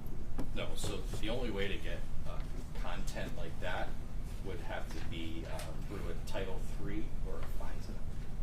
The only way to get listening into a call. And that didn't happen here, right? No. So you don't know what was said on these calls? I have no idea what was said on these calls. Okay. Page 9.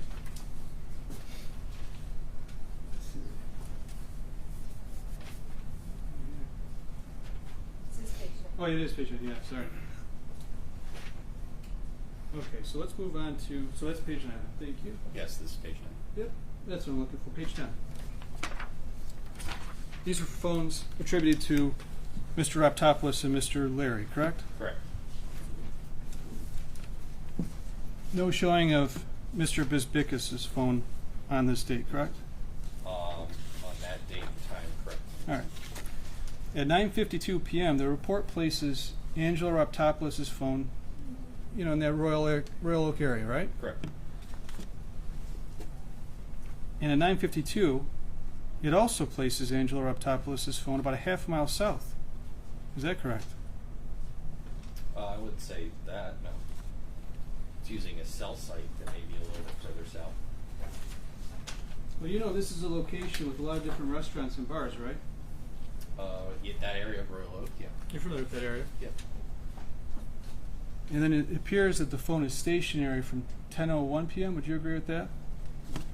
I can't say that it was stationary, but it was in the same geographic area. Okay.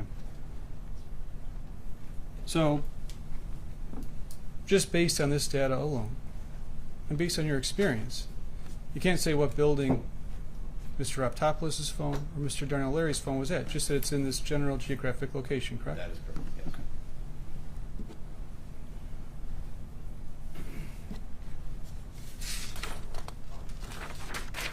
Now, it's fair to say, too, that you've got fewer data points for Mr. Larry than you do for Mr. Raptopoulos, correct?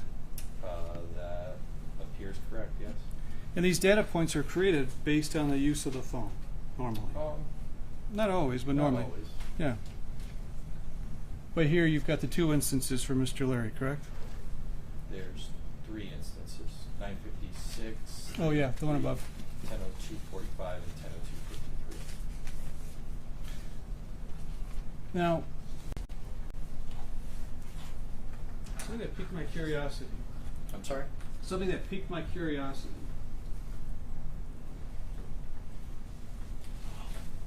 I couldn't quite make it out. These bars, you overlaid these bars on the map, right? For the wedges? Yeah, the wedges. Yes. You see the yellow shield, as I believe Mr. Barlog referred to? Okay. To the left of it looks like, to me, to be a green circle. Is that right? Yes, that's T-Mobile Tower. Okay. The tower attributed to Mr. Larry is the tower southeast of that tower, correct? Yeah. Okay. Correct.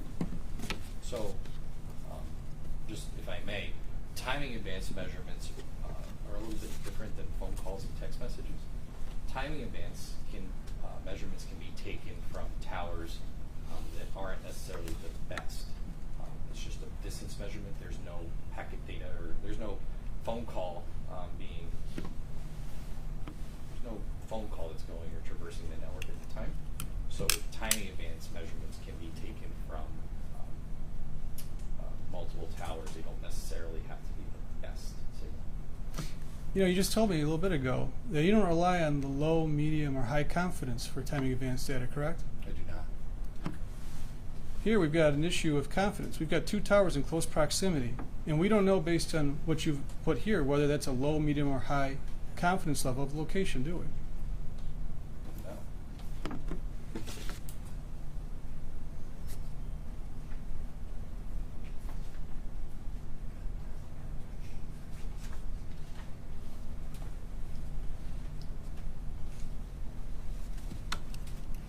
Something I've heard you say repeatedly throughout today is this general pattern consistent with travel to the area, or this general pattern, correct? You have to say yes or no. I don't think I said pattern. Okay, that may be right. In the preliminary exam, you may have said that. Maybe. I don't remember. Fair enough. It's been a long time. Well, when we were looking at the document that you created on the 15th, the early morning of April 15th, do you recall that? You're talking about slide 11? Yeah, let me catch up. 11, 12, and 13, depending on which device you're referencing. Let's do 12. 12. Okay. Number 1 at the very bottom, I should blow this up. It says arrow depicts general direction of phone travel, correct? Yes. That's something you put on, right? I did. This travel, would it constitute a general pattern of direction? It's the general direction of the phone's travel. I'm not really sure what you mean by pattern direction. So you have a big black arrow at the bottom of, looks like I-696, right? Yes. Did you do that? I did. And you did that to show where you believe this device is heading, correct? Yes, it starts on the left-hand side of the slide and then traverses to the right. Okay. In terms of on the far right, would you agree that it appears that Mr. Raptopoulos' phone was at the tower directly north of the Hutchinson residence shield for about 60 seconds? 60 seconds. I'm not sure where you get the 60 seconds from. Well, you created these time signatures, correct? These boxes? Yes. And the CID, what we're looking at right now, is for the 4433, correct? Correct. Well, we have a 1:49:34 a.m. indicator, correct? Correct. So maybe it's a little longer than that. We have the next one is 1:51:37, correct? Correct. So this car was moving, right? Went to a different tower. At least it appears that this phone was in movement. So data. So those are both data. It could have been moving. It could have not been moving. I can't say for sure that it was or not. So you can't say for sure whether or not it Once was. it was in that area, I can say that it for sure was moving from 106 all the way until the 149 mark. Because if the device stayed in the area of the Biscus residence, it would not have created records in Royal Oak. Sure. In the far western portion, we see fewer towers, correct? Yes, With the there blue are fewer dots. towers for sure. And I think you testified earlier that when it's more population dense, we see more towers. Sure. Royal Oak's a pretty population dense area. Royal Oak is, yes. But like I said, if the device was in, let's just say for point of argument, the Biscus residence and did not move this entire time frame, it would not have generated records in Royal Oak. Understood. The towers that this is hitting off of are north of 696, correct? Correct. And it appears that there's two towers. Do you know how far away those towers are based on this representation that you've created? I'm sorry, which two towers are you talking Oh, I'm sorry, Your Honor.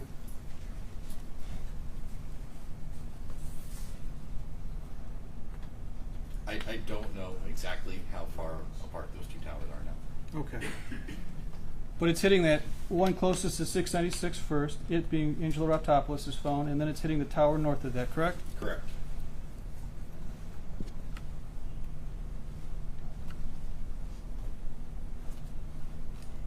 You can't say with any certainty whether or not this phone was right outside right outside Mr. Hutchinson's house, could you?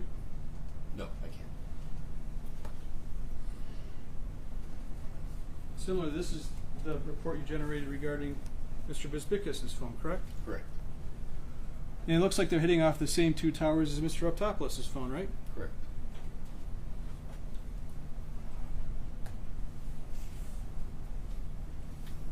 Can't say with any specificity that Mr. Biscus' phone was right outside Mr. Hutchinson or Mrs. Hutchinson's house, can you? No, I cannot say that it was right outside the Hutchinson residence.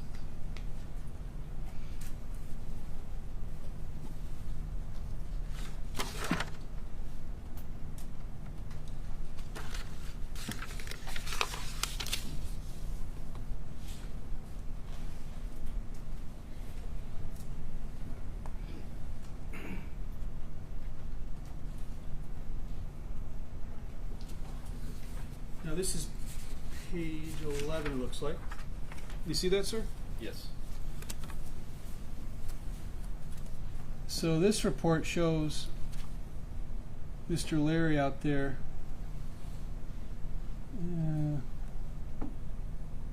from 1:47 a.m. out there being the Mr. and Mrs. Hutchinson's residence until about 1:50 a.m. That's what this purports to show, correct? From 1:47 a.m. until approximately 2 a.m. 1:50 a.m. Oh, this is on April the 15th, 2022. Correct. Okay. I'm looking at the bottom, the And- number 7 CID 22798. Yep. So that correlates to number 7 on the top right. So you have from approximately 1:47:37 a.m. until approximately 2 a.m. Does that say 1:55 a.m.? Where you live. Upper right corner? So that was the outgoing. That was the time of the outgoing call. Okay. 1:47 through 2 a.m. would encompass that 1:55. Oh, I see what you're saying. Okay. And we don't have any of the confidence levels on this slide, do we? No.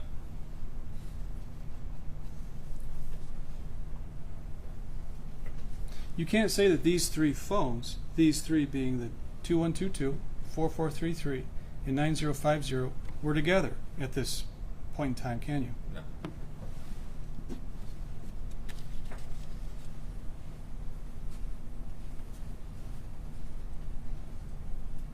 And forgive me, Your Honor, for going back and forth. Sure. Okay. Trying to navigate a couple things. Let's go to April 19th in your report. These are pages 17, 18, 19, and 20.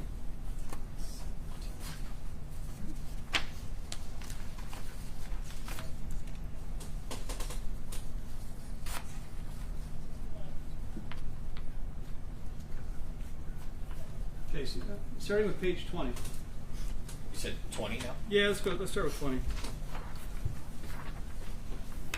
Okay.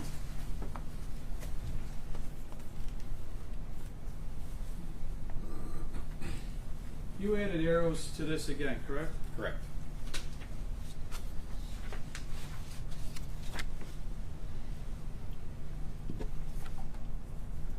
Now, this portion of the report does not depict Mr. Raptopoulos' phone's location, does it? That is correct. Nor does it show Mr. Biscus' phone's location on this data, correct? That is correct. Okay.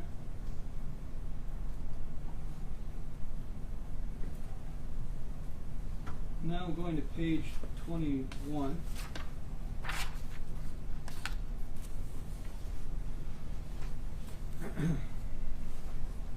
This portion shows Mr. Darnell Larry's phone's location, correct? Where the tower was hitting. Approximate location. Yeah, thank you. Approximate location. Yes, at 12:35. Now this doesn't represent Angelo Raptopoulos coming to Mr. Larry's house on this evening, does it? No, it just shows at 12:35 the phone associated with Mr. Darnell Larry in the area of his residence. Okay, thank you. Let's move to page 23, please.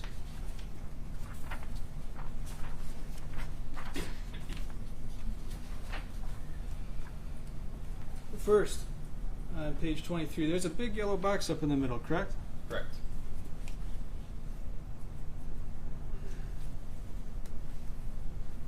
Not all activity in time period depicted, correct? Correct. If you had more data, you'd have more data points, correct? I had more data. Well, sure.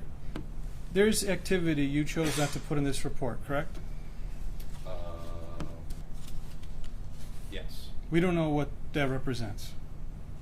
So I don't remember exactly what it was offhand. The point to this slide was to show the incoming and outgoing legs of the two devices. But you made an editorial decision to only put in some of the activity to represent on this slide, correct? I made a decision to depict the incoming and the outgoing calls, or legs of the call. Date again. And this is on June the 1st, 2022, right? Correct. And then going to the next page, 24. There's a box at the bottom there. Do you see that? I do. That says, not all TA records in time period shown, correct? And this is again for June the 1st, 2022. Correct.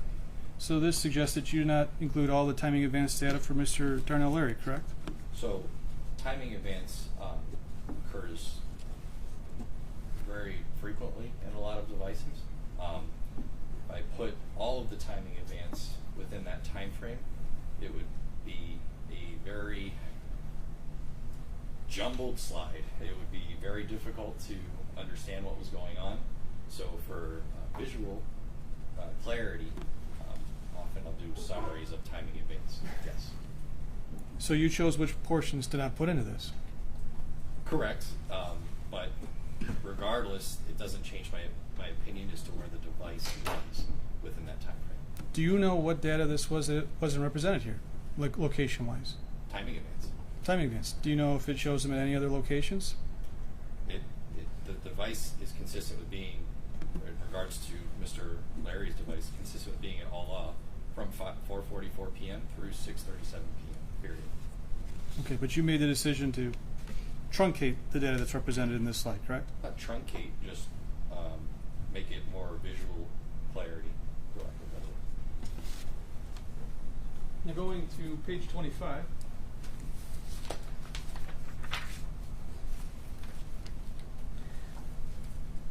We got a series of yellow circles. You see those? Or not yellow. I've got the red ones. I got the early draft, I guess. You see those red circles, correct? Yes. I think this is consistent with the exhibit that we were provided. I can put up mine. That's fine. If you want to use it. Yeah, can you put yours? Yeah. Yeah.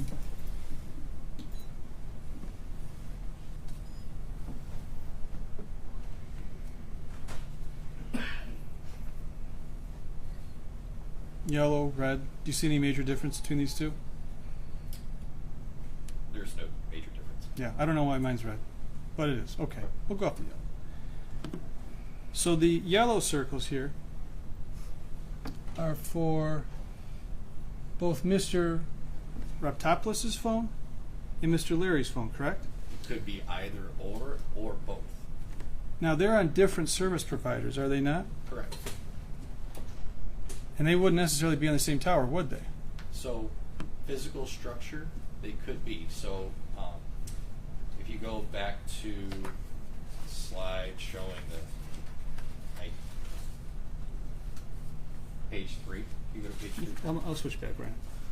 I got it right here. Yeah, no, I like mine more. Okay.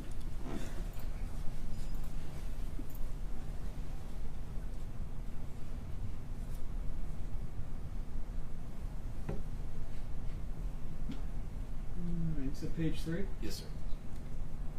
And So, that second one from the top left, so there's multiple antennas on there. And on a lot of towers, there's different levels.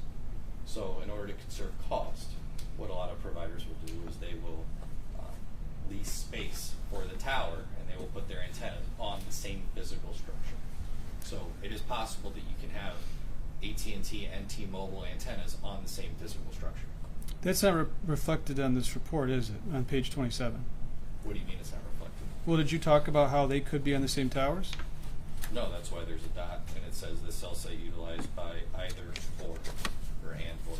So we don't know of those dots which ones are Angelo towers and which ones are Darnell towers in terms of their phones. Not for every single one, for some of them. Right, you made the editorial decision to just clump those two phones together, the data, right?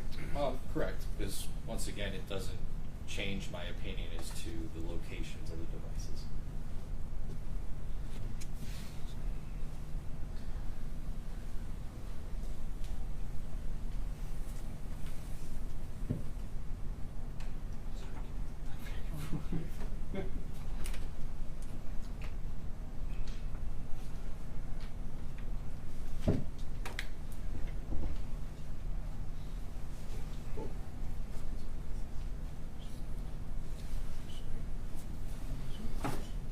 So going back to this, on the other sheets that we've looked at, we had green towers for T-Mobile, right? Correct. Blue dots for AT&T. Correct. We don't have any of those dots on this one. No, we do not. Okay.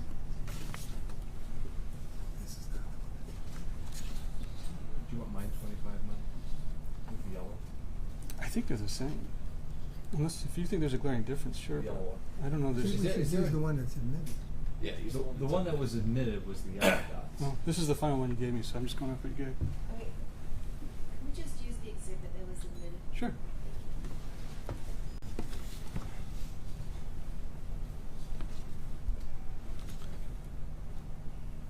Okay, so the bummer is I was going to move on to the next slide anyway, so we'll look at this for a second. But again, no blue, no green on this one, right? No, for Okay. visual purposes, I did not include them. All right.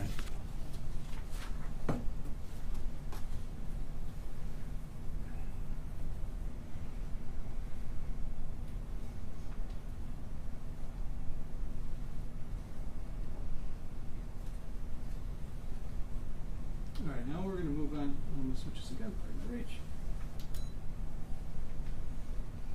looking at page 27.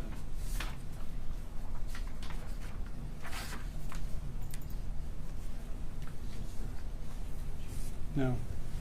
We got a recall? No, we're good. Okay. All right, this one purports to show phones. Okay. I'm happy to take a break if you want. If you want to make sure. Use yours. Use mine? Yeah, this is the admitted exhibit right here. All right. Well, can I see what you're looking at then, please? May I The approach? admitted exhibit? The one that's on the screen? The one on the screen is different from the Yes, admitted because exhibit. that's Mr. Knott's, I saw him. Oh, gotcha. Yeah. I'm sorry. I mean, is there? I think we should use that. The call downs. The extra ones on the left. So you see box 9. This one's got 4. That one's got 3. This is the final. This was in 3. No, that one's in 3. This was in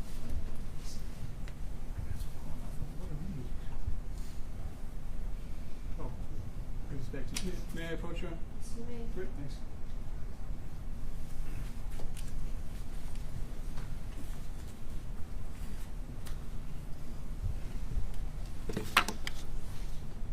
Okay, so we see on this one a series of blue dots, correct? And a green dot? I'm sorry? We see a series of blue dots in this, correct?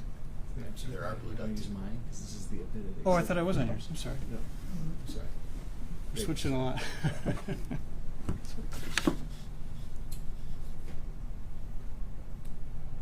Okay, same question. You see blue dots on this? Blue dots and green dots, yep. Yep. All right. In the black drop there Yes. is the custard cup, correct? Correct. All right. The dots depicted at the far north are not the closest tower to the custard cup, are they? Dots depicted at the far north. Which dots are you referring to? I'm gonna do it the old school way.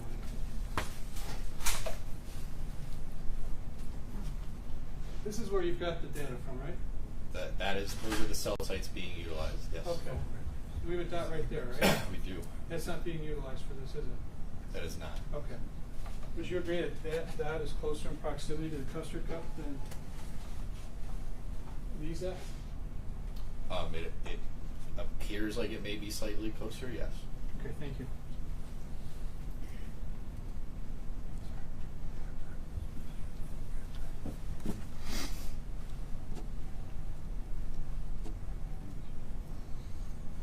Now with these arcs, there's a difference in how far out the arcs are. And Your Honor, forgive me, I'm going to weasel around because I can't use my trusty iPad. Thank you. We have these green arcs here. You see those? Yes. All right. You want to use this? No. Okay. Thank you. Okay. All right.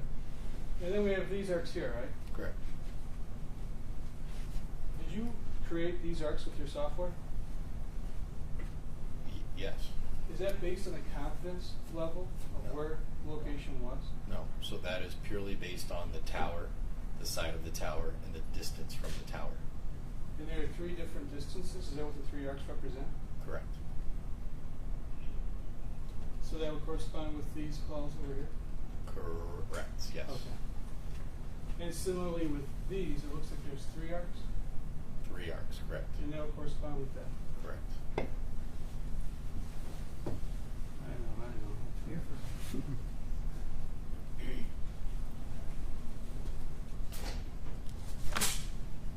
Now, in terms of your experience, Darnell Larry's phone could have been anywhere within that arc that's generated there, correct? Or that's displayed there, right? Correct. It could have been on 14 Mile and Pierce Street? So, like I was saying before, Sure. with the overlap and the measurements from the 2 towers, it's consistent with where the arcs would converge. So obviously we see the converging a little bit to the east, but also again, if because these sectors are estimates, they're not, these lines for the sectors or the depicted sectors, it's not like some imaginary concrete wall that radio frequency can't go through. It's just a purely a depiction to give you a general visual cue as to what the records show. So it's not, those arcs that are facing to the left, if those continue, there's a little slight overlap over the area of the custard cup as well. But you said yourself, this is a general depiction of a location of the phone. Right. Not necessarily a precise location. It is not what we're calling exact GPS that we unfortunately cannot get. Right. And this is for June the 24th, correct? Correct. All right. You can take that down, Brandon. Thanks. Appreciate it, man. So on all the sheets that we've looked at, this is the data that you input. Is it over Google Maps? Is that what you used to represent the maps? I think that's what the software incorporates in, yes, Google Maps. Okay.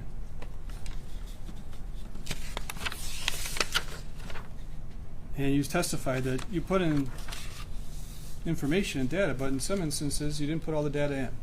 Like you talked about Darnell Larry's phone, and that may have just been too much data, but you indicated on the exhibit where it was that you didn't include that. I analyzed all of the data within the time frames. I depicted, in my opinion, what was the best way to show you the summary or what the data was depicting for visual acuity. Because there's an analogy that we use. If I put all of the timing events within a 2-hour time frame, it could look like spaghetti on a map. So it's just a lot easier for me to show you and depict for your visual purposes. And like I said, it doesn't change my opinion as to where the device was within that time frame. And taking all of this in sum, this is providing a depiction of the general area and not the precise locations of where the phones were. Not the exact address or GPS locations. Great. Very good. Thank you, Your Honor. Thank you. Nice to see you. Only when you're using the technology, if you're not using it. Okay.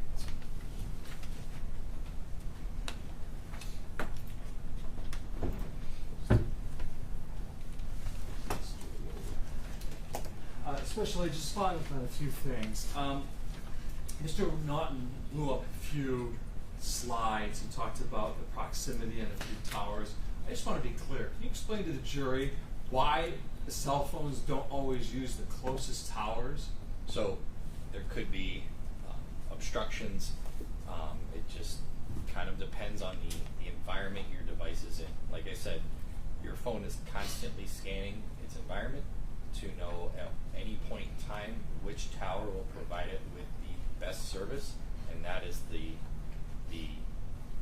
tower that your phone is going to proverbially raise its hand and wait to be called on when it needs resources. All right, and Mr. Naughton also talked about GPS location, precise location. Explain to the jury again why GPS data is not involved in this case. So there is, in regards to the cellular networks, so Verizon, T-Mobile, and AT&T, there is no it's not like on TV, unfortunately, with all the FBI shows. You cannot get GPS, straight GPS, like I know it's at this address, from the cellular telecommunications companies. The best and most accurate data that we can get is timing advance. Okay, Mr. Naughton touched a lot about timing advance and the confidence levels. Correct. And why you consider. Can you explain to the jury again why these confidence levels aren't important in your analysis? So those 3 columns on the timing advance report from the left-hand side to the right are the latitude, the longitude, and that confidence value that he was referencing. Those are inputted by that company TrueCall, which is the company that T-Mobile utilizes to memorialize their timing advance system. TrueCall uses their algorithm to come up with these latitude and longitude points and assign those confidence values. In my analysis and looking at these records every day, those points are always inaccurate. They are not pinpoint. That's why we use the tower, the side of the tower, and the distance from the tower, and that has worked for me countless times. Okay.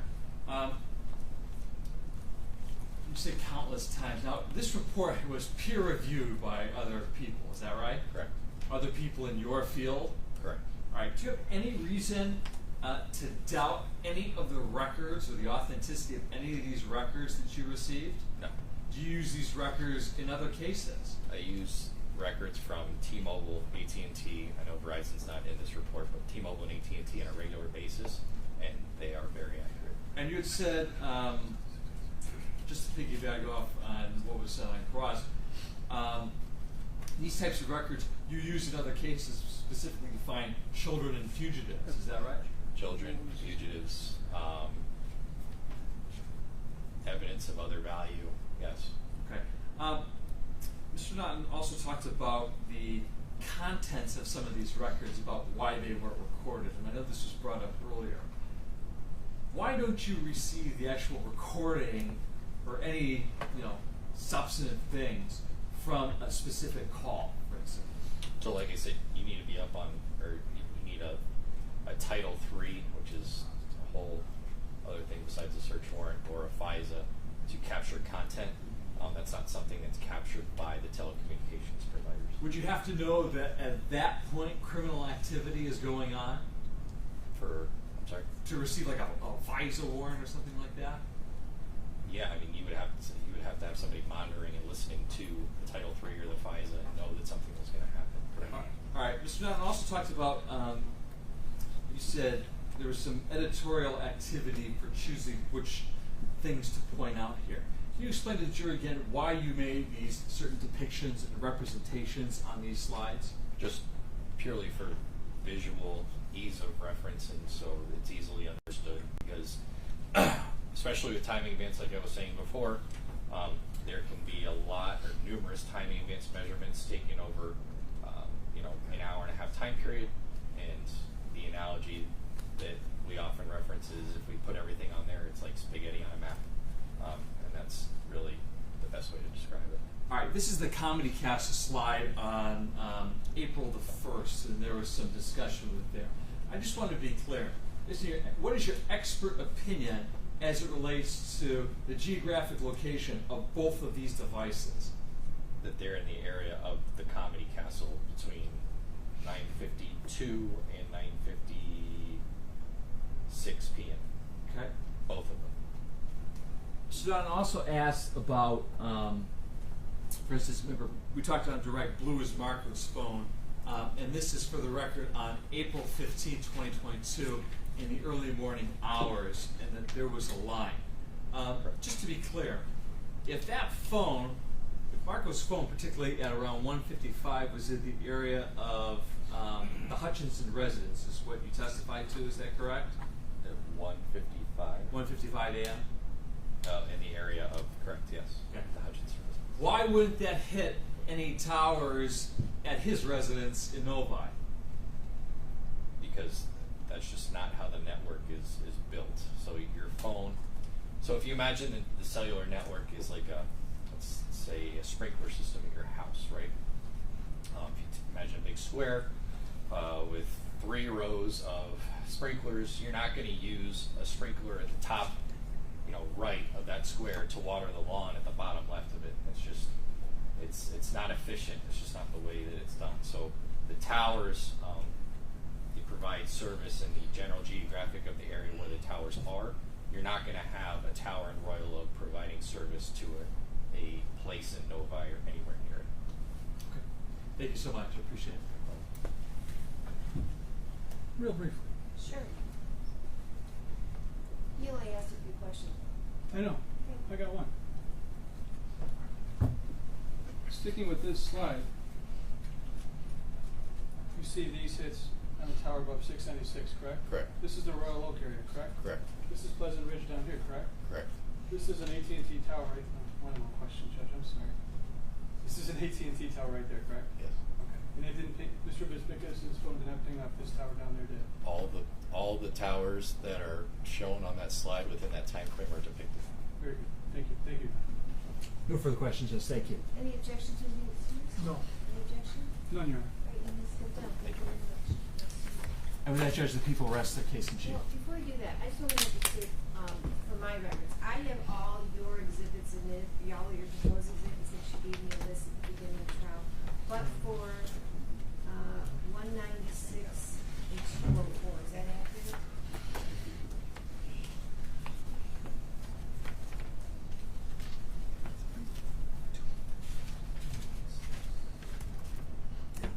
That's correct. Those were not admitted. All right. We have an excellent time for a break, so please, no discussions, no deliberations, we'll take a short break.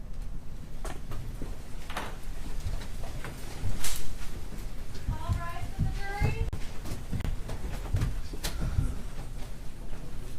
Yeah. Is it possible, Judge? Harry? Can we go out of order for our?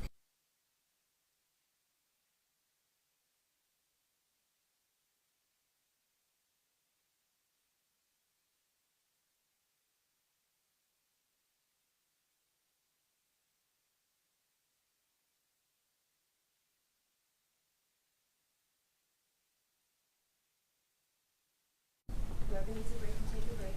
Mr. Do you need a break? Mr. Do you need a break? I don't, Your Honor. You make the motion? Yes. Your Honor, considering the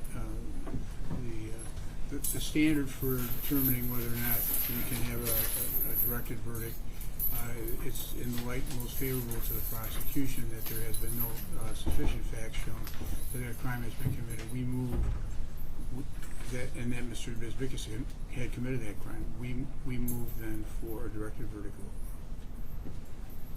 Yeah. Sure. Your Honor, with respect to Mr. Roy Larry, I respectfully request the directed verdict of acquittal on counts 4 and 5 of the general information. Those particular counts apply to Marissa Hutchinson. There's been no evidence that Mr. Roy Larry was ever informed or told to kill or harm Marissa Hutchinson. There were discussions or evidence that there were discussions about killing both Daniel Hutchinson and Marissa Hutchinson. There's nothing on the record that ever indicated that Roy Larry was instructed to or had agreed to do anything to Marissa Hutchinson. As a matter of fact, the evidence shows that if there's probable cause to believe that Mr. Larry is even the shooter, that there were 14 shots that were discharged into the vehicle. 6 of them, I believe, struck Mr. Hutchinson, and none of them hit Mrs. Hutchinson. Only some shrapnel, as I understand, that hit her in the knee. So there's nothing to indicate that there was any intent to murder Marissa Hutchinson. So with respect to counts 4 and 5, I move to dismiss. Judge, there was a conversation between Mr. Roy Larry and Mr. Darnell Larry on May the 30th, right after Mr. Biscus called Mr. Darnell Larry, instructing him to be there on Wednesday at noon. And right after that, Darnell testified that he talked to Roy. He told him that both of those people had to be killed. He said, Roy said, I'll take care of it. Gave him the gun. The next day, or 2 days later, they go to the pawn shop, and Roy Larry, he empties his clip into the car. He shoots, and he's at point blank range with Dan Hutchinson. Only hits him 6 times. Shoots 14 times, only hits 6 times. There are bullets that are found that go through portions of the lining. They come out the other side. There are 2 bullets that are located on the floor of the passenger side, along with some of the jacketing, the copper jacketing. My contention is that if in light of if you consider that evidence in the light most favorable to the prosecution, both the meeting with Mr. Darnell Hutchinson and Mr. Darnell Hutchinson telling him you've got to kill both those people. I'm sorry, Darnell Larry saying you've got to kill both of those people, and him saying I'll take care of it, and then him actually going and doing it. The fact that he's a poor shot does not relieve him from what he intended to do. I think that if you look at the evidence in the light most favorable to the people, we have shown that there was an intent to murder both Hutchinsons. He just was inept in his attempt. People versus Hampton is the seminal case that I prefer to rely on. 407-354, 1979 case. Court must consider the evidence presented by the prosecutor up to the time the motion is made, view that evidence in light most favorable to the prosecutor, and determine whether a rational trier of fact could have found the essential elements of the crime were proven beyond a reasonable doubt. Having reviewed over 200 exhibits as well as 20, and having heard from 21 witnesses, I do believe this case is appropriate to go before the jury and have them make a determination as to whether the prosecutor has proven the case beyond a reasonable doubt, and therefore both motions are denied. Thank you. We'll take a short break, and then I think we're going to start actually with Mr. Thomas's. Thank you. Okay.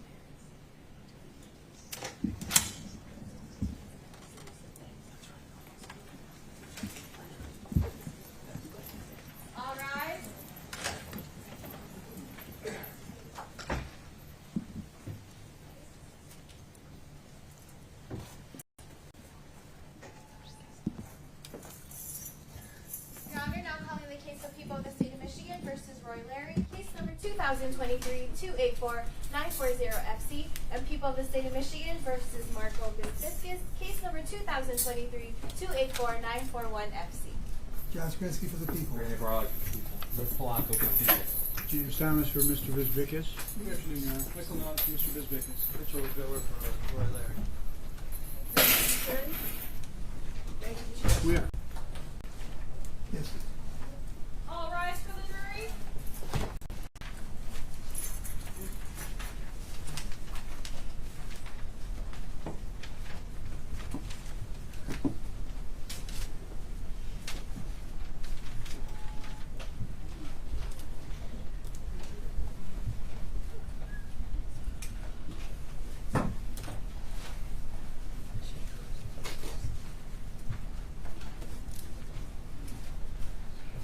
You may be seated. Mr. Thomas, please call your witness. I'd like to call Sarah Wyatt. Please approach. And please stop and raise your right hand. Do you solemnly swear upon penalty of perjury the testimony you are to give is the whole truth? Yes. Thank you. To the please take a seat. State your name for the record and please spell your last name. Sarah Wyatt, last name is W-Y-A-T-T.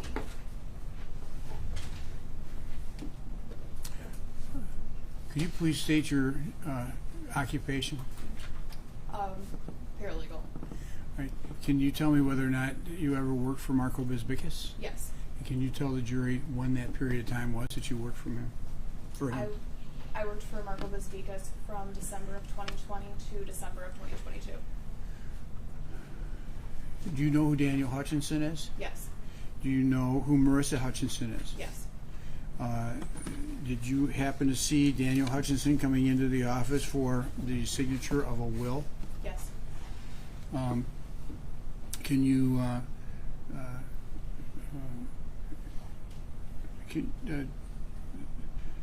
can you pull up exhibit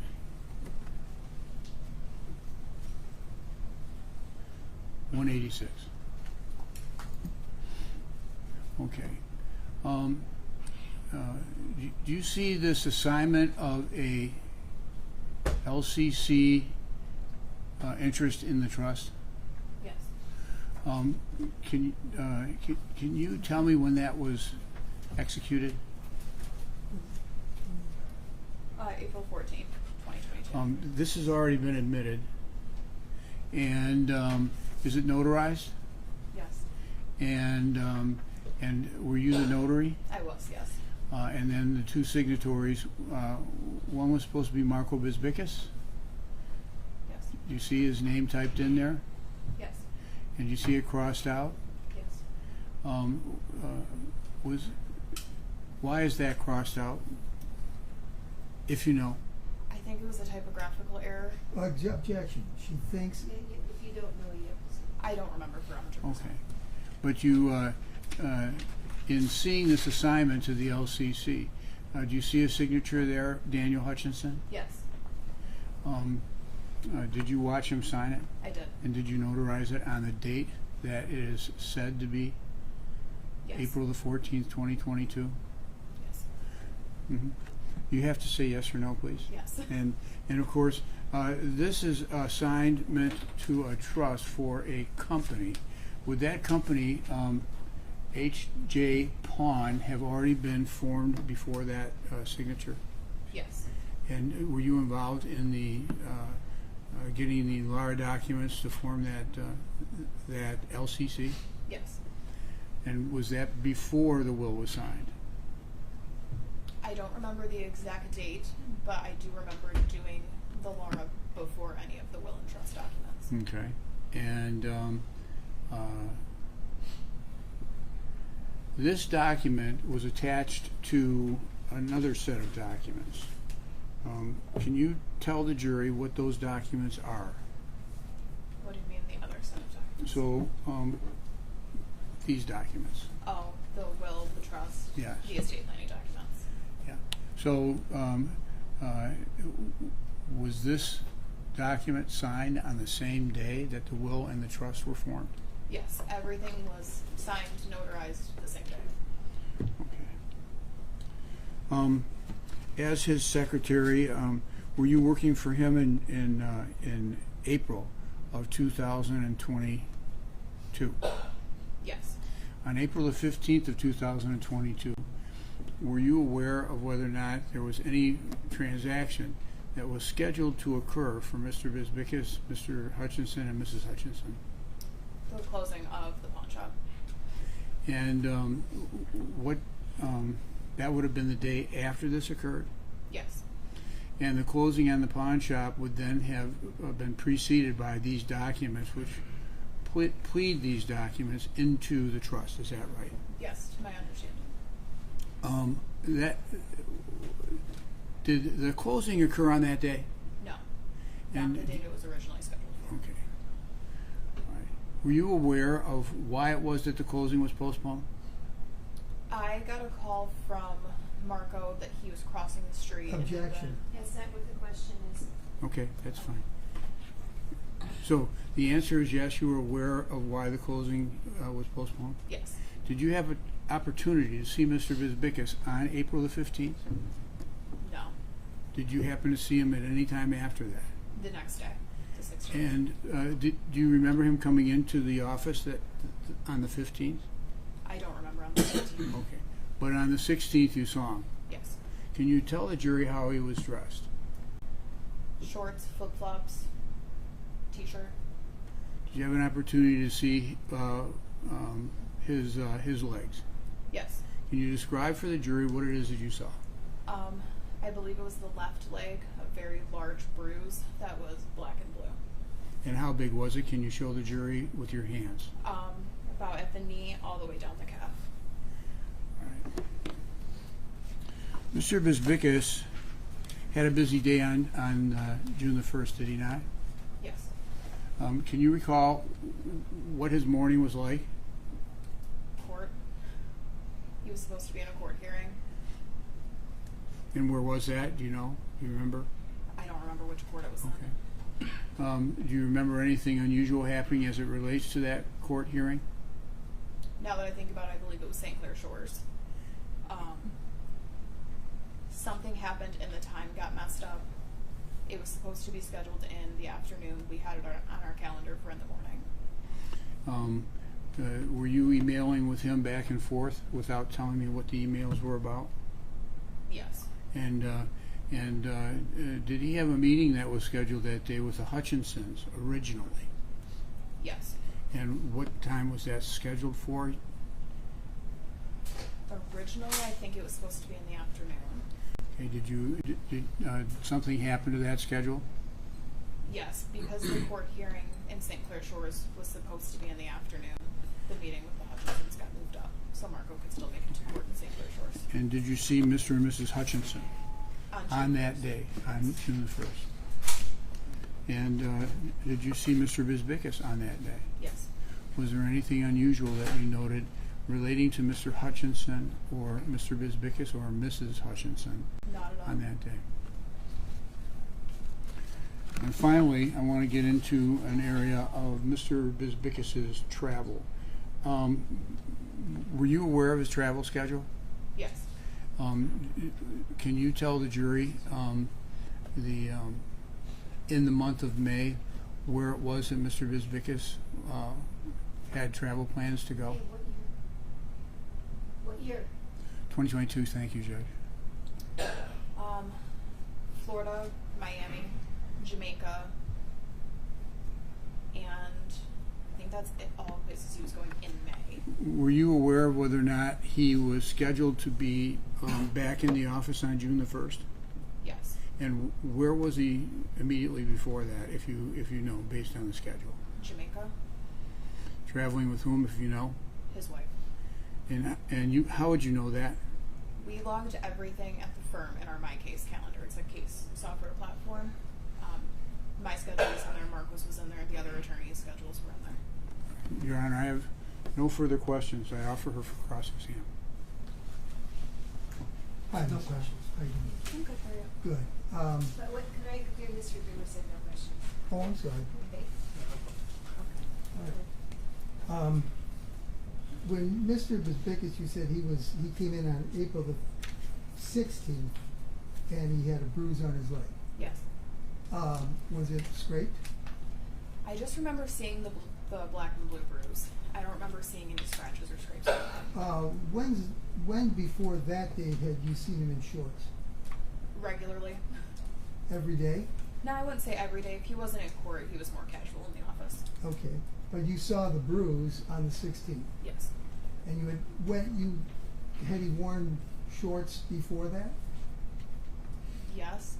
Had you seen a bruise on his leg before that? No. Okay.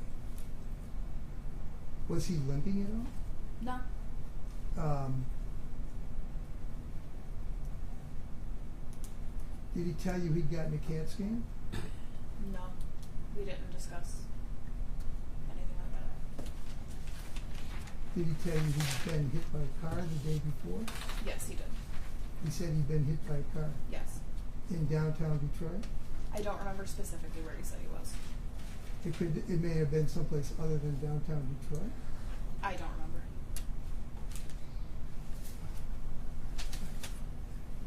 Thank you. Nothing further.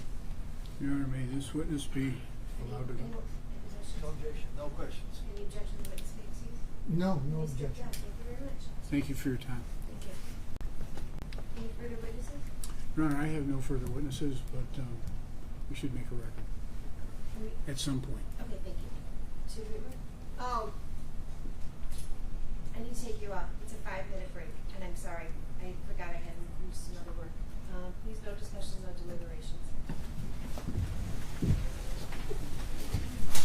All right for the jury.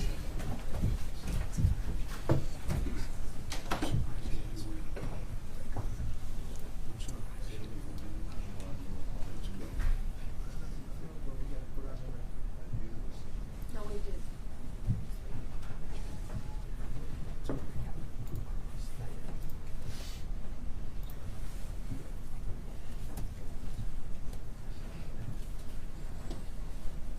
You may be seated. Mr. Thomas? Yes, ma'am. I was letting her go. No, I know that. Only because we just had your part of the case. Can we just do Mr. Bisbicus first? I want to make a record, a brief record, yes. Your Honor, my client is not going to testify. He understands that he has a right to do so. Can I swear him in? So we can get that out? Now that I got that out, yeah. Okay, sir. Could you please raise your, do you solemnly swear affirm testimony about to give before this court is the whole truth? Yes, Your Honor. And could you tell me your name? Marco Biscus. Thank you. Go ahead, Mr. Thomas. Mr. Bisbicus, you're aware that this is a trial and you have a right to testify? Yes. And it's an unqualified right. Nobody can force you not to testify. Understanding those rights, do you wish to testify or not testify? Not testify. Thank you. Have you had an opportunity to discuss this with your attorneys? Yes, Your Honor. And have you had enough time to discuss it with them? Yes, Your Honor. And are you comfortable with your decision? Yes, Your Honor. Okay, thank you very much. Mr. Lloyd, if you could please stand, sir, and raise your right hand. Do you solemnly swear affirm testimony about to give before this court is the whole truth? Yes, ma'am. Could you please tell me your name? My name is Roy D. Larry. I'll let you go. Thank you. Mr. Larry, you know you're a defendant in this case. We charge you with murder. Yes, sir. And you know that it's a capital crime, carries Yes, up to sir. mandatory life in prison. Yes, sir. Okay, you understand that you and I have discussed your right to testify at this trial, correct? Yes, sir. We've also discussed your right to remain silent. Yes, sir. You know that you can choose to testify and tell your side of the story to the jury, is that correct? Correct. Or you can remain silent, nobody can force you to testify. Yes, sir. If you remain silent, your silence cannot be used against you. Correct. In other words, nobody can draw any adverse inferences or say anything negative about the fact that you did not testify. Correct. Okay. Are you under the influence of any No, I'm kind not. any kind of substance that has affected your decision or your mind at this time? No, sir. Okay. Do you want to testify? I do. Okay. You're going to waive your right to remain silent. I will. If you don't mind. So you heard me say, frankly, almost to the aggravation of prosecutors generally, is I make it very, very clear that your silence could not be held against you in any way. They can't talk about it in any way if you choose not to testify. You heard me say all that at the beginning of this trial, yes? Correct. Okay. Obviously, you do have the right to testify if you want to and tell your side of the story, but by doing that, you open yourself up to cross-examination by the prosecution. Do you understand that? Yes, ma'am, I do. obviously, if you don't testify, they can't point a finger at your chair or at you saying what you would have said because it's unlawful and it's unethical for them to do that. So, but you certainly can testify if you choose to testify. Yes? Yes. And it's my understanding that you choose to testify. I do. Have you had enough time to discuss that decision with I Mr. did. Rivera? Do you need any more time to No, I discuss do it? not. You are comfortable in your decision? Very. All right, I'm satisfied. It's been jury.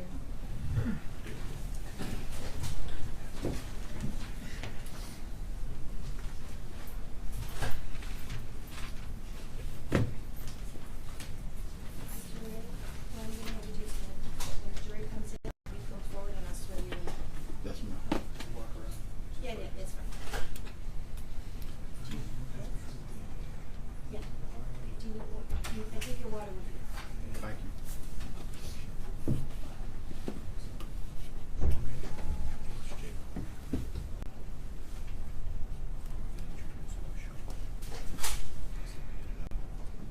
All rise for the jury.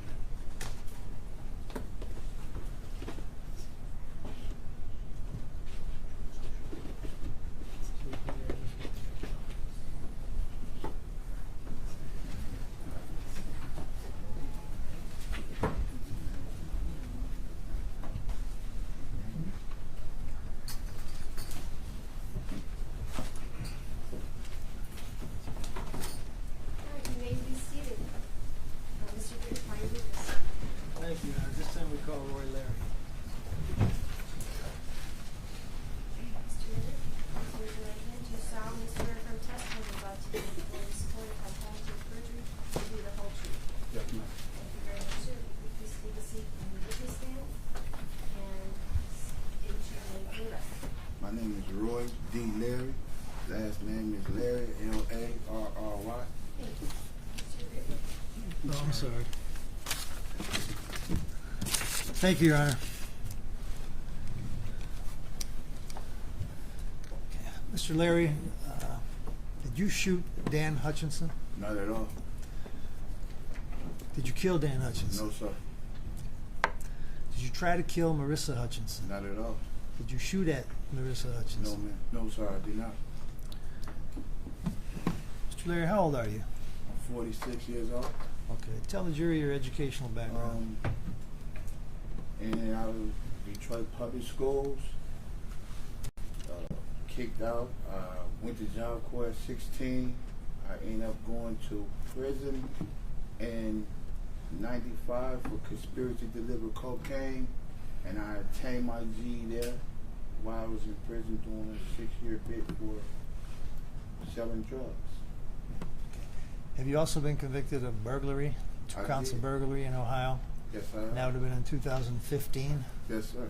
Okay, so you readily admit to the jury that your trade is basically selling drugs. Truthfully? Well, we're here to tell the truth. Unfortunately, yes. Yes, I'm a drug dealer. You're a drug dealer, not a killer, right? I ain't killing nobody, man. I ain't gonna wait till no 46 years to kill nobody. I ain't killing nobody. Okay. Is Darnell Larry your cousin? He is. Okay. And there was some testimony that you had not seen him for quite a while. You came up to Michigan for a funeral, I think back in April of 2022, and then you reunited or at least had some contact with Mr. Larry. Is that correct? Yes. All right. How long had it been since you had seen him? I was 10, 11 when I seen him last. So roughly 34, 35 years. And how is he related to you? He's my first cousin. My mother and his mother is sisters. So you guys are cousins? Yes, First sir. cousins? Yes, sir. Were you involved in any kind of plot or scheme with Darnell Larry to kill anybody? I never talked to this brother a day in my life about a murder. I never spoke to this brother.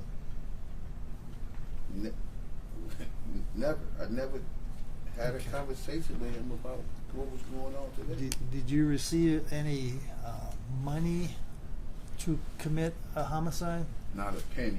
Okay, there were some discussions about you receiving or going to receive a Chevrolet Camaro automobile. Did you ever receive a Camaro, or you ever offered a Camaro to commit a homicide?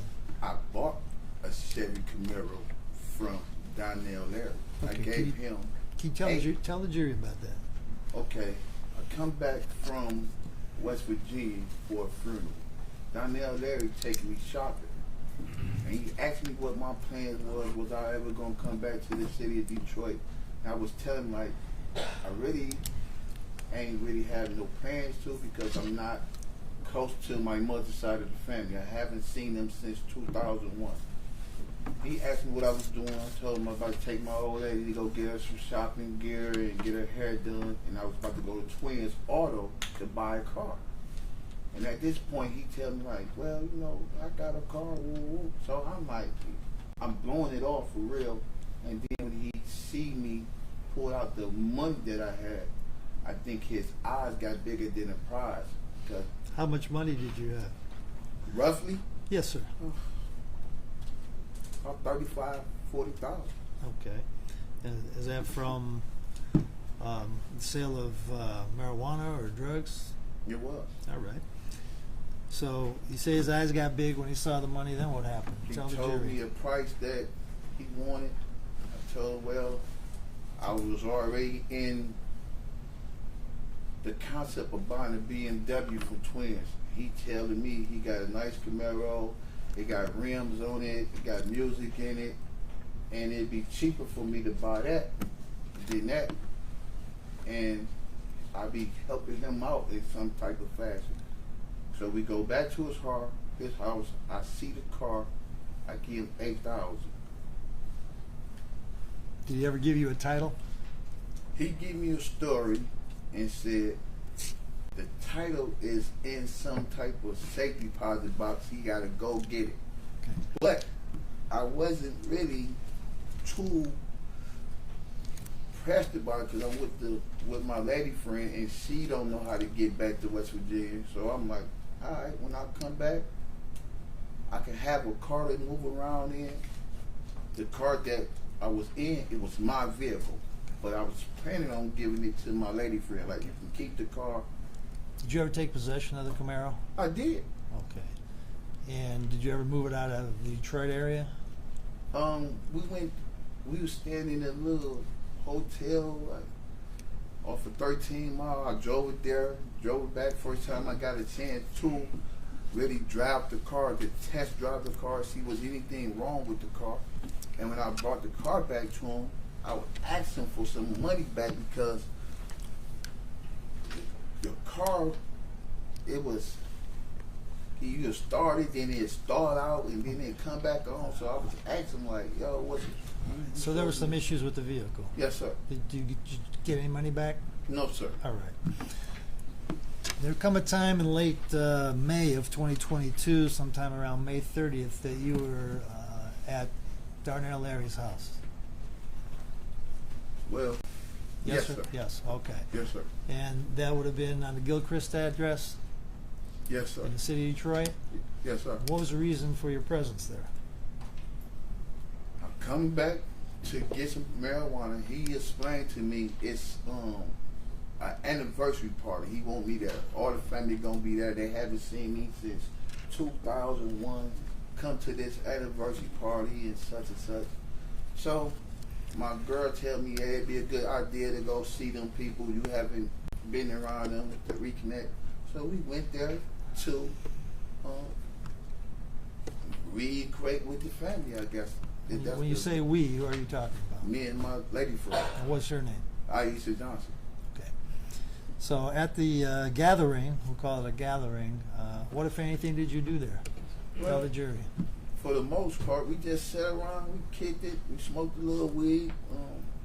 I met my auntie again. My auntie haven't seen me. She didn't know who I was. We had a conversation, and then he asked me to work the barbecue grill for a minute, because he had to go take a phone call. Okay. Did So you work the barbecue grill? I did. Well, how did you go about doing that? I put some gloves on, I put the apron on, and I worked the grill. Okay. And can you describe the gloves for the jury? I cannot. Okay. Did you leave the gloves at Mr. Darnell Larry's house? I did. Okay. Do you recall approximately what time you left Mr. Larry's house? If you know. If you don't know, you don't know. It was late in the evening, 9:30, 10 o'clock. I want to direct your attention to June the 1st of 2022. Right. You were in the area of 9 Mile and Greenfield, is that correct? That is correct. Can you describe or tell the jury how you came to be in that particular area? Well, I come to Darnell's house to ask him did he have a title for the vehicle. Did he finally get the title for the vehicle? He gets to telling me we about to go to this safety deposit box to get the title. So now that we in this car, I'm somewhere, I don't even know where I'm at because I don't know the area. And he get on the phone with whoever he get on the phone with. Oh, yeah, I got to drop this dude off. I'll be to see you in a few seconds. Give me a minute. I'm about to pull up. So I was like, where's you going? He like, man, I got to go see somebody. He didn't tell me who he had to go see. But prior to that, I'm like, yo, this is such and such. You know where this area is. He take his phone out and Google the address. When he Googled the address, he like, man, it's crazy.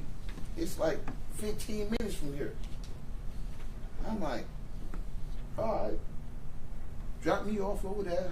When you done whatever you doing, you can come back and swing and pick me up. Okay, why did you want to get dropped off in that area? Was there a reason? Two reasons for real. Tell the jury. There's two reasons. Actually, the first reason he gave me the implications or made me feel like he didn't want me to be present with whoever he was going to talk to. And the second reason was the old lady I was with, she was having withdrawals. And she was acting kind of weird all that day. She didn't want to get out the car. She didn't really want to meet nobody.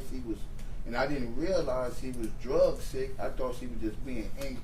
Like, Now, who are you talking about? my girlfriend Aisha. Okay. So I really thought she was just being selfish and standoffish, but I didn't realize she was drug sick. So at that point, I'm just like, I'm tired of her for real. She pissing me off.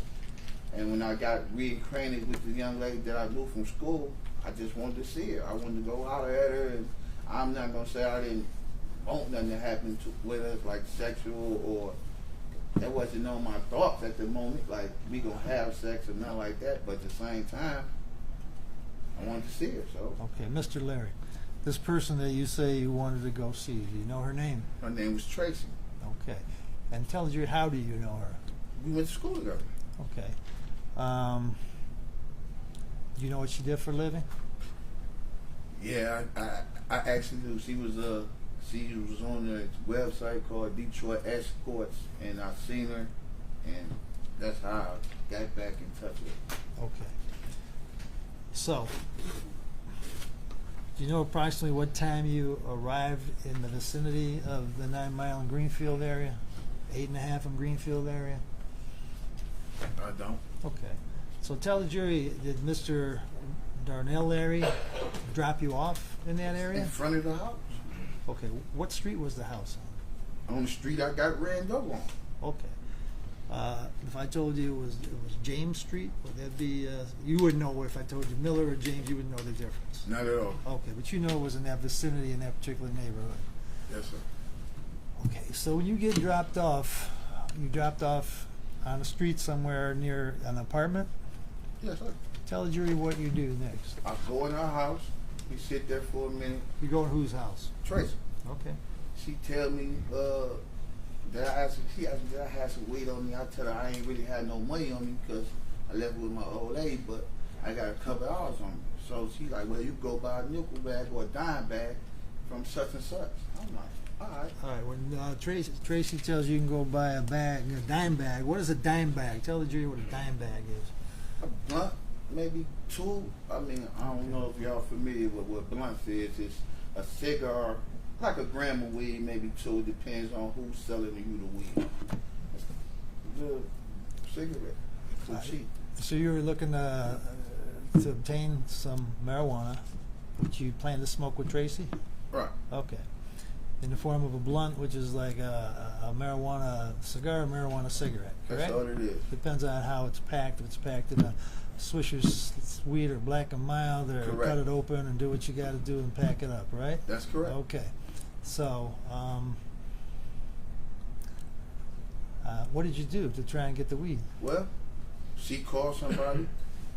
She told me where to go. I went to that spot. I told her, and here's the crazy thing about this. I wish they can show y'all my police report. Because everything I'm saying to y'all, I told Mr. Larry, just tell the jury what happened. We'll deal with the police reports. I'm sure. Walked over to where she told me to walk to. And where was that? Down the street to a different building. The dude named Kev was going to be out there waiting for me, which he was. Okay, do you know his last name? Did he have a nickname? Lil Kev. Lil Kev, all right. So what happened? Smills, she could have said. Tell the jury. Stone, I really don't know. Slow down. Take your time, okay? I know you. Are you nervous? Not really. No. Okay, good. So tell the jury you go out looking for Little Kev, correct? Correct. What happens next? I see him. He tell me to give him the money. I'm like, man, go get the weed, bro. He like, all right. He walked in the back. I sit on the porch for a few seconds. The few seconds turned to like 5 or 6 minutes. Now it turned to 10 minutes. So I'm like, this dude coming out. He ain't never come back out right away. I just walked back off the porch and back down the street. So what happens when you're walking down the street? I go in my pocket and I got this scratch-off ticket. I'm scratching off the scratch-off ticket. I noticed the dude say something to me, but I can't make it out. He say something, but Who's he? When you say some dude says something, there's a white guy in a car.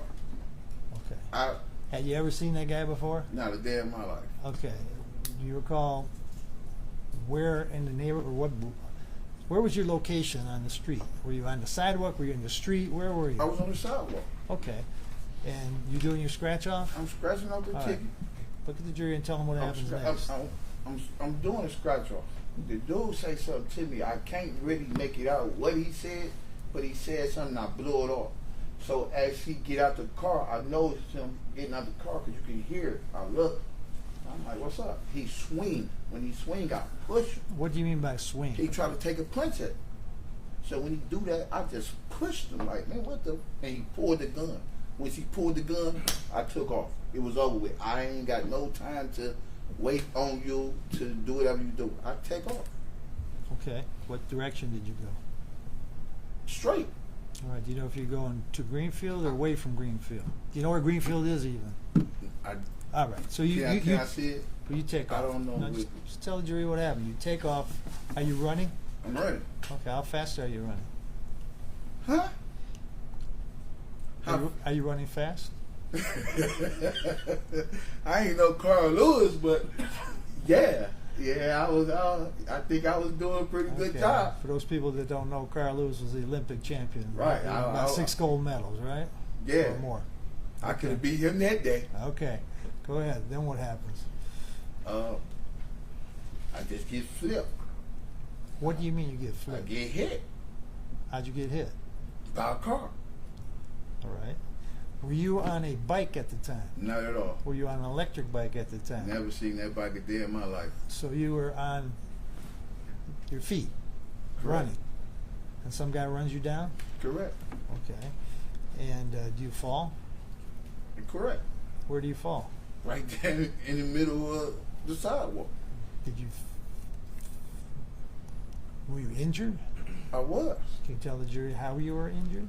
My leg was completely shattered. My bone popped out this way, and my foot was actually turned the completely opposite way of me. Okay, which foot would that have been? My left. All right. let me just skip forward a little bit. Were you provided with medical treatment for that injury? I was.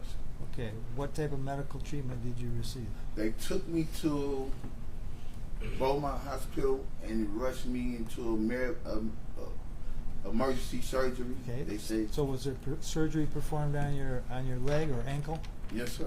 All right. And do you know what repairs were made to your leg or ankle? Actually, I had 2 surgeries since then.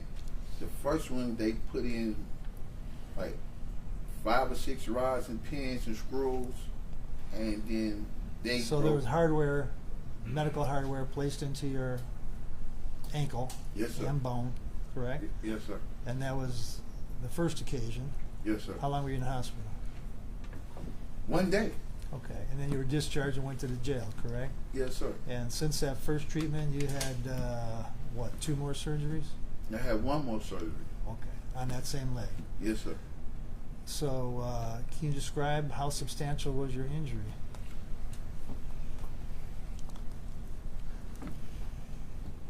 Very. That, like, I couldn't move. I can't say what the doctor said because I guess that would be hearsay, but it was totally destroyed. It was like Once your ankle or leg was injured, were you able to walk or run? Not at all. Okay. I couldn't bear any weight. So you were on the ground. I was on the ground. What happens next? Well, the dude get in his car. No. I'm laying there. The dude pulled a gun out. He's standing over me. The people who Okay, so while you're on the ground, the same guy who pulled the gun originally, is this the same guy we're talking about? Yes, sir. Do you remember what he looked like? White guy, kind of stocky. He's standing over me with the gun. The people, whoever in these houses, was screaming like, "What are you doing? Where y'all?" And he run from where he was to get back in the car. As he do that, I look up and I see a mailman. I said, "Hey, man, please call the police, man. Call the police, man. This dude just ran me over or shot me or something for no reason." He said, "Man, I'm about to call the police right now for you." That was the mailman who was in court here? Yes, sir. The guy who testified that he called for you? Yes, sir. Okay. You asked him for help? Yes, sir. And he helped you? Yes, sir. Okay. So keep going. What's next? I lay there. Next thing I know, it started to rain. It was raining kind of heavy. Police pulled up, and that was it. Put me straight in handcuffs. They asked me, "Where's the bike at?" I said, "Man, I ain't never have a bike. What are you talking about? Where's the gun?" So when he asked me to go buy the gun, I'm like, "Man, I ain't got no gun. What are you?"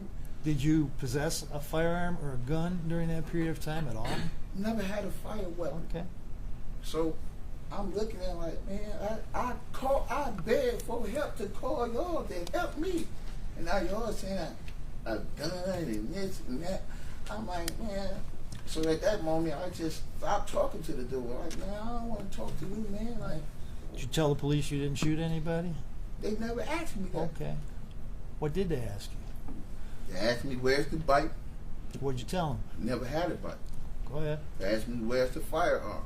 What'd you tell them? I never had a firearm. Anything else they asked you? They asked me, what was I doing in the area? What'd you tell them? I told them exactly what I just told you just now. Okay. Then what happened? Got transported to the hospital, and dude told me I was not under arrest. I was detained, is what he said. And I remember asking him, like, if I'm detained, then why do y'all have me handcuffs to a bed with a broken ankle and a cast on if I'm detained? So, after that, the next day, I'm laying there, I get up, he give me his phone. Who gave you the phone? Police officers. Okay. Give me his phone. Hello? Hey man, I'm your lawyer. Don't say nothing to nobody. And I'll be to see you. I've been trying to see you but Detective Green been blocking me from seeing you, so don't say nothing to anybody. And that was the end of the conversation. All right, let me ask you this, sir. With respect to, because you raised the point of a lawyer, we'll just transition into that right now. It's a good segue. So, the lawyer, you had, while you were locked up, did you have conversations with Darnell, Larry? You talked to Darnell, correct? Yeah, I did. And was Darnell telling you the family was going to get a lawyer for you? Yeah, he did. Okay. And then some lawyer shows up, correct? Indeed. Did you call the lawyer? No. Okay. Did you let me ask you this, sir. Did you hear from Darnell that he was gathering money from your family? Yes. That he was going to sell a car? No. You didn't hear him say that on the phone? What he said was, I have a cousin named Sabrina. She's a little bit better off than the other family members.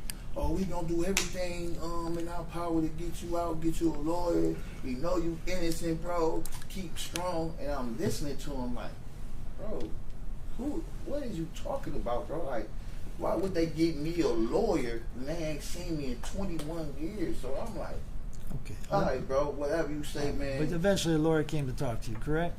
Yes, okay, sir. let me ask you this. Have you ever met a guy named Alex Sakalaris? Never. Okay, how about Phil Sumter? Never. How about Angelo Rotopoulos? Never. How about Mr. Marco Bisbicus? I never met them brothers. Okay. Before until we went so to court. the only one in this so far that's been out here that you kind of know is Darnell Larry, your cousin. I don't know. Man, this is truthful. I don't even know him, man. All right. Talking about Darnell Larry, do you you've associated with people with whom he associates in the family? Pardon? I mean, you know people in the family that know him, correct? Correct. What's his reputation for truthfulness? And from where I was gathered when I was younger, Darnell. Okay, I'm asking you if he's you know. not a credible person. Slow down. Do you know Darnell Larry's reputation for truthfulness in the family community? No, he's a liar. Okay, so you do know his reputation. What is that reputation? What He's is a that? liar. He's a liar. Okay. Compulsive. You know him to be a liar? Yes. Okay. Now, Mr. Larry, I want to ask you something about your physical appearance. Okay? Okay. Do you have tattoos? Yes, sir. Where are your tattoos? Down my sleeve, chest, stomach. Have you had an opportunity to review and look at the video that shows the person coming up on the bike, shooting into the vehicle, and then riding away? I did. Okay. And did you also have an opportunity to review the video of the person standing in the drive-through area of the Taco Bell? Yes, sir, I did. Okay. So the person that's standing in the drive-through area of the Taco Bell, is that you? Not at all. Okay. The person that's on the bike, is that you? Not at all. Okay. Did you have a chance to carefully review those videotapes? I did. Okay. And with regard to skin tone or skin color, well, let me just ask you this. You saw here in the courtroom a picture of a person laying in a hospital bed. That's me. Is that you? Yeah. Okay, so that's you in the hospital bed. Yeah. But that's not you on the bike, correct? Is that you on the bike? Yes or no? No, Okay. sir. We also saw some videos of a person in a bike shop, GNR bike shop. Okay? You saw those, correct? I did. You reviewed those, correct? I did. Is that you in the bike shop? That dude got me about 35, 40 Okay, pounds. well, we're going to talk about that in a minute. So upon review of these various films, okay, I want to distinguish the difference between you and that person. Your facial hair at the time on June the 1st of 2022, is it similar to what it is now? Exactly the same way. Okay. I carry Did you have on. gray in your Yes, beard? sir. Did you have a beard at that time? Full beard, the same way I have it now. Okay, you didn't just have a mustache and a goatee. No, sir. Okay, does the person in the video have a mustache and a goatee and no full beard? From what I've seen, it was just a Okay, goatee. does that person have gray? No, sir. Okay. Do you think that person, does he look heavier to you than you were at that time? I believe so. By how much? At least 25, 30 pounds. Okay, does he look bigger? Yeah, yes, sir. More muscular? He looked whole lot more muscular than me. Younger? Very much. I don't work out. I don't, no, I don't do no physical, With regard to your tattoos, what kind of tattoos do you have on your arm? Okay, this arm. All right, how about if we show the jury? You're gonna get for the record, he's indicating it's his left arm. If, Do you want to show the jury? if it help me, Well, yeah. Well, did you see the guy on the bike with any kind of tattoos on his arm? He didn't have any tattoos, period, on his arms. Okay, and you're heavily tattooed? I am. Can you show the jury? Are we having him disrobe? No, just show his arms. Well, Well, he's got a. I don't know if he can get that sleeve up, Judge. He's gonna try. Do you just want me to? Yeah, just unwind your sleeve and roll your sleeves up. Okay. I have just this. roll up your right arm. It's not going to be a problem. That's not a problem. But I would just worry about, just do your right arm. Okay. You're right. Yes, you're left. Do your right. Do your right. There you go. Both arms. We're gonna show both arms, Judge. I'm sorry. I don't mean that. I'm sorry. It's your show. Tattoos on this arm, and this one is.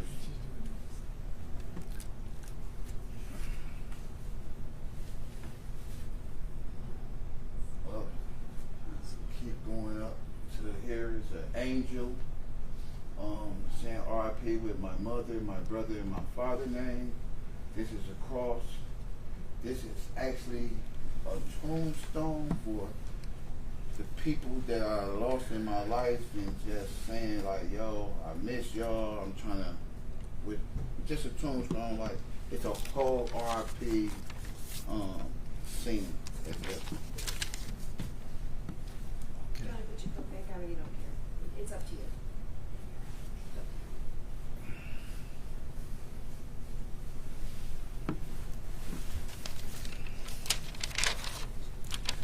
When you. It's gonna, go ahead.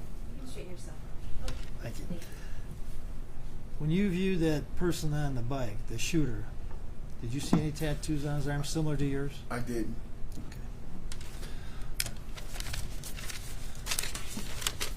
Mr. Larry, I'm going to ask you again. Did you shoot Dan Hutchinson? I did. Did you try to kill Mrs. Hutchinson? I did not.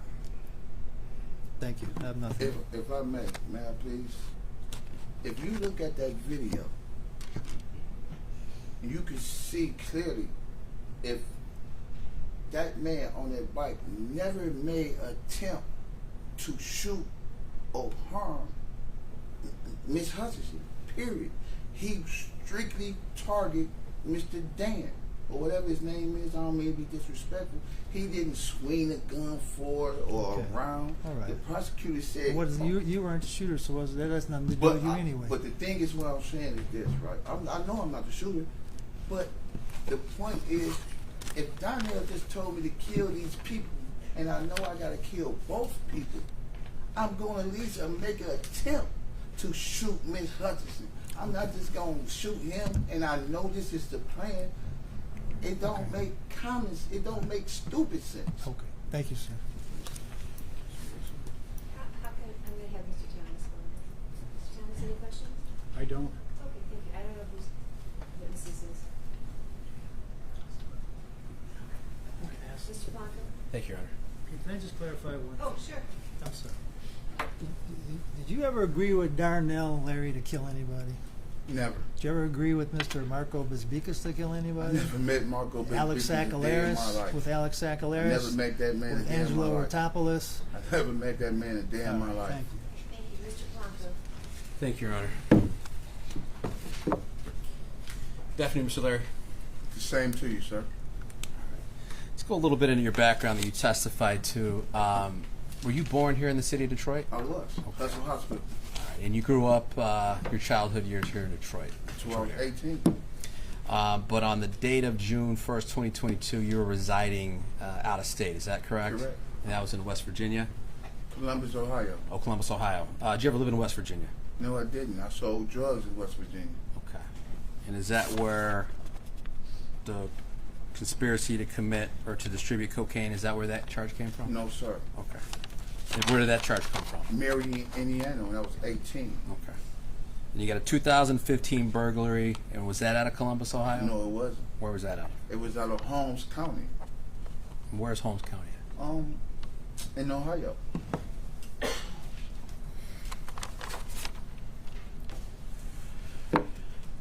All right, in the, I guess, spring months of 2022, you had come to Michigan for a funeral, is that correct? Yes, sir. And who was the family member that was the deceased? Uncle.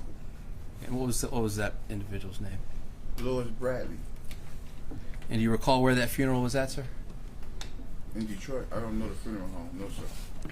And then after the funeral was over, you left to go back to Ohio, is that right?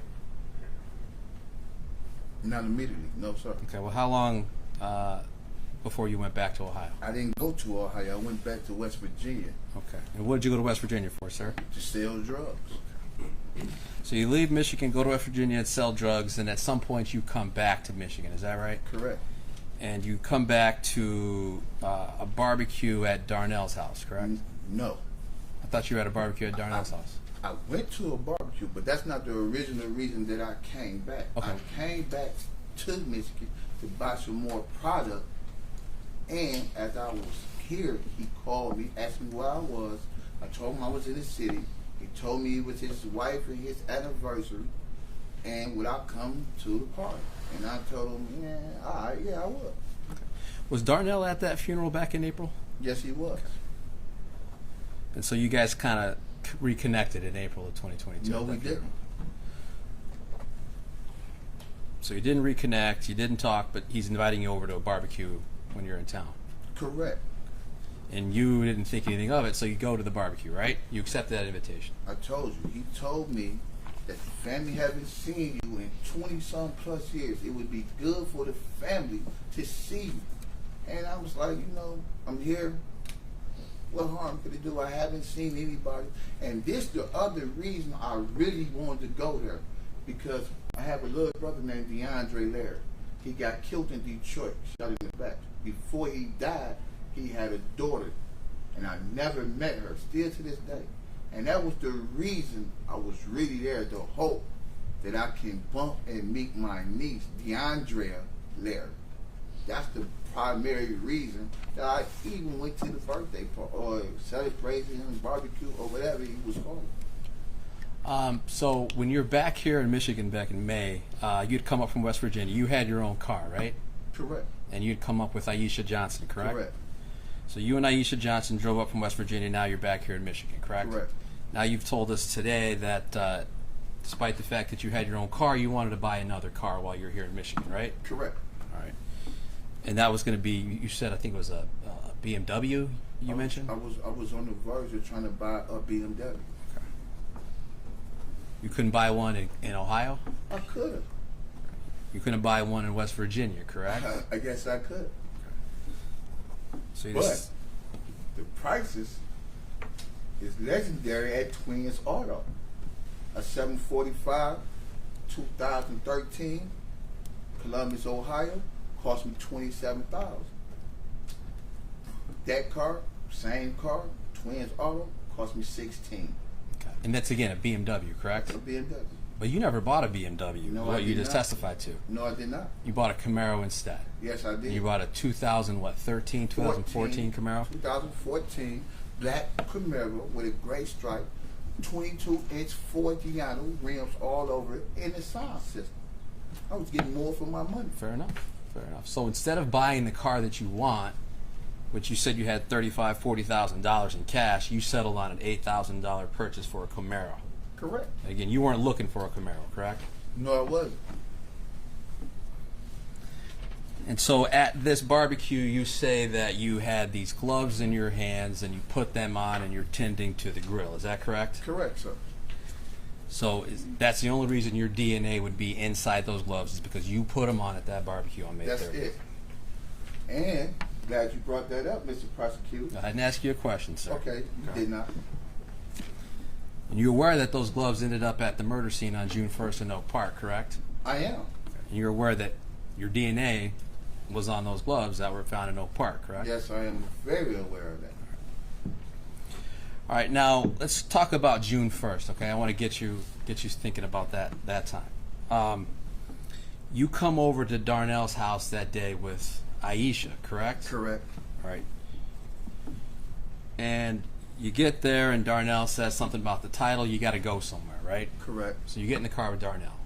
Correct. What car do you get into? Do you drive or is he driving? Excuse me?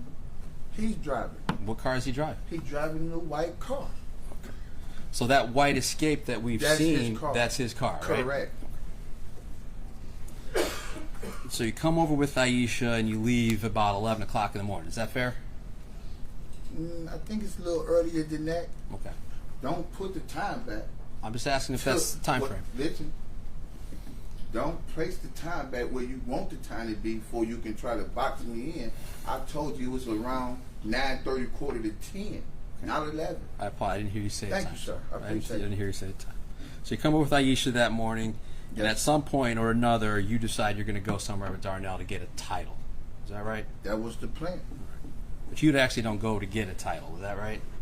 No, we did not. All right. You said you somehow ended up in Oak Park, right? Correct. Before you ended up in Oak Park, you ended up at a bike shop in Detroit. No, we Isn't did that- not. isn't that Never go correct? to a bike shop. I was never, ever at a bike shop. And before you went to that bike shop, sir, you either turned your phone off or you put it in airplane mode. Isn't that true? No, sir. My phone was dead. I charged my phone in his house. And when we was outside, he then said, hey, come on, ride. We got to go get the title. That's why my phone wasn't on, because we got in the car and I was under the impression we were going straight to get the title and coming back. So there was no need for me to have my phone while it was charging. Well, you heard Agent Tulsa. So you're able to sit here and hear what he said, what he testified to, correct? Correct. Did you hear him testify that the last signal that your phone gave was around 11 a.m. at Gilchrist Street, which is Darnell's house, correct? Okay, if you say So after that, there was no other signals, correct? Right. You heard that. I'm glad you said that. You heard that. I was asking you yes or no questions. You hear Indeed. that? Yes, I Okay. heard that, sir. All right.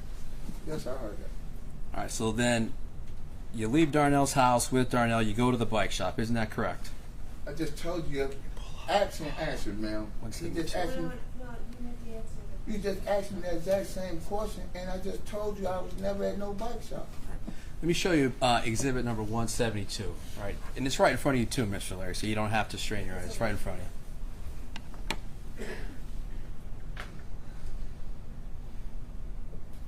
Is there a question? Yes. What's the question? Do you recognize the individual in that photograph wearing all black with the black hat? I do. Who is that? I believe that's my cousin Darnell there. Only why I can recognize him because he certified that was him.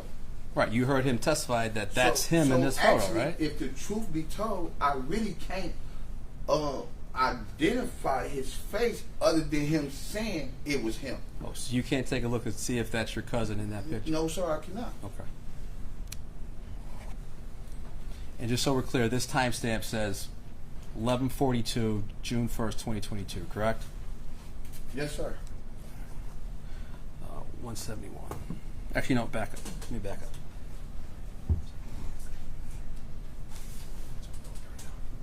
All right, give me 160. Right? No, not yet. All right, Mr. Larry, you were arrested and taken into custody on June 1st, 2022 in Oak Park, correct? Yes, sir. And you were taken into custody on James Street, isn't that correct? I don't know what street I was taking in custody. But you wouldn't dispute that if you heard witnesses say that you were taken in on James Street, correct?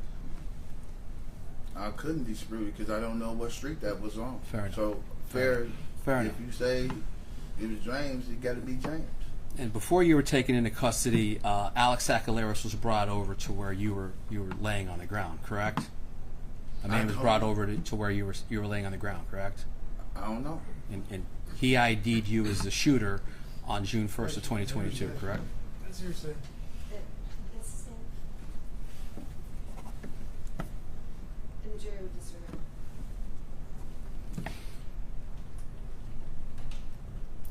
And another officer, a female officer, was present when you were there as well, correct? I don't know. Okay. And you had obviously suffered a broken ankle or a pretty significant injury to your leg, isn't that correct? Correct. And the clothes that you were wearing, give me 160. These were the clothes that you were wearing when you were taken into custody on June 1st of 2022, isn't that correct?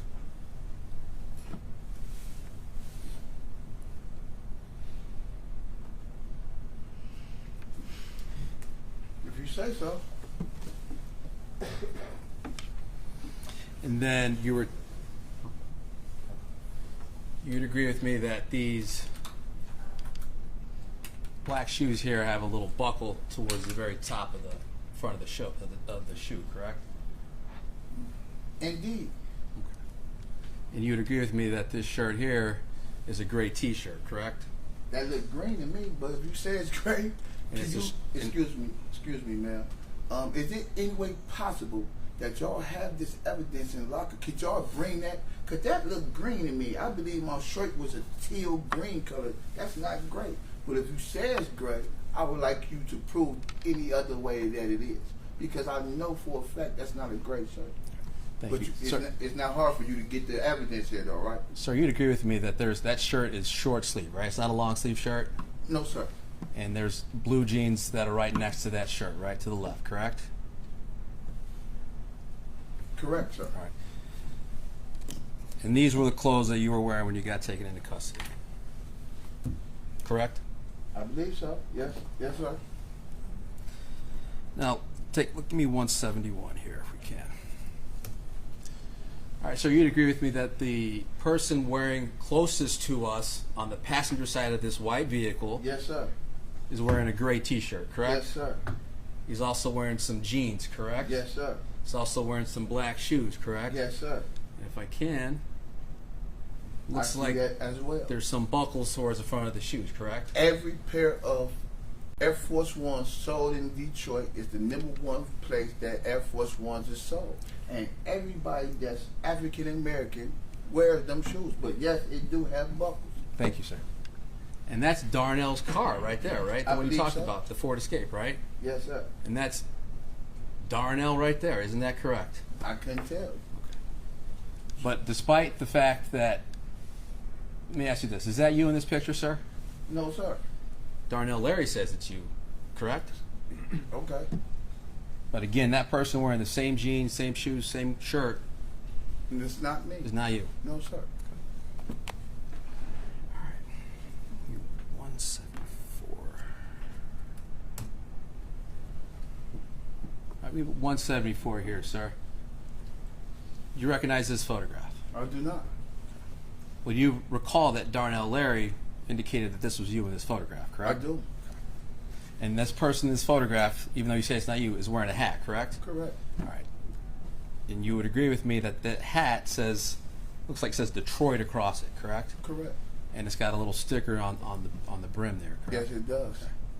And you're aware that a hat matching this description was found at the murder scene as well, correct? Indeed, I was.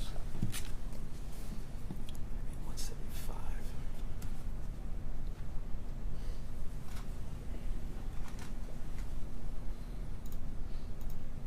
All right, so looking at exhibit number 175 again, I want to show you this here, correct? Correct. All right, that's the left arm of this individual in this photograph. Correct. So that person's wearing a short sleeve shirt. He's got tattoos on his left arm. Isn't that correct? I can't see any. If you say so, I don't see any tattoos on that man's arm. Not one.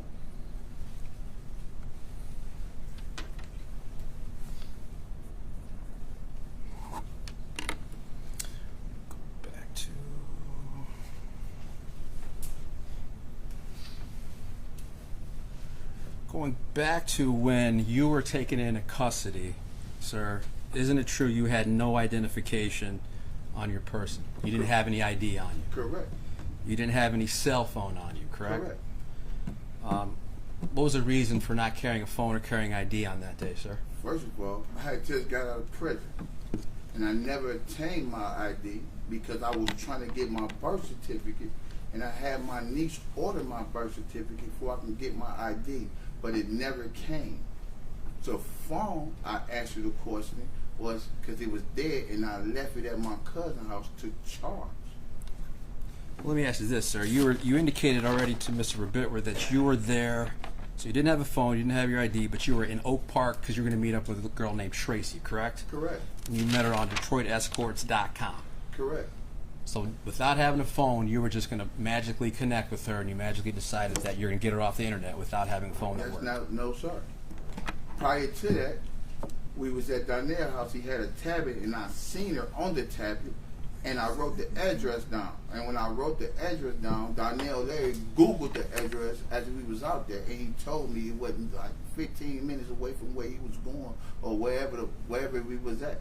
Why didn't you say that to the jury before? I did say that to the jury before. But you looked her up on an iPad before you left? No. No one asked me that question. My lawyer didn't ever ask me that question, and it's the first time you asked me the question, and I'm telling you what happened. But I did not tell you where the phone was and how the phone became, I don't know if you said disabled or not, but if my phone was disabled and it wasn't working, then how did Darnell Larry get on this stand and testify that he tried to call me? If he tried to call me, where's the records of it? My phone wasn't disabled. My phone was working swell, functioning just well. Give me 46. All right, so looking at exhibit number 46, you're aware that Darnell Larry identified you as the person in this photograph, correct? Indeed. All right, and you'd agree with me, the person in this photograph is also wearing a gray T-shirt, Indeed. blue jeans, black shoes with what appears to be a white buckle towards the front, correct? Indeed. Again, matching the same type of clothes that you were arrested in on June 1st. Pretty much. And 48. Again, same thing here. We got this person's been identified by you as being, by Darnell Larry as you in this photograph, correct? A man that y'all got 6 years for. Well, that's a yes or no, sir. Did he identify this as you in this photograph? Thank you. Yes. All right, and again, you'd agree with me. The person in this photograph is wearing a gray T-shirt, correct? I believe so. Blue jeans, correct? I believe so. And black shoes, correct? I believe so.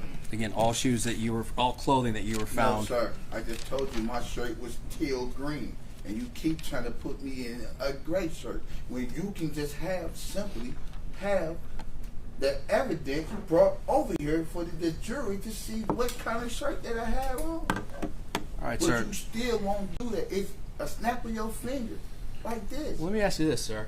Let me ask you this. You indicated that when you were taken into custody, you told the police exactly what had happened to you, right? Correct. You didn't tell them about Tracy, though, did you? I did. It's in my police report. Yes, sir. You told them about Tracy? That you were there to meet Tracy? Yes, sir. It's in my police report. Yes, I did. So if the police report said that you were there to buy drugs from Kevin Smith at a Taco Bell, that would be incorrect? That's not what if it says that, it will be incorrect. But it also told you that I met a Detroit escort named Tracy.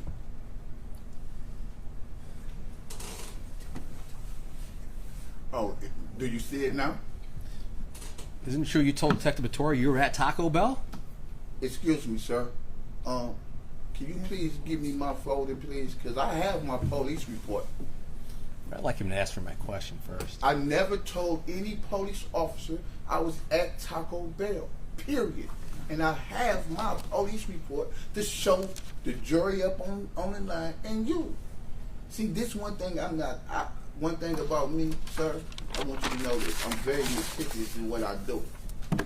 I would never lie to you or play games with you, but I'm not going to let you lie and play games with me. You just read in there that Roy Levy said he went to meet Tracy, a decoy escort, but you want to try to elude that and say, didn't you tell the police? No, I never told the police that. And if you keep reading the statement, at the bottom of my statement, it states. So would you like to review that report right now to see if it says Tracy anywhere in here? Yes. Thank you. All right, may I approach? Yes. Excuse me, Mr. McWhipper. Can you please no, I got a written statement. I got the written report back. More than happy to thank you, sir. See if they can find Tracy in that report. I'm definitely gonna give it to you how you like it.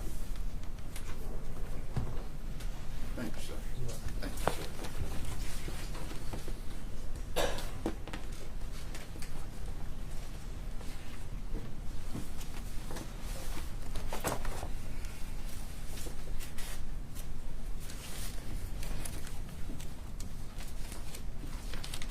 One second, please.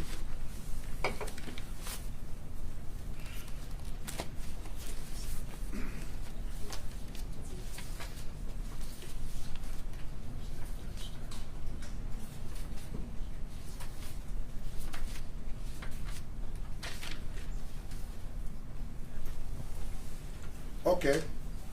It's right here, sir. You want me to read it out loud? Give me approach. Let me see what you're looking at. You want to approach? Did we learn who the interviewer was, or detective on the case? Well, first let Mr. Lopez look at what, Yeah, I don't know what he's looking at. what Mr. Larry's looking at. Statement made by Mr. Roy D. Lair.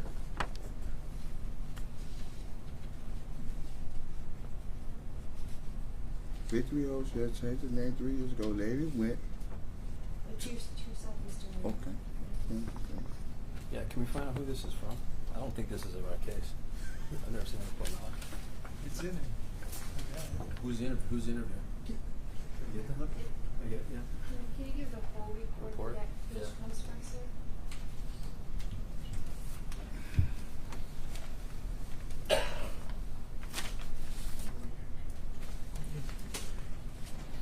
Is there a dated development report?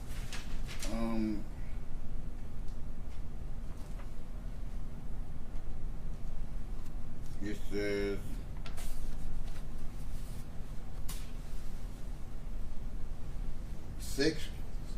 June 3rd, 2022.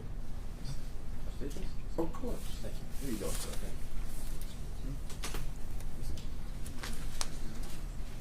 While he's doing that, can you say a little bit later to me? I just would have to call somebody. Okay, let's see how long.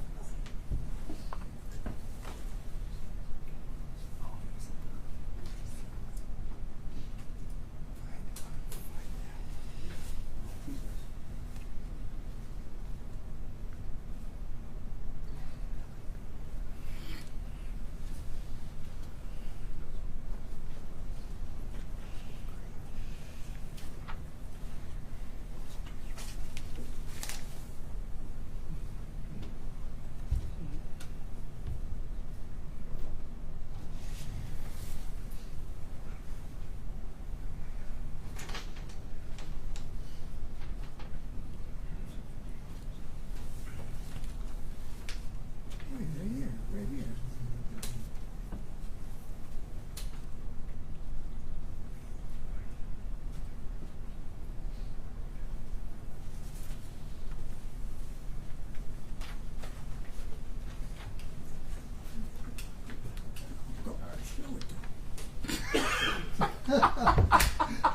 Show it to me.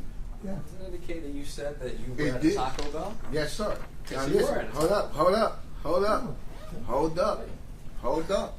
Well, you were not at a Taco Bell. No, I Your wasn't. statement said No, you were at a Taco Bell. no, hold on. Wait a minute. Let's get to the good part first. Did it not say I told them? Fair enough. Stand corrected, but answer my question. Hold on. Answer my question. My question is, doesn't this interview say that you said you were at a Taco Bell? Yes, it does. And that's not correct. Hold on. Come in now. I'll answer another question. Ask another question. So Yeah, your attorney will have a chance. I say, Mr. Ribbit will be able to answer you the question. He's writing it down, so. Okay. So now that we've established that you were at Taco Bell, I was never at a Taco Bell. So stop saying doesn't that report say that you said you were at a Taco Bell? So, hold up. So if this report right or wrong, because if I told you I was at Tracy, You can't have it both ways, sir. You can't have it both trying to have ways. it both ways. You can't say Not you had me. Tracy, but you can't deny that you said you were at Taco I Bell. never said that. I say, you're not answering the question.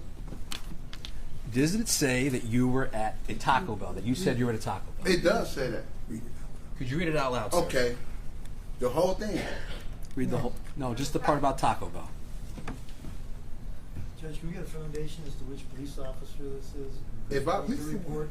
He's the one that introduced it. No, you introduced it. You asked me did I say anything about Tracy, and I told you I did, and you told me I was a liar, and you told me to find it. When I found it, now you trying to find a different problem to say this and that. And if I read this whole thing, it's going to be prejudicial to me. So if you're trying to paraphrase it, let me read the complete statement. Don't paraphrase it. A, B, this is a June 3rd report, correct? You said it was June 3rd? Correct. All right, so just read the part about, let me finish my sentence. Just read the part about Taco Bell, and then I'm going to turn myself to Mr. Rivera. Mr. Rivera, and when you have the opportunity, you can get more into the report. All right, yeah, so just read the part about Taco Bell. It says, Larry stated that he knew Kev was very little and believed his name was Kevin Smith. But he has known him as Little Kevin. Stated he called Tracy, and Tracy told him to meet him at Taco Bell. Keep going, sir. Oh, okay. Meet him at Taco Bell. Kevin asked Larry to show him the money, and Larry stated he responded with, "No, you showed me the weed." When I just testified, Larry reports that Kevin then stated to meet him over at the apartments, which was located on James. Larry stated that he followed Kevin to the apartments and that Kevin ended up going inside the backside door. Larry was not able to tell the address to the apartment Kevin went inside. Larry stated that once Kevin went inside the apartment, he came around front, and I would know that's where Larry was found. That's good. On We had James Street. there's no Taco Bell for those last couple sentences, but you But started just off at told Taco me Bell. I know. You just told Just the me Taco to Bell part. know. That's what you said. I did. Hold on. Okay. I apologize. You read the Taco Bell part, and then you asked him to continue. Okay. I apologize. You're right. I stand corrected. So you started off at the Taco Bell before going to the apartments, never correct? was at Taco Bell. I do not know why this officer put this in there. What that officer did, he looked at photos, and y'all said it was me, so he did what he wanted to do. Yes, but and here's the thing. This is a horrible place to stop, I know.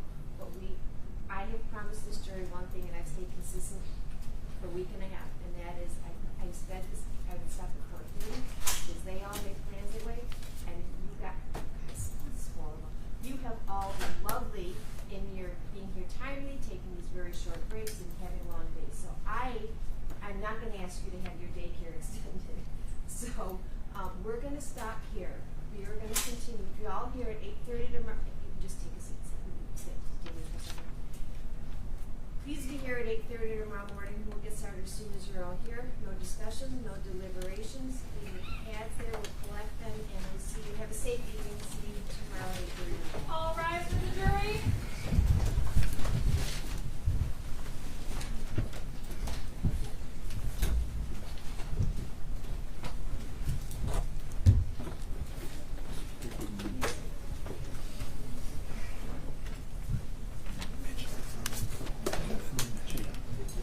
I'll do that. This is okay. I'll make sure it's done tomorrow.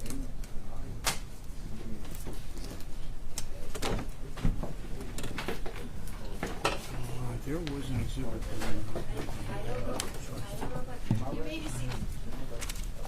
No, I understand that, but we're gonna continue on, and I'll make sure about the exhibit. I will take care of it. I will. All right, we'll see you. Let's sit with Mr. Rupert. You can all be seated.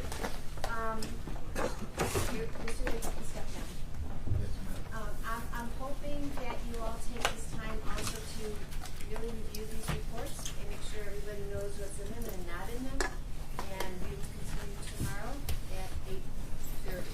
All right? Anyone have anything for me to do before I get on? No, thanks. Judge, you want to make a record now or tomorrow? About what? About, Mr. Larry wanted me to bring, Mr. Sacalaris. I contacted the lawyer he's taking the fifth, and then also he wanted me to bring Mr. Sumter, who's, I understand, taking the fifth, so I can't bring those two. Okay, can we have Mr. Mary sit down, because I should, it's a little bit too confusing. What's that? No, we're still on the record. We're on the record, yes? You can shut the record off. Okay. Mr. Rivera wants to make a record regarding Mr. Sacalaris as well as Mr. Sumter. Are you aware of this? Aware of him wanting to make a record? that he wants to call them and they're going to be taking the fifth. I didn't even know that Mr. Saccalaris You was- can't, it's illegal to do that. If he I wants know to. it's I just want to put on the record. No, I can't. Wait, so, can't, so, no, I can't. so, to be clear, we know, I think Mr. Sumter's in custody, correct? Yes, I don't know where Mr. Saccalaris is. I don't either. Okay. Judge, We- just so okay, you know, I spoke okay. to his lawyer. Whose lawyer? Mr. I feel like we're on, you know, who's on first is getting Stephen great. Vitale. Mr. Vitale. Is Mr. Saccalaris a lawyer? Yes. Mr. Lawyer, take a seat. I spoke to Mr. Vitale about bringing Mr. Saccalaris in as a witness, and Mr. Vitale said Mr. Saccalaris will invoke the Fifth Amendment. So you can't So call I him. can't call him as a Right. witness. As a matter of law, you cannot call him. Okay, but he could come in. Is it possible? Let me ask you, is it possible somebody can change their mind when he get here? Because the prosecutor is saying, oh, Roy didn't do this, he changed his mind. If it's possible, y'all said, I shot and killed somebody that I didn't do, and I changed my mind of chasing the car down and taking some money I never took. Is it possible I that understand what you're saying. somebody could change their mind when they get Sure, here? someone can change their mind, but as of this moment right now, let me finish. As of this moment right now, the information that Mr. Bitwer has is that the two witnesses, it sounds like you probably want to call, including Mr. Saccalaris, have expressed to Mr. Bitwer they will be taking the fifth. Now that information is in the ethos, the air, and Mr. Bitwer knows that, he cannot ethically call them because he knows that they will be taking the fifth. If they change their mind and they walk in here, that's a whole different ballgame. But Mr. Bitwer ethically cannot call them. But see, now we're getting to the point of I'm getting denied a defense because I was only incarcerated strictly because of what Mr. Saccalaris said. Now all of a sudden he's mentally incompetent. I was not detained because of the statements that Darnell Larry made. He made them statements 5 months later. That man strictly said what he said and then recanted his statement. Now I cannot have my lawyer cross-examine this person and see if was he lying or not, was it a conspiracy to kill me or not, or there's no way I could defend my life properly because if I accuse you of something, I have the right to face my accusers. That man said I did something, and the police believed what he said for 5 months. It wasn't like, okay, he said something, we don't believe him, and we let Mr. Larry go, and we came back and arrested Mr. Larry. That's not what happened. They believed everything he said, word to do, even when he said he's not the shooter. They still believed or coerced him and did whatever they did. For 5 months, I was incarcerated strictly on Alice Saccalaris and nobody else. Well, that's an argument that you're making. I understand that. So I I want him here, man. Please. I can't. Well, I'm not speaking because I didn't even know he was around. I had my own theories about where he was. I don't know where he is. Neither do I. So They know exactly where he is. Where is he? Ask the prosecutor. He just said I said I didn't know where he was. Oh, okay. He's lying. He's been lying the whole time. So let's just continue at 8:30 tomorrow morning, and we can take it up again then. All right? Okay. Thank you. I ain't hurting myself either. Stay seated, please. I gotta fight for me. Nobody else gonna fight for me. I'm fighting for me, man.